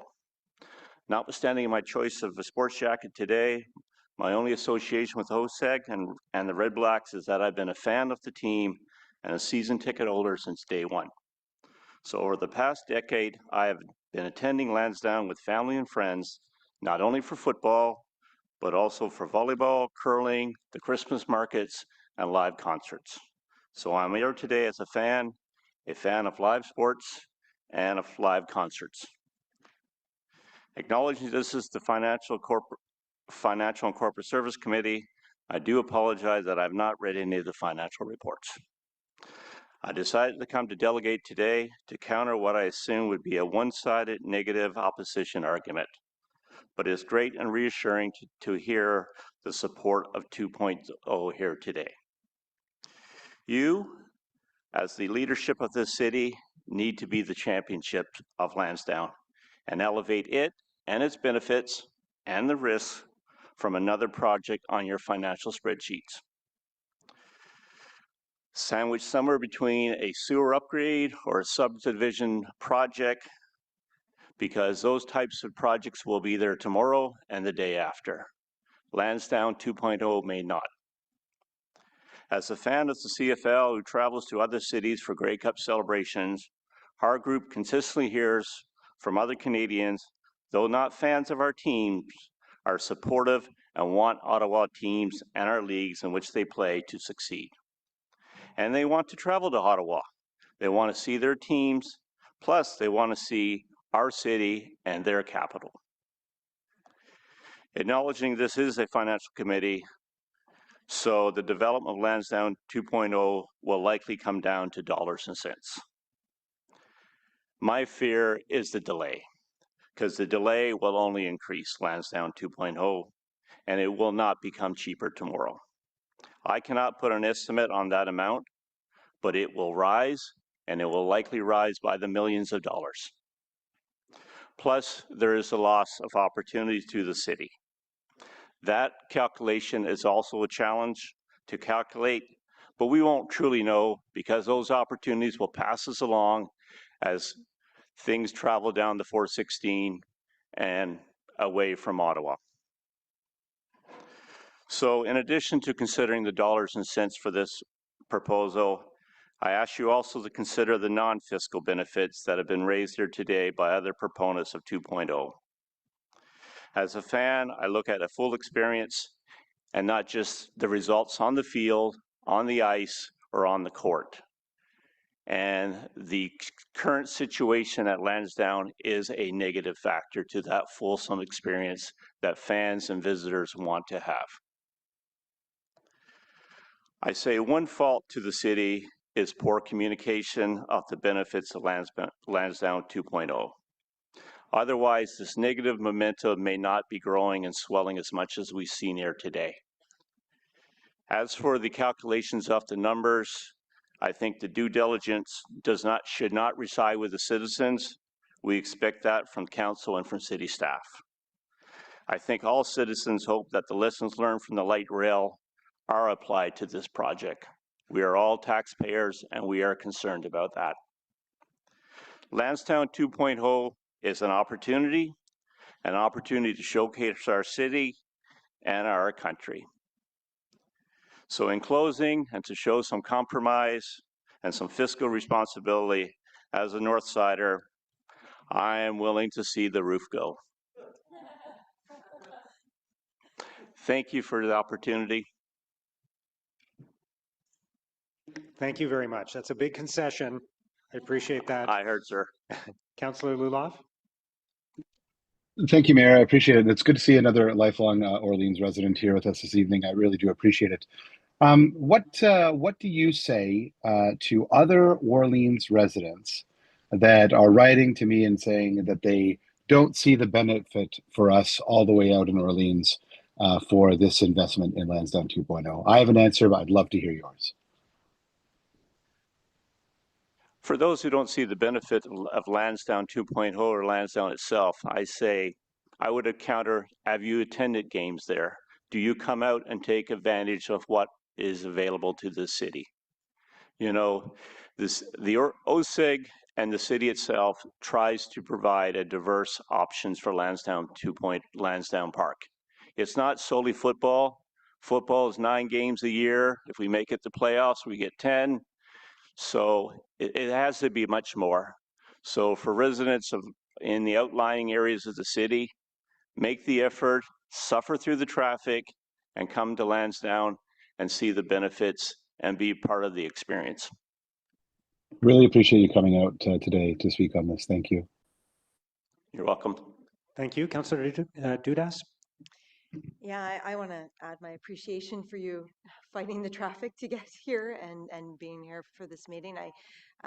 You know, for me, I was listening to you and you say a lot of what I've been experiencing. My family, we go to Lansdowne and we'll go and we'll shop and we'll buy food and go to attend sporting events. You mentioned you were born and raised in Ottawa? No, I moved there in 2004 with the military. Okay. Well, what I was going to ask was prior to the redevelopment, 1.0. Would you have attended Lansdowne? Was that an attraction to you whatsoever? I've been at Lansdowne before 1.0 and watched the Ottawa GGs play and tried to explain to my sons why there was only half seats on the other side of the field and cement, and why this facility had been run down to such that condition. And it's a concern. Maintenance and updates of these facilities need to occur, because in the long run, that roof, that membrane will cost you more. So if you're going to make the investment for 2.0, please make the investment to maintain it throughout the years. I really appreciate that. Thank you so much for being here. You're welcome. Thank you very much. Thank you. Next is Catherine Knoll. Is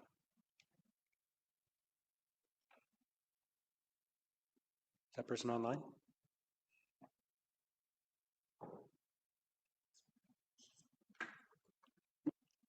Catherine Knoll, are you there? I believe she's online.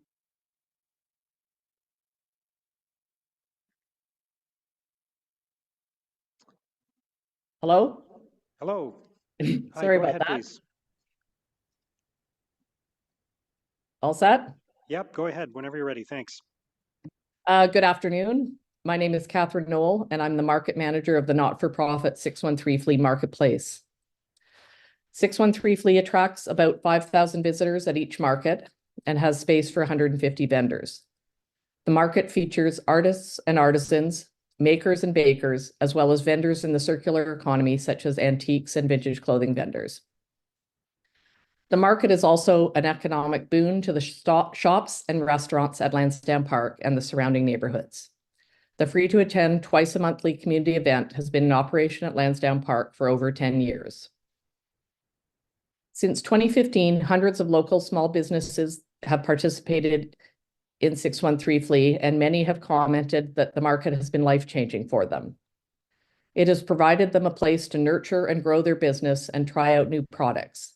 In addition, it has provided a steady income for these vendors. In fact, a number of vendors who started at 613 Flea have gone on to open brick and mortar stores throughout Ottawa. The market is, sorry about that. We are against the Lansdowne 2.0 proposal on a number of levels, but I would just be repeating some of the same concerns you've heard all day. Instead, I'd like to focus on our perspective of being a regular event at Lansdowne Park. We've heard a lot about the new events that may come to the city if the Lansdowne 2.0 proposal proceeds. I'd like to point out that most, if not all, of these events will cost money to attend.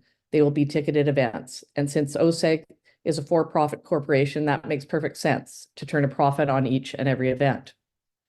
However, I'm hoping that councillors will consider that it's not just the big glitzy marquee events that make a city great, but also the free-to-attend community events that week in and week out become a gathering place for residents, enhance our social and cultural fabric, and are just plain fun to attend. For residents, they make a city a better place to live, and for tourists, a better place to visit. One of our concerns with the Lansdowne 2.0 proposal is the disproportionately large influence that for-profit corporations will wield over the entire site for many, many decades to come. This includes the Aberdeen Pavilion, the Horticulture Building, in Aberdeen Square. Even now, if a large event wants one of these buildings, we adjust our dates. A projected 22% increase in attendance means that more and more events will be coming to Lansdowne Park, and we're concerned that events like 613 Flea may be squeezed out. As you know, a few years ago, OSEG made a pitch to take over the entire Lansdowne site. I don't think it's a stretch to suggest that at some point in the future, they would once again make the same pitch again to control the site. If successful, and given the bottom line nature of for-profit corporations, it is quite possible, if not likely, that rents would increase in the Aberdeen Pavilion and Horticulture Building, rents that ticketed events might be able to absorb, but not community events such as 613 Flea. Given the number of new events that may be coming to Lansdowne, it's likely that 613 Flea may be on at the same time as one or more of these events. This is also a concern for us because even now getting to Lansdowne is challenging for visitors. add more events on site at the same time, and access would not only affect 613 Flea, but many other events. In conclusion, I'm hoping it's given you something to think about with regards to how the site may operate in the future. The Lansdowne 2.0 proposal seems to focus on for-profit events that will be costly to attend. However, in my opinion, the City of Ottawa should make a commitment to ensure that there will always be a place for community events such as 613 Flea at Lansdowne Park. Thank you. Councillor Devine. Thank you, Chair.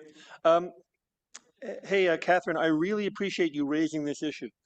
When I was talking earlier in the day about how the city, often has to prioritize where to allocate its resources, and if we choose between, spending money on this asset or let's say spending money on infrastructure gap, the principle behind that is spending our limited resources on things that have the greatest public good. And so you raise the important question of what levels of this investment will be sure to take care of the greater use of public realm. And I remember back in when we were last at committee on this, my colleague, Councillor Menard, brought many motions, and I remember several of them did speak to trying to ensure that measures could be put in place so that those free, nonprofit, public realm amenities of Lansdowne be used to their full extent. So I wouldn't mind getting a little bit more clarity from you. You had made reference to, and I'm also glad to hear you speak specifically about 613, but you had made mention to a concern you had with regards to yours or other groups that, let's say, might be having access to the Aberdeen or the horticulture buildings, that you can be squeezed out or bumped if there be other private partners having demand of it. Can you please speak more specifically about what kind of circumstances those are, what kind of events those are? I guess one last year was the Junior World Hockey. So they came into the site at the end of December, and we were hosting, in the past, we've done 4 night markets in December, end of November, 3 weeks into December. So I think both ourselves and the farmers market we got moved off those dates because of that. Okay, so, and of course, what you got moved over by there on Junior World Hockey, I mean, that in and of itself is a behemoth. And I'm not saying I would want to not have Junior World Hockey, but what I'll be trying to do when we have questions for staff, or if and when there are opportunities to take a peek at what might be available here, the last thing I want to do, if we are going to be spending tons of money, public money, on a public asset, is I want to ensure that the public benefit there is as much as it can be. So perhaps there might be opportunities to try to get in place some measures that would protect organizations from like yours or other public events from being squeezed out. So thanks for raising it with me, with us.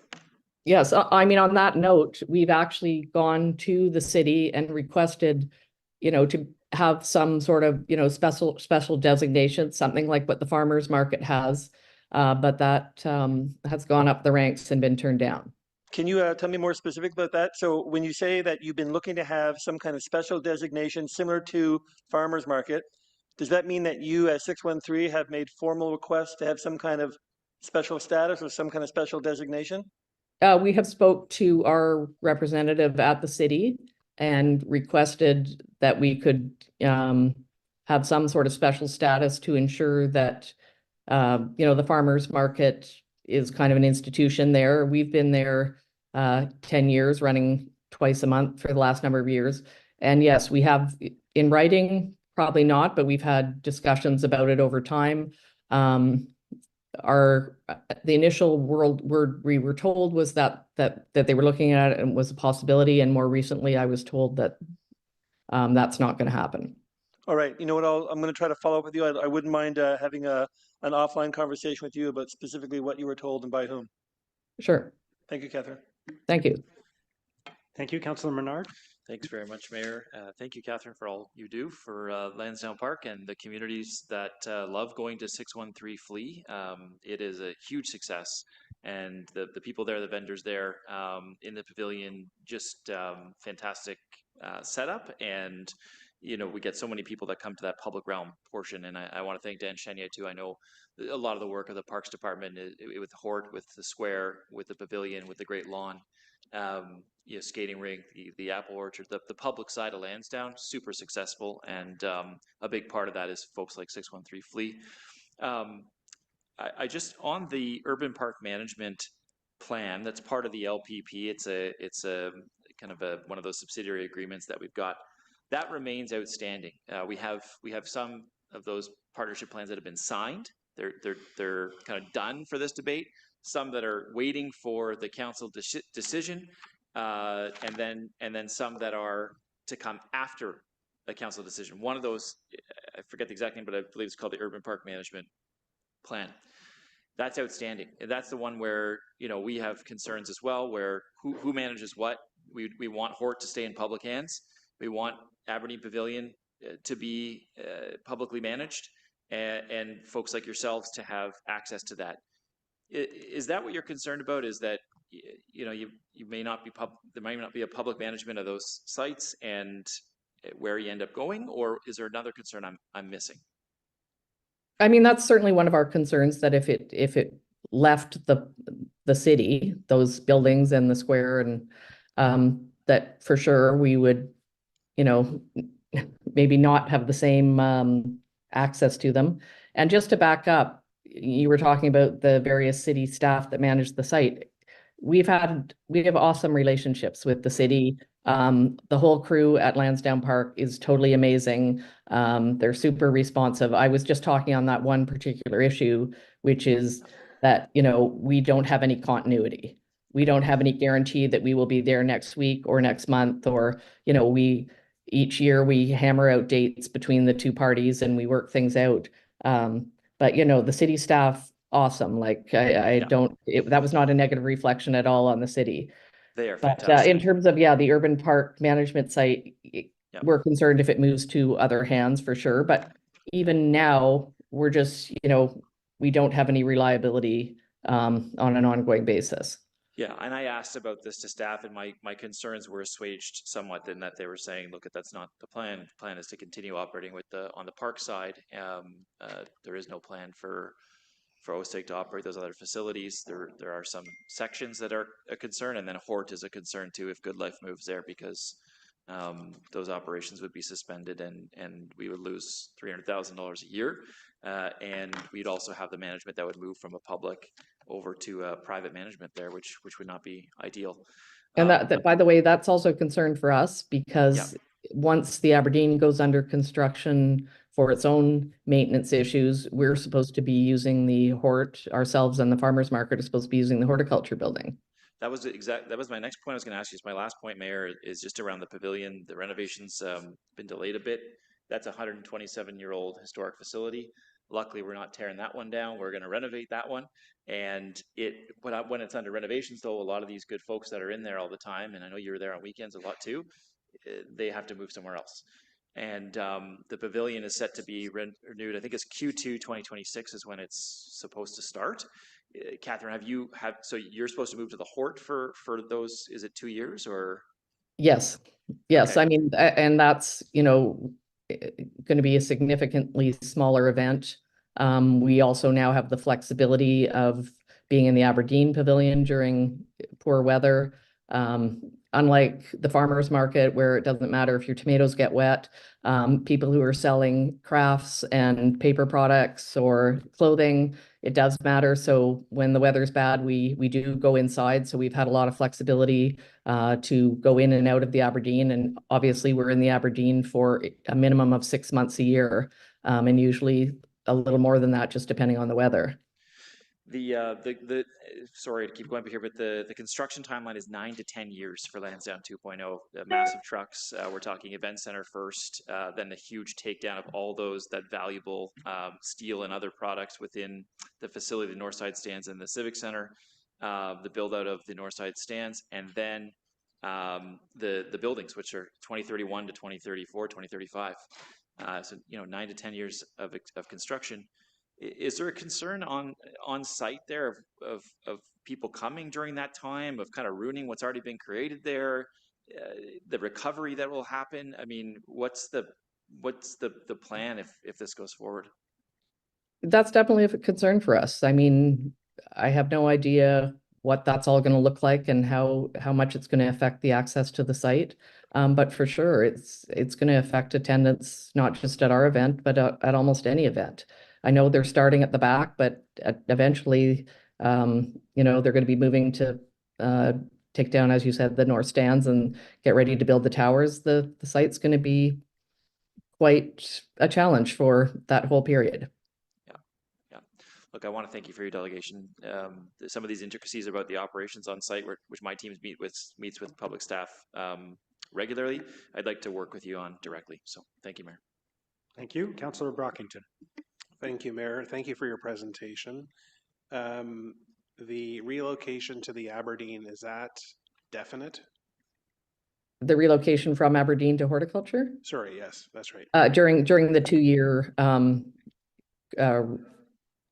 renovations to the Aberdeen. Okay, so you're not looking for any other locations. You are confirmed to relocate to the horticulture building. No, we'd love to be set up in a tent on Aberdeen Square that would, you know, fit 100 or so vendors, but I've proposed that as well, but nobody seems to be that interested in that option. Fair enough. During that 2-year period, though, do you want to stay at Lansdowne, or would you consider venues other than Lansdowne Park? We would consider other venues other than Lansdowne Park if they are, you know, Lansdowne definitely has the benefit of being central, and the space in the Aberdeen is pretty hard to replicate. Fair the enough. square footage space. Appreciate that. I did ask the executive director of the Glebe BIA about traffic concerns and public transit, and he, I'll paraphrase him, did not articulate that this was a major issue in the Glebe, despite everything else I've heard to date.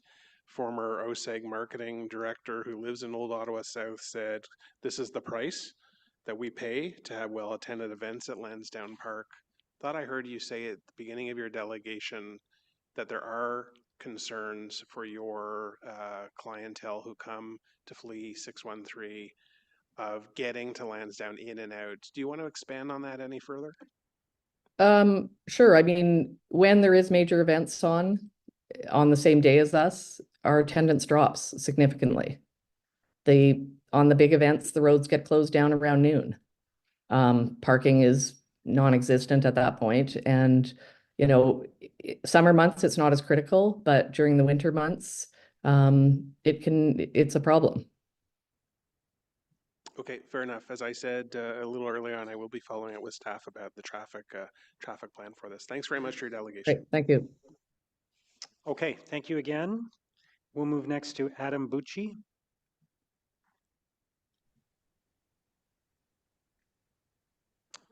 Welcome. Thank you. Thank you for having me. So I've been an Ottawa resident for about 5 years now.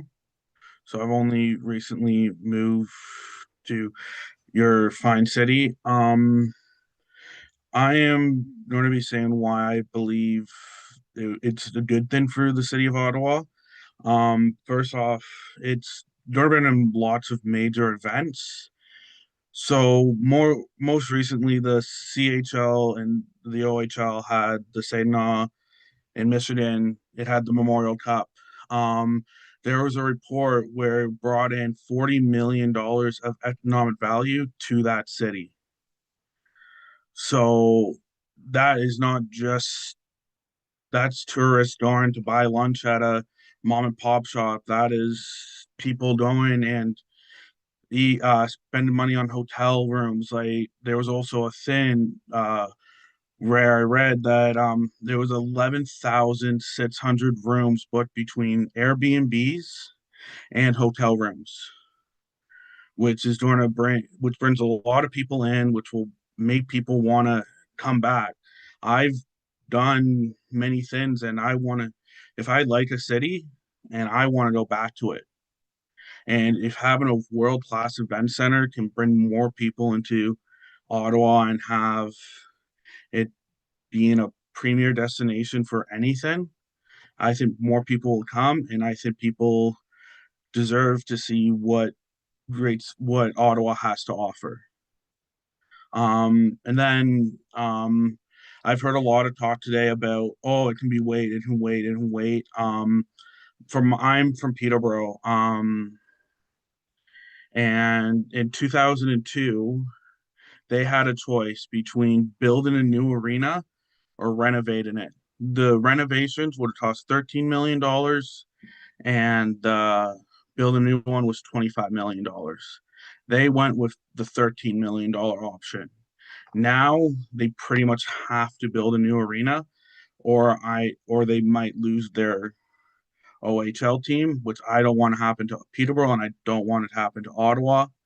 But now the cost to build a new arena is $170 million just to build a new arena, which is a huge markup, a huge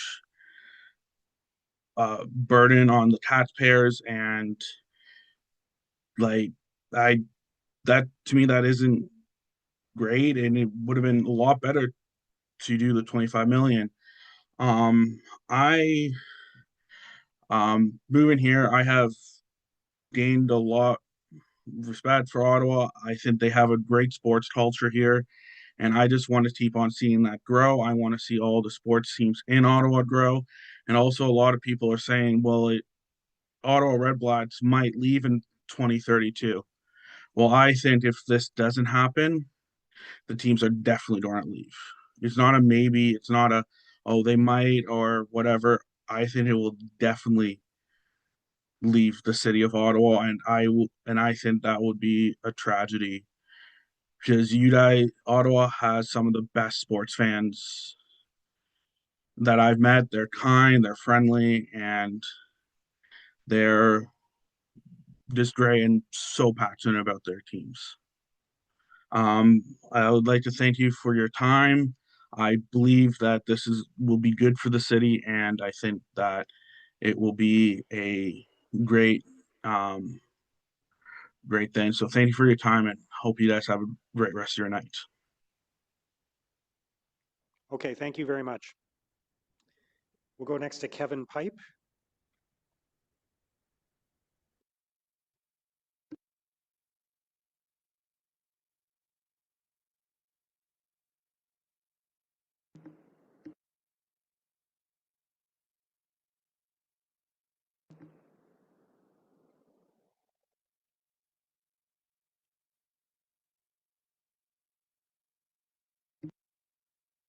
Can you hear me now? Yes. Thank you for this opportunity. I've been a homeowner and resident of the Glebe for the past 37 years. In my opinion, one of the finest neighborhoods across this wonderful country, and I've had a lifelong history in soccer across Canada as well. I speak to you today stating my unreserved support of Lansdowne 2.0 and the leadership demonstrated by you, Mr. Mayor, and most members of City Council and the local business community, in particular OSEG, in bringing this exciting and vibrant project to where it is today. For those of us who remember what Lansdowne was like in 2010 and compared to it to today, it's like chalk and cheese. A dilapidated asphalt parking lot with rundown facilities. It is now a vibrant sports and entertainment, residential, and commercial district, drawing millions of visitors and contributing significantly to the quality of life to residents of Ottawa, including those who originally argued against Lansdowne then and doing so now. We've heard it often stated that Ottawa is a G7 capital city and that we need to raise the bar if we are to achieve the vision to which a metropolis of this standing should aspire. Lansdowne 2.0 offers this opportunity to build today for the future of our city and its million-plus residents, and particularly for the next generation who will enjoy Lansdowne even more so in decades to come.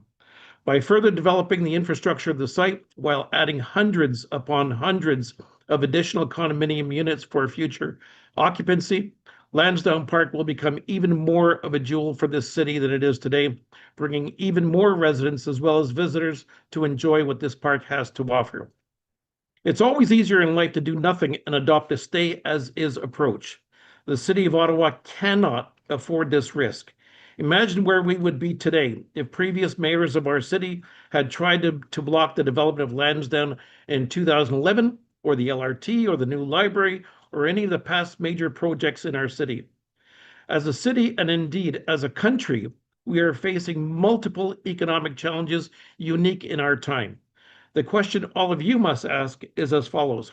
If now is not the time to take an investment of this nature for the benefit of residents of our city for decades to come, then when would it ever be? Tourism Ottawa has been properly taking on an advertising campaign promoting the wonderful international sporting events and festivals which have all come to Ottawa over the past decade because of newly developed Lansdowne. It was interesting as well that when King Charles came to Ottawa in May to address Parliament, where was he welcome? Nowhere else but here at Lansdowne Park. I was one of the thousands to welcome him to our city that day and here at Lansdowne, and it was a wonderful occasion. Lansdowne is home to so many different professional sports clubs and international events as well as concerts. Next week will be soccer week. We will see close to 20,000 soccer fans cheering on Atletico Ottawa to its first league championship. This on the heels of a sold-out Panda game, as well as the inaugural season of FC Rapid of the Northern Super League and the amazing growth of women's sports. And by the way, there's a lot of talk today about the Ottawa Charge. Let's not forget that we also have another professional women's club in Ottawa called FC Rapid, and they have a semifinal playoff game next weekend, the day before the Atletico Championship match. Let's continue to invest in our community and our collective future in order to optimize what lies before us. We are in competition with other cities across the country. If we are going to meet the challenges ahead, the time is right to move forward. To not do so puts at risk all what has been achieved over the past dozen years. The recently released reports reveal stability in pricing, as well as a most positive increase in the sale of air rights associated with the project. Combined with all other pieces of the puzzle now in place, and given the unique situation of these most unusual times with regards to our international trading relationships, I urge the City of Ottawa to move forward with this investment in our collective future. I commend you, Mr. Mayor, and those leaders before you, including Mayor Jim Watson, for bringing Lansdowne Park to where it is today and for now steering to where it must go. The risks of not doing so far outweigh any of the concern raised by the naysayers.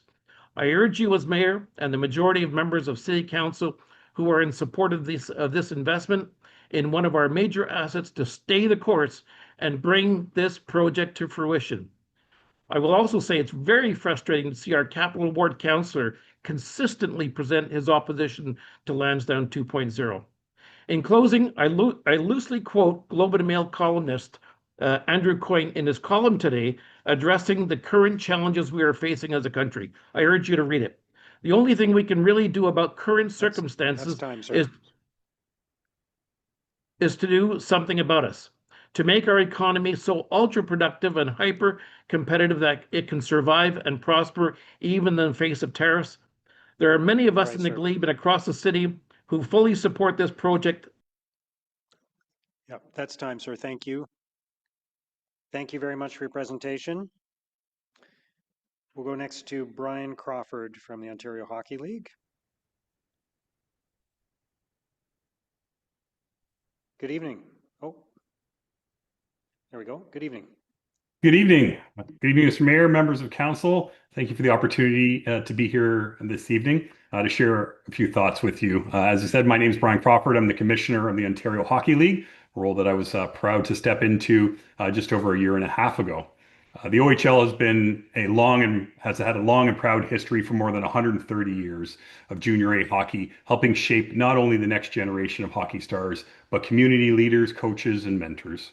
With over 20 teams across Ontario, Michigan, and Pennsylvania, we're more than just a hockey league. We are an integral part of the social and economic fabrics of the communities that we serve, generating nearly $500 million in economic activity in a yearly basis in the communities in which we're located, along with millions of dollars in philanthropic giving with hundreds of the community partners we work with.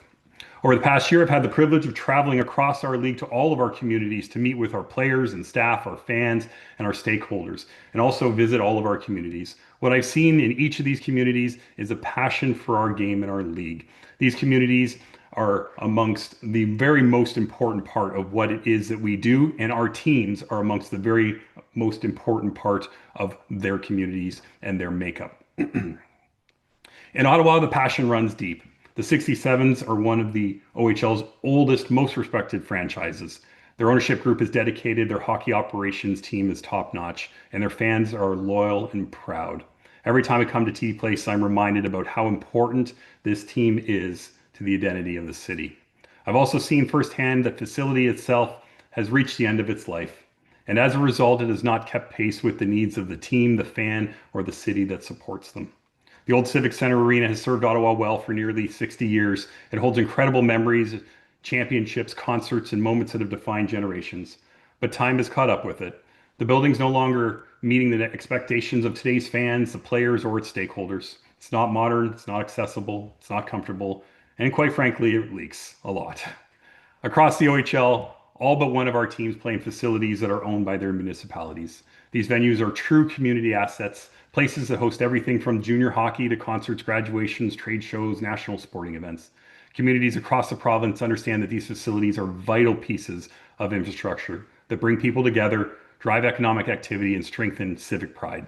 We're seeing commitments right now in cities like Brantford and Sudbury to build brand new facilities, while seeing commitments from communities like Oshawa, Kitchener, London, Sault Ste. Marie to invest in upgrading their facilities in order to secure their long-term future as multi-purpose community spaces. I'm here to encourage the City of Ottawa today to do the same. In its current state, Ottawa's arena no longer meets the standards of our league for host venues. Furthermore, it can no longer be considered for hosting numerous prestigious events like the Memorial Cup. Before joining the OHL, I spent several years leading Canada basketball, so I have experience hosting other events in Ottawa as well, including the FIBA World Cup qualifier on Canada Day, where FIBA nearly canceled the game due to the extremely hot temperatures inside the building on that July 1st in 2018. So I understand the importance of modern, flexible event spaces and what they can mean to the communities. A new center at Lansdowne will not only be home to the 67s, but as I've said, home to concerts and national and international events, cultural celebrations, and a year-round hub and activity space that everyone can belong to. Furthermore, while I'm here to talk mostly about hockey, I've also had the distinct pleasure of playing on the field at Lansdowne as a member of the CFL for many, many years. I saw what that stadium was like before its first reiteration and redevelopment, and I've seen what the redevelopment of the stadium has meant to the long-term viability of the CFL football in the city of Ottawa and eventually the establishment of professional soccer in the city. So now it's time to finish the job. Replacing the north side stands in the arena will complete the vision and ensure Lansdowne continues to be a gathering place that reflects the energy and spirit of the community, and not just for the Ottawa community, but the entire community of Canada as a whole and all Canadians. It's about more than just a hockey rink. It's about investing in community, accessibility, and pride of place.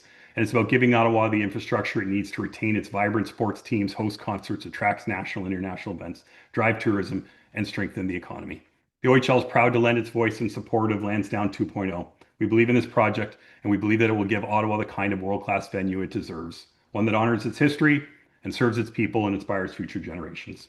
Thank you. Thank you very much, Commissioner Crawford. All right, we appreciate it. Thank you. We'll go next to Brenda Reich.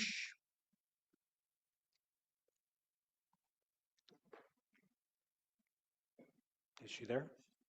She's not there? Okay. Okay, let's try Justin Hughes, who I see is online. Go ahead whenever you're ready. Good evening.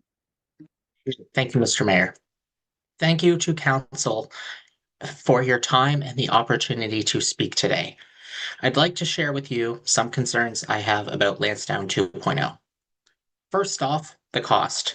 Lansdowne 2.0 is set to cost just shy of $419 million, which is a massive investment at a time when OC Transpo is facing ongoing deficits and service cuts. We should be directing more funding towards public transit, which is clearly underfunded. On top of that, Ottawa already faces a $10.8 billion infrastructure gap. Now, I do understand that the stadium needs to be replaced and that the stadium and the arena are aging. Sorry, I'll rephrase. I understand that the north side stands need to be replaced, and I understand that the arena is aging, but I don't think that this project should be our top priority right now. Secondly, I have concerns with the proposal presented.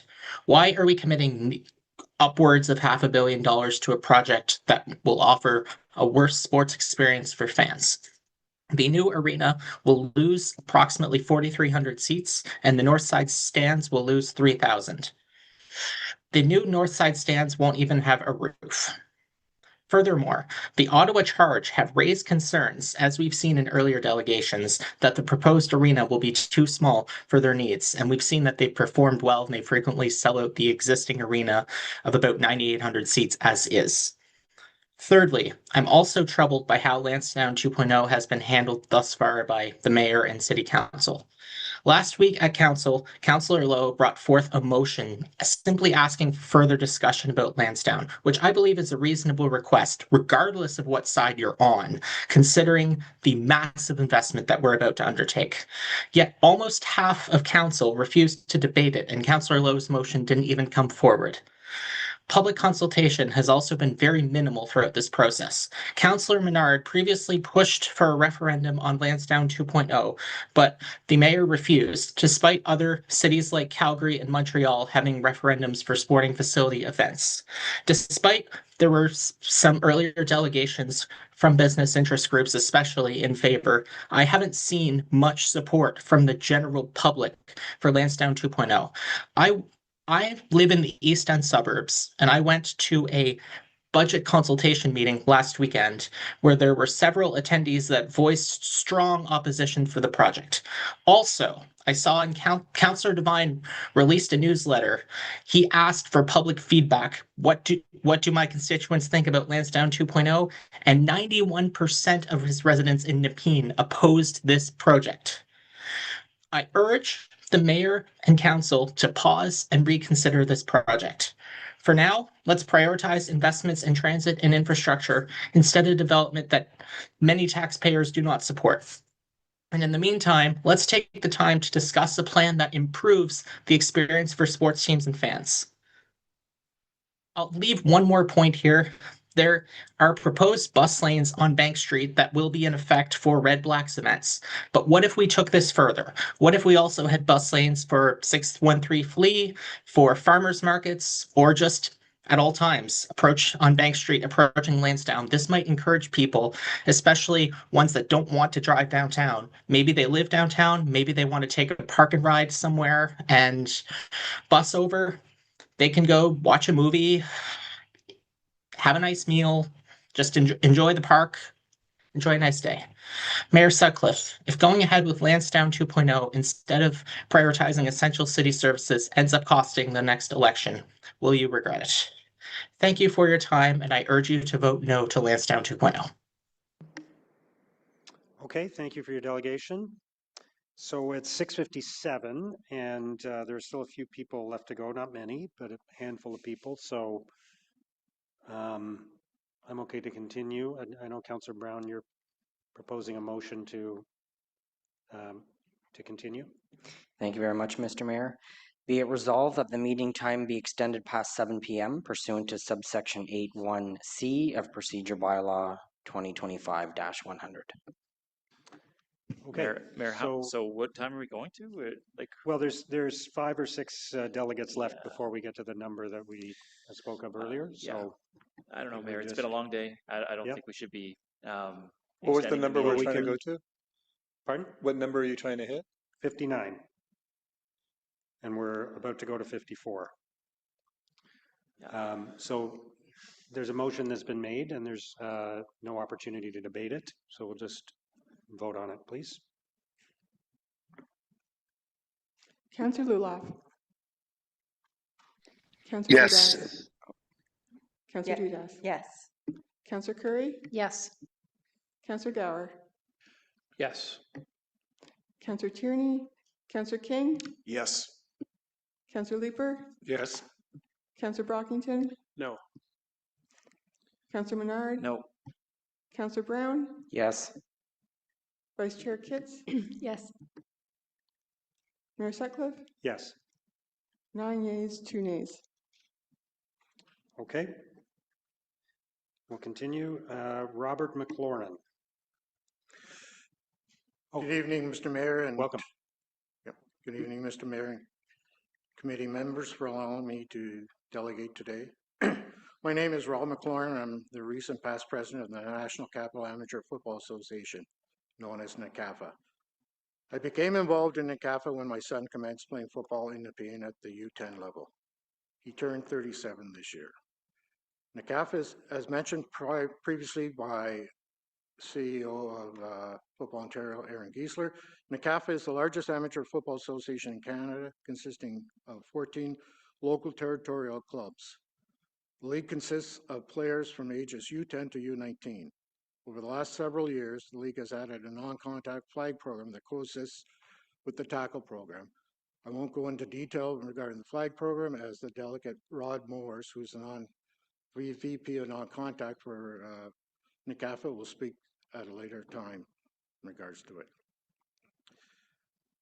In 2025, the league saw a total of 2,193 flag football registrants, as well as 1,779 tackle football registrants. It should be noted that both programs are open to all gender registrations. In 2025, NACAFA also marked its 70th anniversary as a league. Over the years, NACAFA has graduated players who have gone on to attend and play at various prep schools, junior clubs, CEGEPs, universities both in Canada and the US, as well as the CFL. I personally know 2 players who played within NACAFA that have gone on to play with the Red Blacks, one who won a Grey Cup and one who is still a rostered Red Blacks player. Since the Ottawa Red Blacks inception, the club has contributed over $1 million to amateur football over the years, and NACAFA has benefited immensely from same. These monies received has assisted with NACAFA club's equipment renewal, equipment recertification, as well as expenses associated with championship weekends, both for flag and tackle. In football, players' registration fees tend to be the only major cost, as the uniform and all equipment associated with the sport is supplied by the respective clubs. Monies received from the Red Blacks and the OSEG Foundation. No player who cannot afford the respective club's registration fees are turned away. There are clubs within NACAFA whose respective territory encompasses subsidized housing and challenged income earners, as well as new residents to Canada and the Ottawa area. Outside of the financial assistance from the Red Blacks and OSEG Foundation, Red Blacks host coaching clinics, which provides a wealth of knowledge and tools for local amateur coaches within NACAFA and other leagues.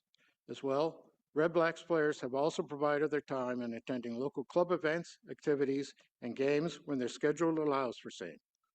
Although I cannot speak to the teams in the CFL's Western Conference, it is my opinion that the Red Blacks appear to be more of a community-involved, oriented club than their 3 other counterparts.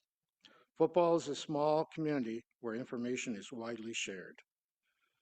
The lengthy relationship between NACAFA and the Ottawa Red Blacks and OSEG Foundation has not been a one-way street, but a very rewarding and mutual partnership.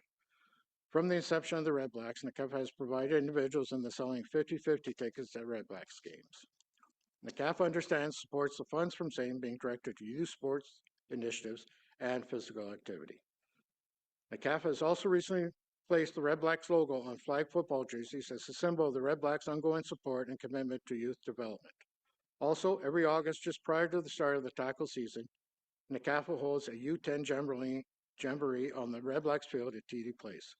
During this event, there are some Red Black players who attend and volunteer having their photos taken with the players, as well as signing autographs. As well, each team gets a full tour of the Red Blacks locker room. This is an event that the players look forward to every year and gets them excited about the upcoming season and football in general. NACAFA also uses this event to participate in the Purelator Tackle Hunger program, whereby clubs are given the red Purelay bags prior to the jamboree and returns them the day of the event. Bags are then placed in an awaiting Purelator truck and then takes them to the Ottawa Food Bank. an initiative which is also done and supported by the Ottawa Red Blacks and the CFL. NACAFA, like the Red Blacks and OSEG, is aware that no one club is immune to requirements for food subsidies or is without a local food bank or cupboard. Being built in 1967, having attended various events at TD Place, whether it be football field or arena, it is my opinion that the infrastructure at TD Place is aging. Having sold 50-50 tickets at the Red Blacks games since their inception, there's a noticeable fan experience between the north and south side stands. Mr. McLaren, that's time, unfortunately. You just wanted to wrap up real quick?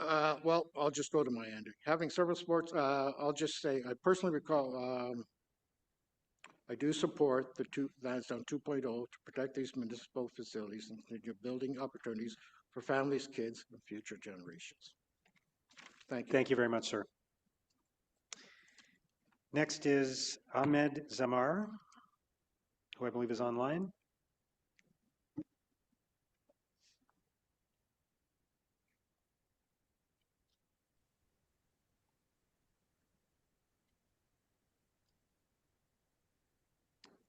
Hello, sir. Go ahead. Hello, good evening. Can you hear me okay? Yep. Amazing. Thank you.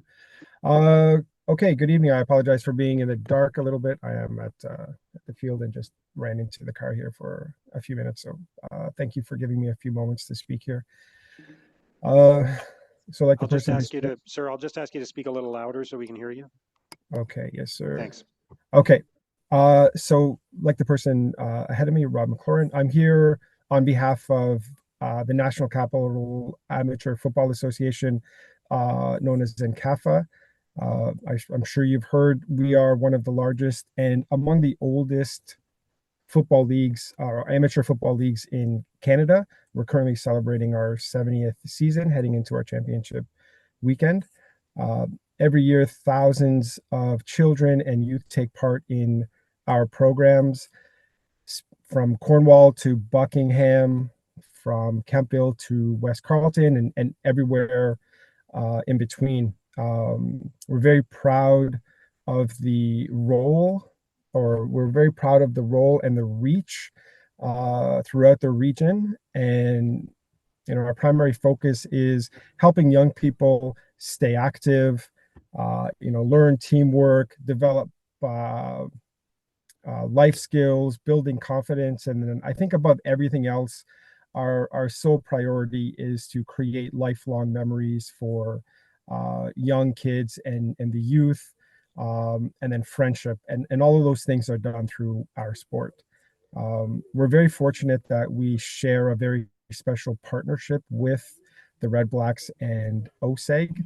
Their ongoing support, including significant financial contributions since the first redevelopment of Lansdowne, has really helped us sustain the league and grow tremendously at every level over the years.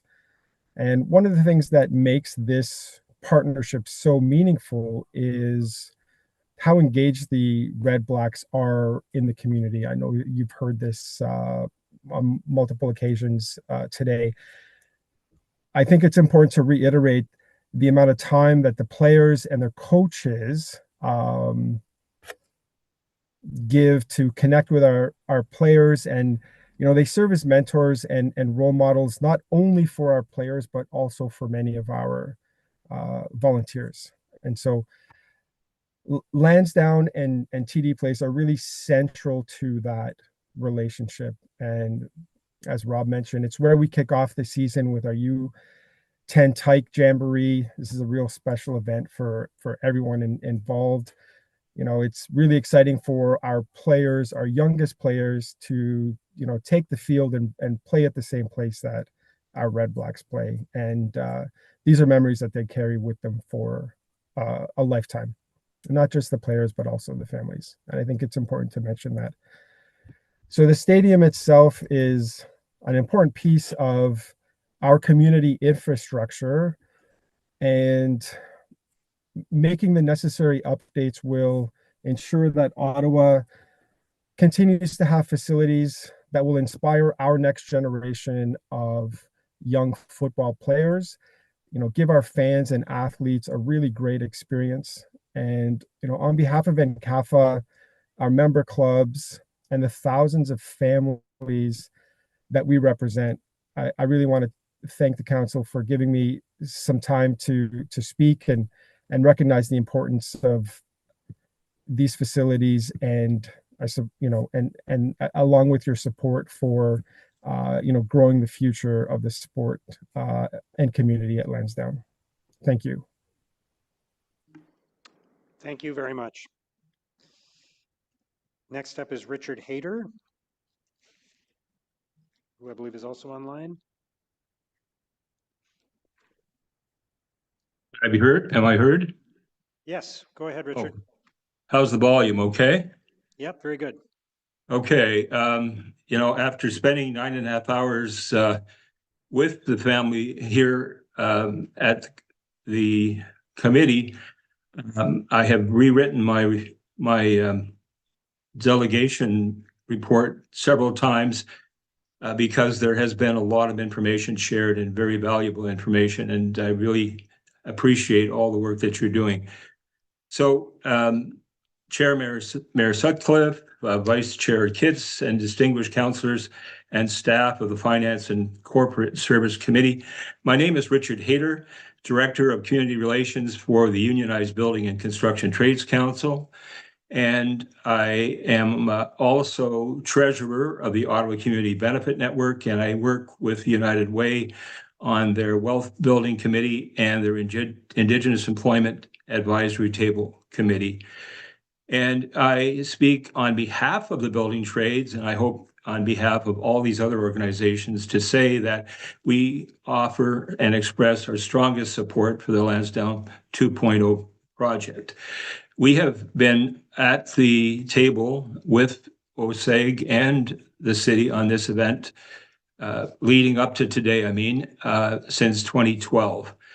And we support it because Lansdowne 1.0 is a thriving hub that employs more than 4,000 people, attracts 4 million visitors annually, and generates over 300 million in economic activity for Ottawa. All of that fits into the wealth building that we are supporting. Lansdowne 1.0 proved that when the public and private sectors work together, positive things can happen for our city. Lansdowne 2.0 builds on that success and is projected to create 4,900 jobs by 2035 and will generate 500 million in GDP revenues, 89 million annually once it is operational. Beyond jobs, Lansdowne 2.0 will generate broad economic and community benefits, such as 8 million in new annual visitor spending, 4.5 million in new annual property tax revenues, and 14.4 million in contributions in housing. And this is exactly the kind of forward-looking investment Ottawa needs to continue progressing as a competitive capital city.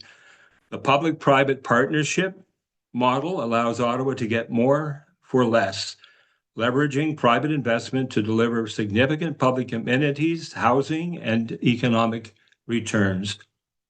In your deliberations, we would urge the committee to consider the real cost of delay. Construction costs continue to rise at a rate of 3 to 5% per year, meaning that deferring this project would see the city share increase dramatically. Waiting will only make the project less affordable, and the time to act is now. So Lansdowne 2.0 is about more than a redevelopment. It's about sustaining momentum, creating jobs, stimulating economic growth, and ensuring that the city grows with purpose and opportunity for all who live, work, and play here. The Building and Construction Trades Council is proud to endorse this project and encourages members of the Finance and Corporate Services Committee to recommend its approval to Council. I would like to mention that we have been a council in Ottawa since December 19th, 1872. We have built all the arenas, all the Day Brother arenas, starting with one that was about 1,000 seats, then 3,500, then 7,000, and then 10,000 seats, from which 11 Stanley Cups were won. And we're hoping that when we build the Ann Lauer Arena, that will continue to reap Stanley Cup rewards that will make the city shine in the hockey industry.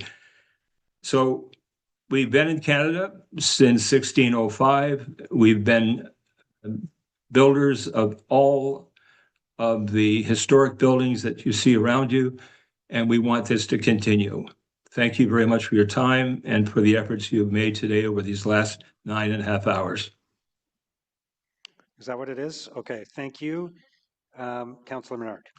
Thank you very much, Mayor. Thanks for your delegation. I wanted to ask you about the bid for the construction, and that was the lowest dollar bid by not very much. It was extremely close with two of those bids. But I'm wondering about the people who won the bid and where those contractors are coming from. Is it your understanding that we're going to have local contractors potentially building Lansdowne 2.0 facilities if this goes through? Councillor, our hope has been that the whole process has been respecting and following the buy local Ottawa. We support the City of Ottawa, Ottawa Tourism, Invest Ottawa, Ottawa Coalition of BIAs, the RGA, United Way, and so on. And we have been firmly focused on buy local. So that has been the stream that we're following, and we hope that this will be local labor. This will be qualified labor. This will be people who are giving back to the community, helping us with wealth building for the Indigenous community, for all new Canadians, and people who are here as permanent residents. So I look forward to really seeing all the documentation that everyone else is asking for as well, and it hasn't reached my desk yet. No, I appreciate that response, and I guess the concern is around the contractor maybe bringing in people far away from our city for previous construction projects that have occurred, and problems with workforce power. Not to mention that if the contractor's construction employees are not from Eastern Ontario, the large project here, the huge amount of investment we're about to potentially make won't benefit the taxpayers locally that are funding it. Do you have a comment on that? Well, first of all, I should mention that I'm here in fact, representing 20 of our affiliates who have 16, I'll call them big league training centers here in Ottawa. So we develop, train, recruit, maintain, and graduate a workforce to work in the City of Ottawa. Now, two things that I should bring up is that we have actually, going back many years, been to council on a number of times to say that the low bid is not the way of the future, that there is procurement models that will make everyone winners, and that has not happened as yet. So there are many things that we could put on the table, but right now I can see the focus this evening is that everyone is exhausted. I was really hoping to be the first up tomorrow morning because we understood that things were being shut down at 7 p.m. And we all have busy lives and many commitments. So I could keep going here. I have 420 years of construction history that we could cover, and it's not going to happen in the next 5 minutes. No, fair enough. I appreciate your delegation very much. I just want to make sure that the procurement model that we've selected goes with local workers if this is to move forward. And I think you would agree with that. And the low bid model doesn't always work very well. And in this case, it was so close that I'm concerned about the bid model, where those workers are actually going to be coming from.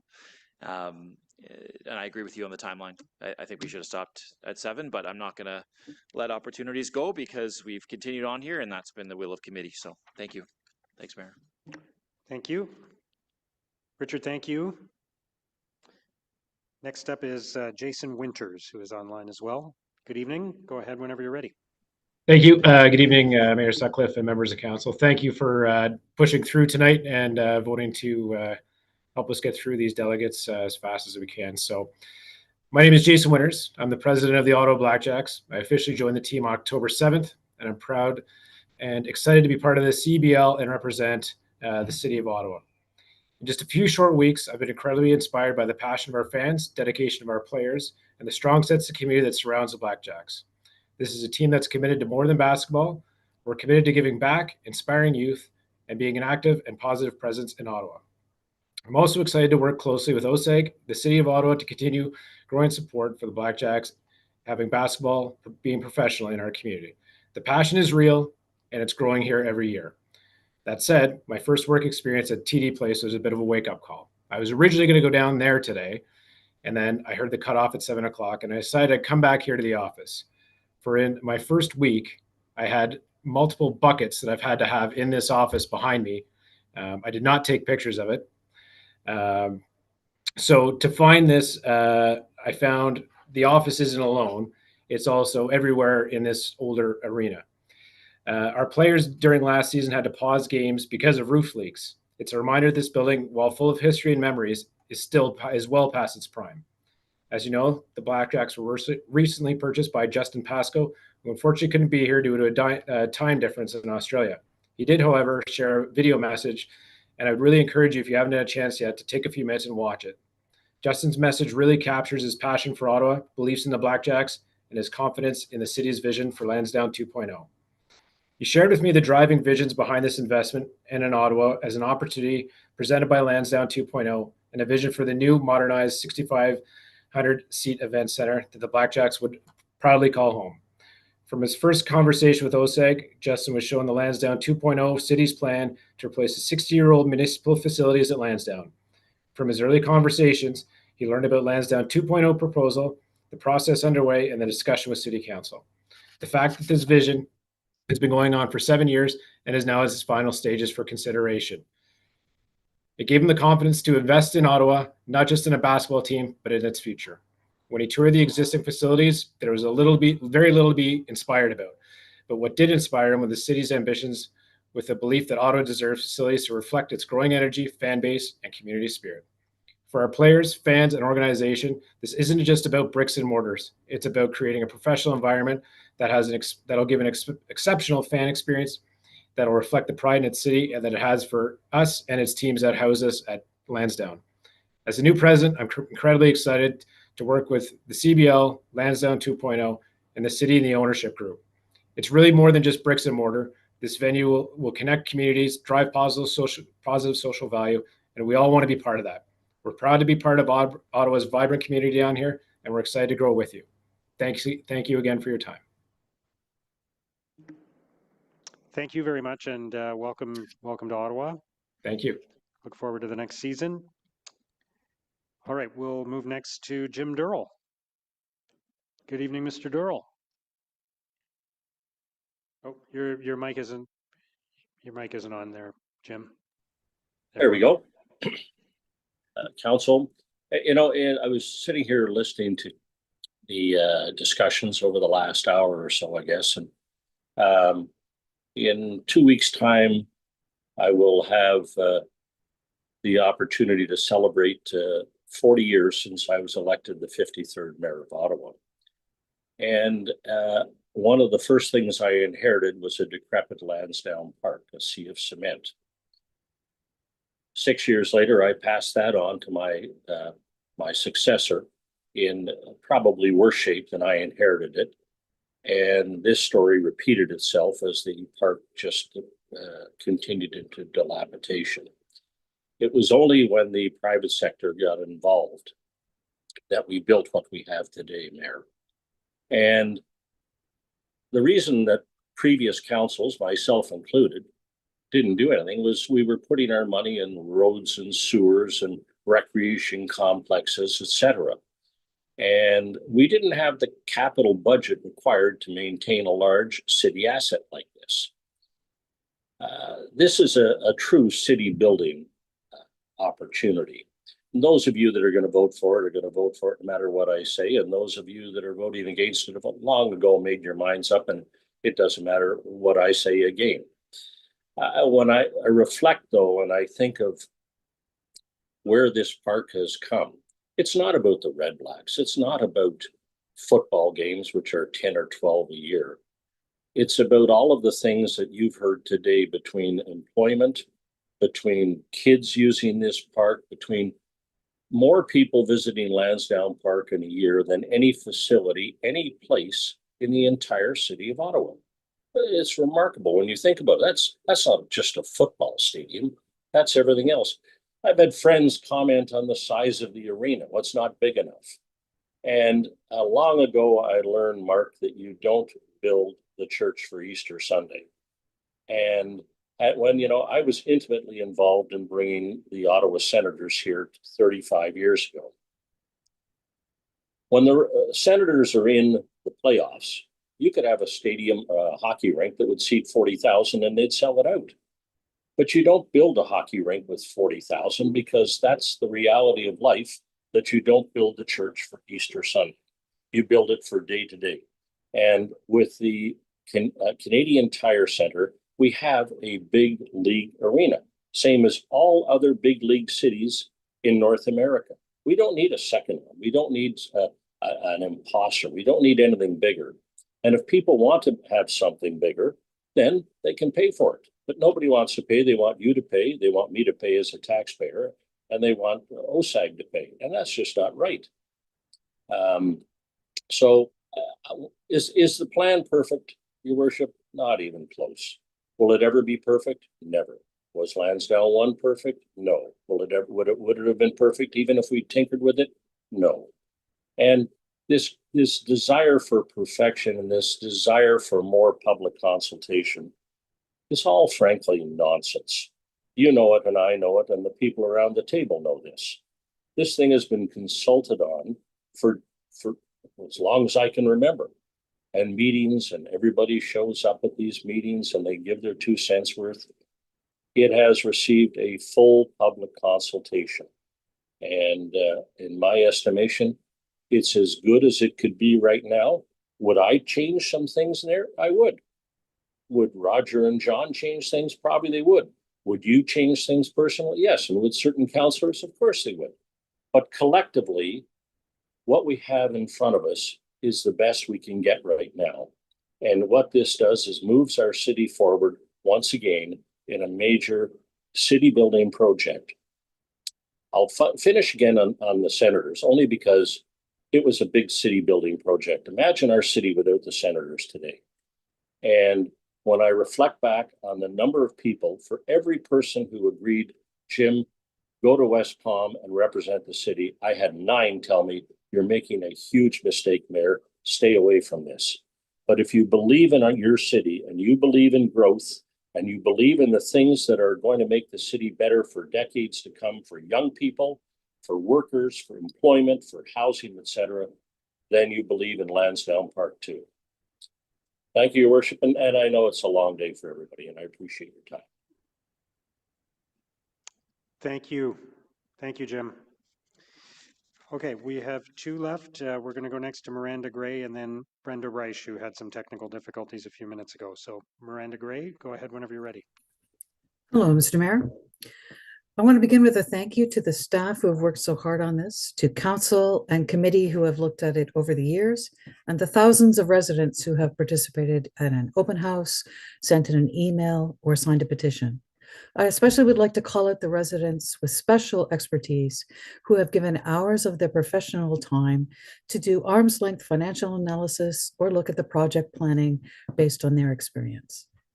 Finally, I'd like to thank OSEG. The journey to here has not been easy or cheap. I thank you for reviving the South Side stands and for keeping our teams going. Now, right now I live in Orleans, West Ennis, but for a little more than 5 years, I lived within 3 blocks of Lansdowne with homes on 3rd Avenue, Melgund, 5th, and Holmeswood. So I'm quite familiar with the area. I speak against this proposal. It was a good plan when it was initiated, but the world has changed and it has been overcome by events. I agree that the arena and the stands need to be rebuilt in the next few years, but I'm not convinced that we need an arts center as a standalone building. I don't see how we can double the number of people on site at one time. There are just too few ways that people trust to get to the site. We need to begin by fixing the busing on Bank Street to win people over to transit to get to Lansdowne. Until we do that, I don't believe we can double the number of people on the site within a couple of hours. I don't support the environmental waste of tearing down existing retail buildings that aren't very old. I'm still not personally convinced that bricks and mortar retail in 2026 or 2030 or 2040 at a sports area is a net positive experience to your sporting experience. And I don't believe that the stars will align for the proposed housing. Transit and car approaches are too difficult to the site, and those are the people that are going to be wanting to live in the housing as proposed. We're not getting affordable housing. We're getting condos aimed at people who likely will want to have at least one car each. So I'm not sure they're going to be able to sell that housing. I'm also not convinced that people would choose there over, let's say, LeBreton Flats, overlooking the Sens Arena with a better view over the river with great access. So I'm concerned that even if the housing air rights have been sold, that the housing will never go up, and therefore there will never be the uplift to pay for the work we are doing. I'd prefer a much smaller Lansdowne 2.5 rather than the current proposal. I am not in favor of saving Lansdowne Park by adding more concrete to the site. For me, there are too many red flags that this proposal is not yet complete. The biggest is the stakeholder engagement we heard about today. If OSEG didn't include the charge with full details on the size of the arena, who else did they not include? The public has been included, though they may not feel listened to, but I am concerned that such a major participant on the site does not feel heard. We don't see all of the athletic teams that participate on today's speakers list. Were they heard? Did they not know this meeting was coming forward? Do they think they have another chance next week to speak to you? I'm also concerned to see some ad hoc negotiations today between the mayor and the charge of ways of winning them back. This proposal needs to be at the point where there are no walk-on motions or amendments next week. It's concerning that the data may not have been shared with all councillors yet. I am okay with the idea that the public can't see everything that's business confidential, but I need to know that my councillors have been able to get the data they need to make the decisions they need to make. Throughout the years, we've been told at each gateway that this was not the final decision on Lansdowne, but now we are here. I went on the 407 this past weekend, and as you approach from the east, there's all these signs saying, last exit before the toll roll starts. This is where we are at. We have one more off-ramp before the debt financing starts. If you still have unanswered questions, please vote no. This plan has a lot of shaky financial assumptions, in my opinion, and if you don't have strong faith in them, you should vote no. This is a landmark part of our city. Your decision will last at least 50 years. You are dealing with one last sentence. Yeah, sure, go for it. You're dealing with the decisions made in haste in 1967. Please don't make haste decisions for 2067. Okay, thank you very much. We'll go now to Brenda Reich from Children at Risk Ottawa. Thank you for accommodating me, Mr. Mayor and council members. I'm sorry things were quite busy today, and I guess I missed my initial spot, so I appreciate being able to be allowed back in. So with regards to, I guess, I haven't been listening to all the proceedings, but I guess it's either a yay or a nay that seems to be coming out. I'm just wanted to comment in terms of the facility needing replacement. We've been going for years as a family to Lansdowne. My autistic son is in his early 30s. the issues with the building have just kept, I mean, I remember rain coming through the roof and fog on the ice. And, but one of the main things now is that I have, as I said, developmentally, he's probably more like a 10-year-old, but he's in his 30s. I can't take him to a hockey game by myself because there are no family-friendly washrooms. He can't go into the washroom by himself. He needs help. So this is one of the issues, and this is facing a lot of other families as well. And I found Ottawa 67's games more amenable to Ian could be noisy, he could be squirmy. At the 67's games, they have babies, they have children screaming and crying and doing all sorts of things. So he didn't really stick out like a sore thumb. I was very reticent to take him to Senators games because when he was young, he used to put his feet up on the seat in front of him and bounce, and that would kind of tick off a patron whose seat he's bouncing against. And, and I just didn't want some person turning around saying they paid $60 or $80 for a ticket to have this kid interrupt their game. So, we very much enjoyed not just the 67s, the Red Blacks, the soccer, and it needs to be, the facility needs to be replaced. I mean, it's been limped along for years by OSEG, and I've heard lots of comments that it's not maybe large enough. But I know a lot of OHL rinks usually are, a smaller size than the standard NHL rinks. So as I said, I don't know whether I'm saying yay or nay in terms of, accept this but I'm saying we do need the facility. We need a new, this to be the city of Ottawa and to be holding all the events that are being held at Lansdowne and in that arena.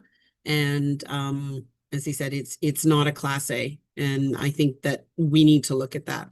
We are Ottawa. We represent the country. So we need a first-class facility. And that includes accessibility, it includes family-friendly washrooms, it includes just a sparkle. It needs to be able to say, this is Ottawa and this is the best.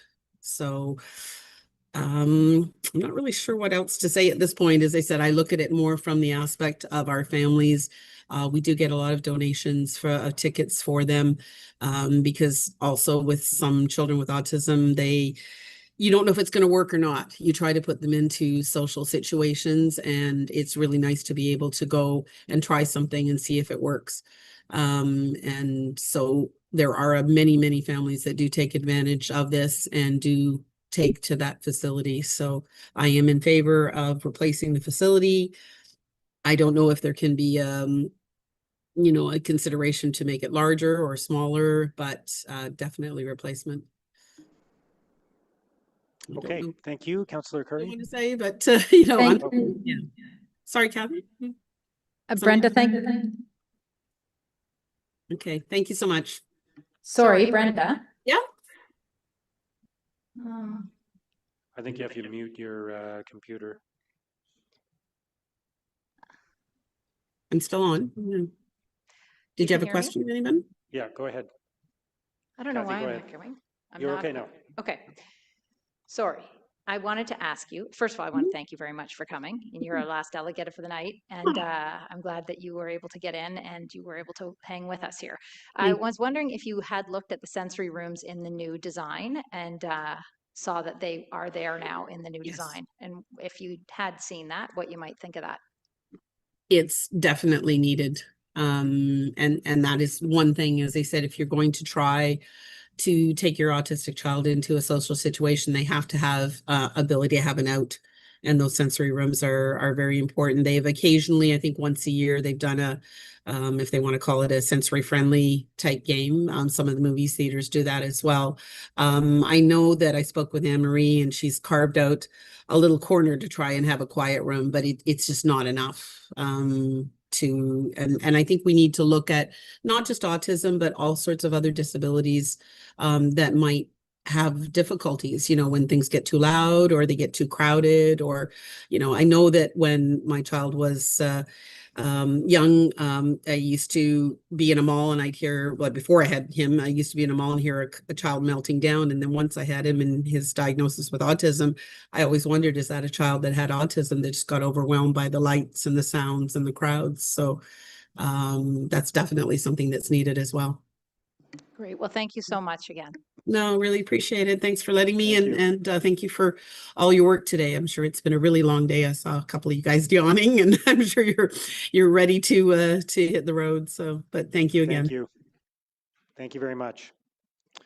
Okay, with that, we will recess until tomorrow morning at 9:30. Thank you.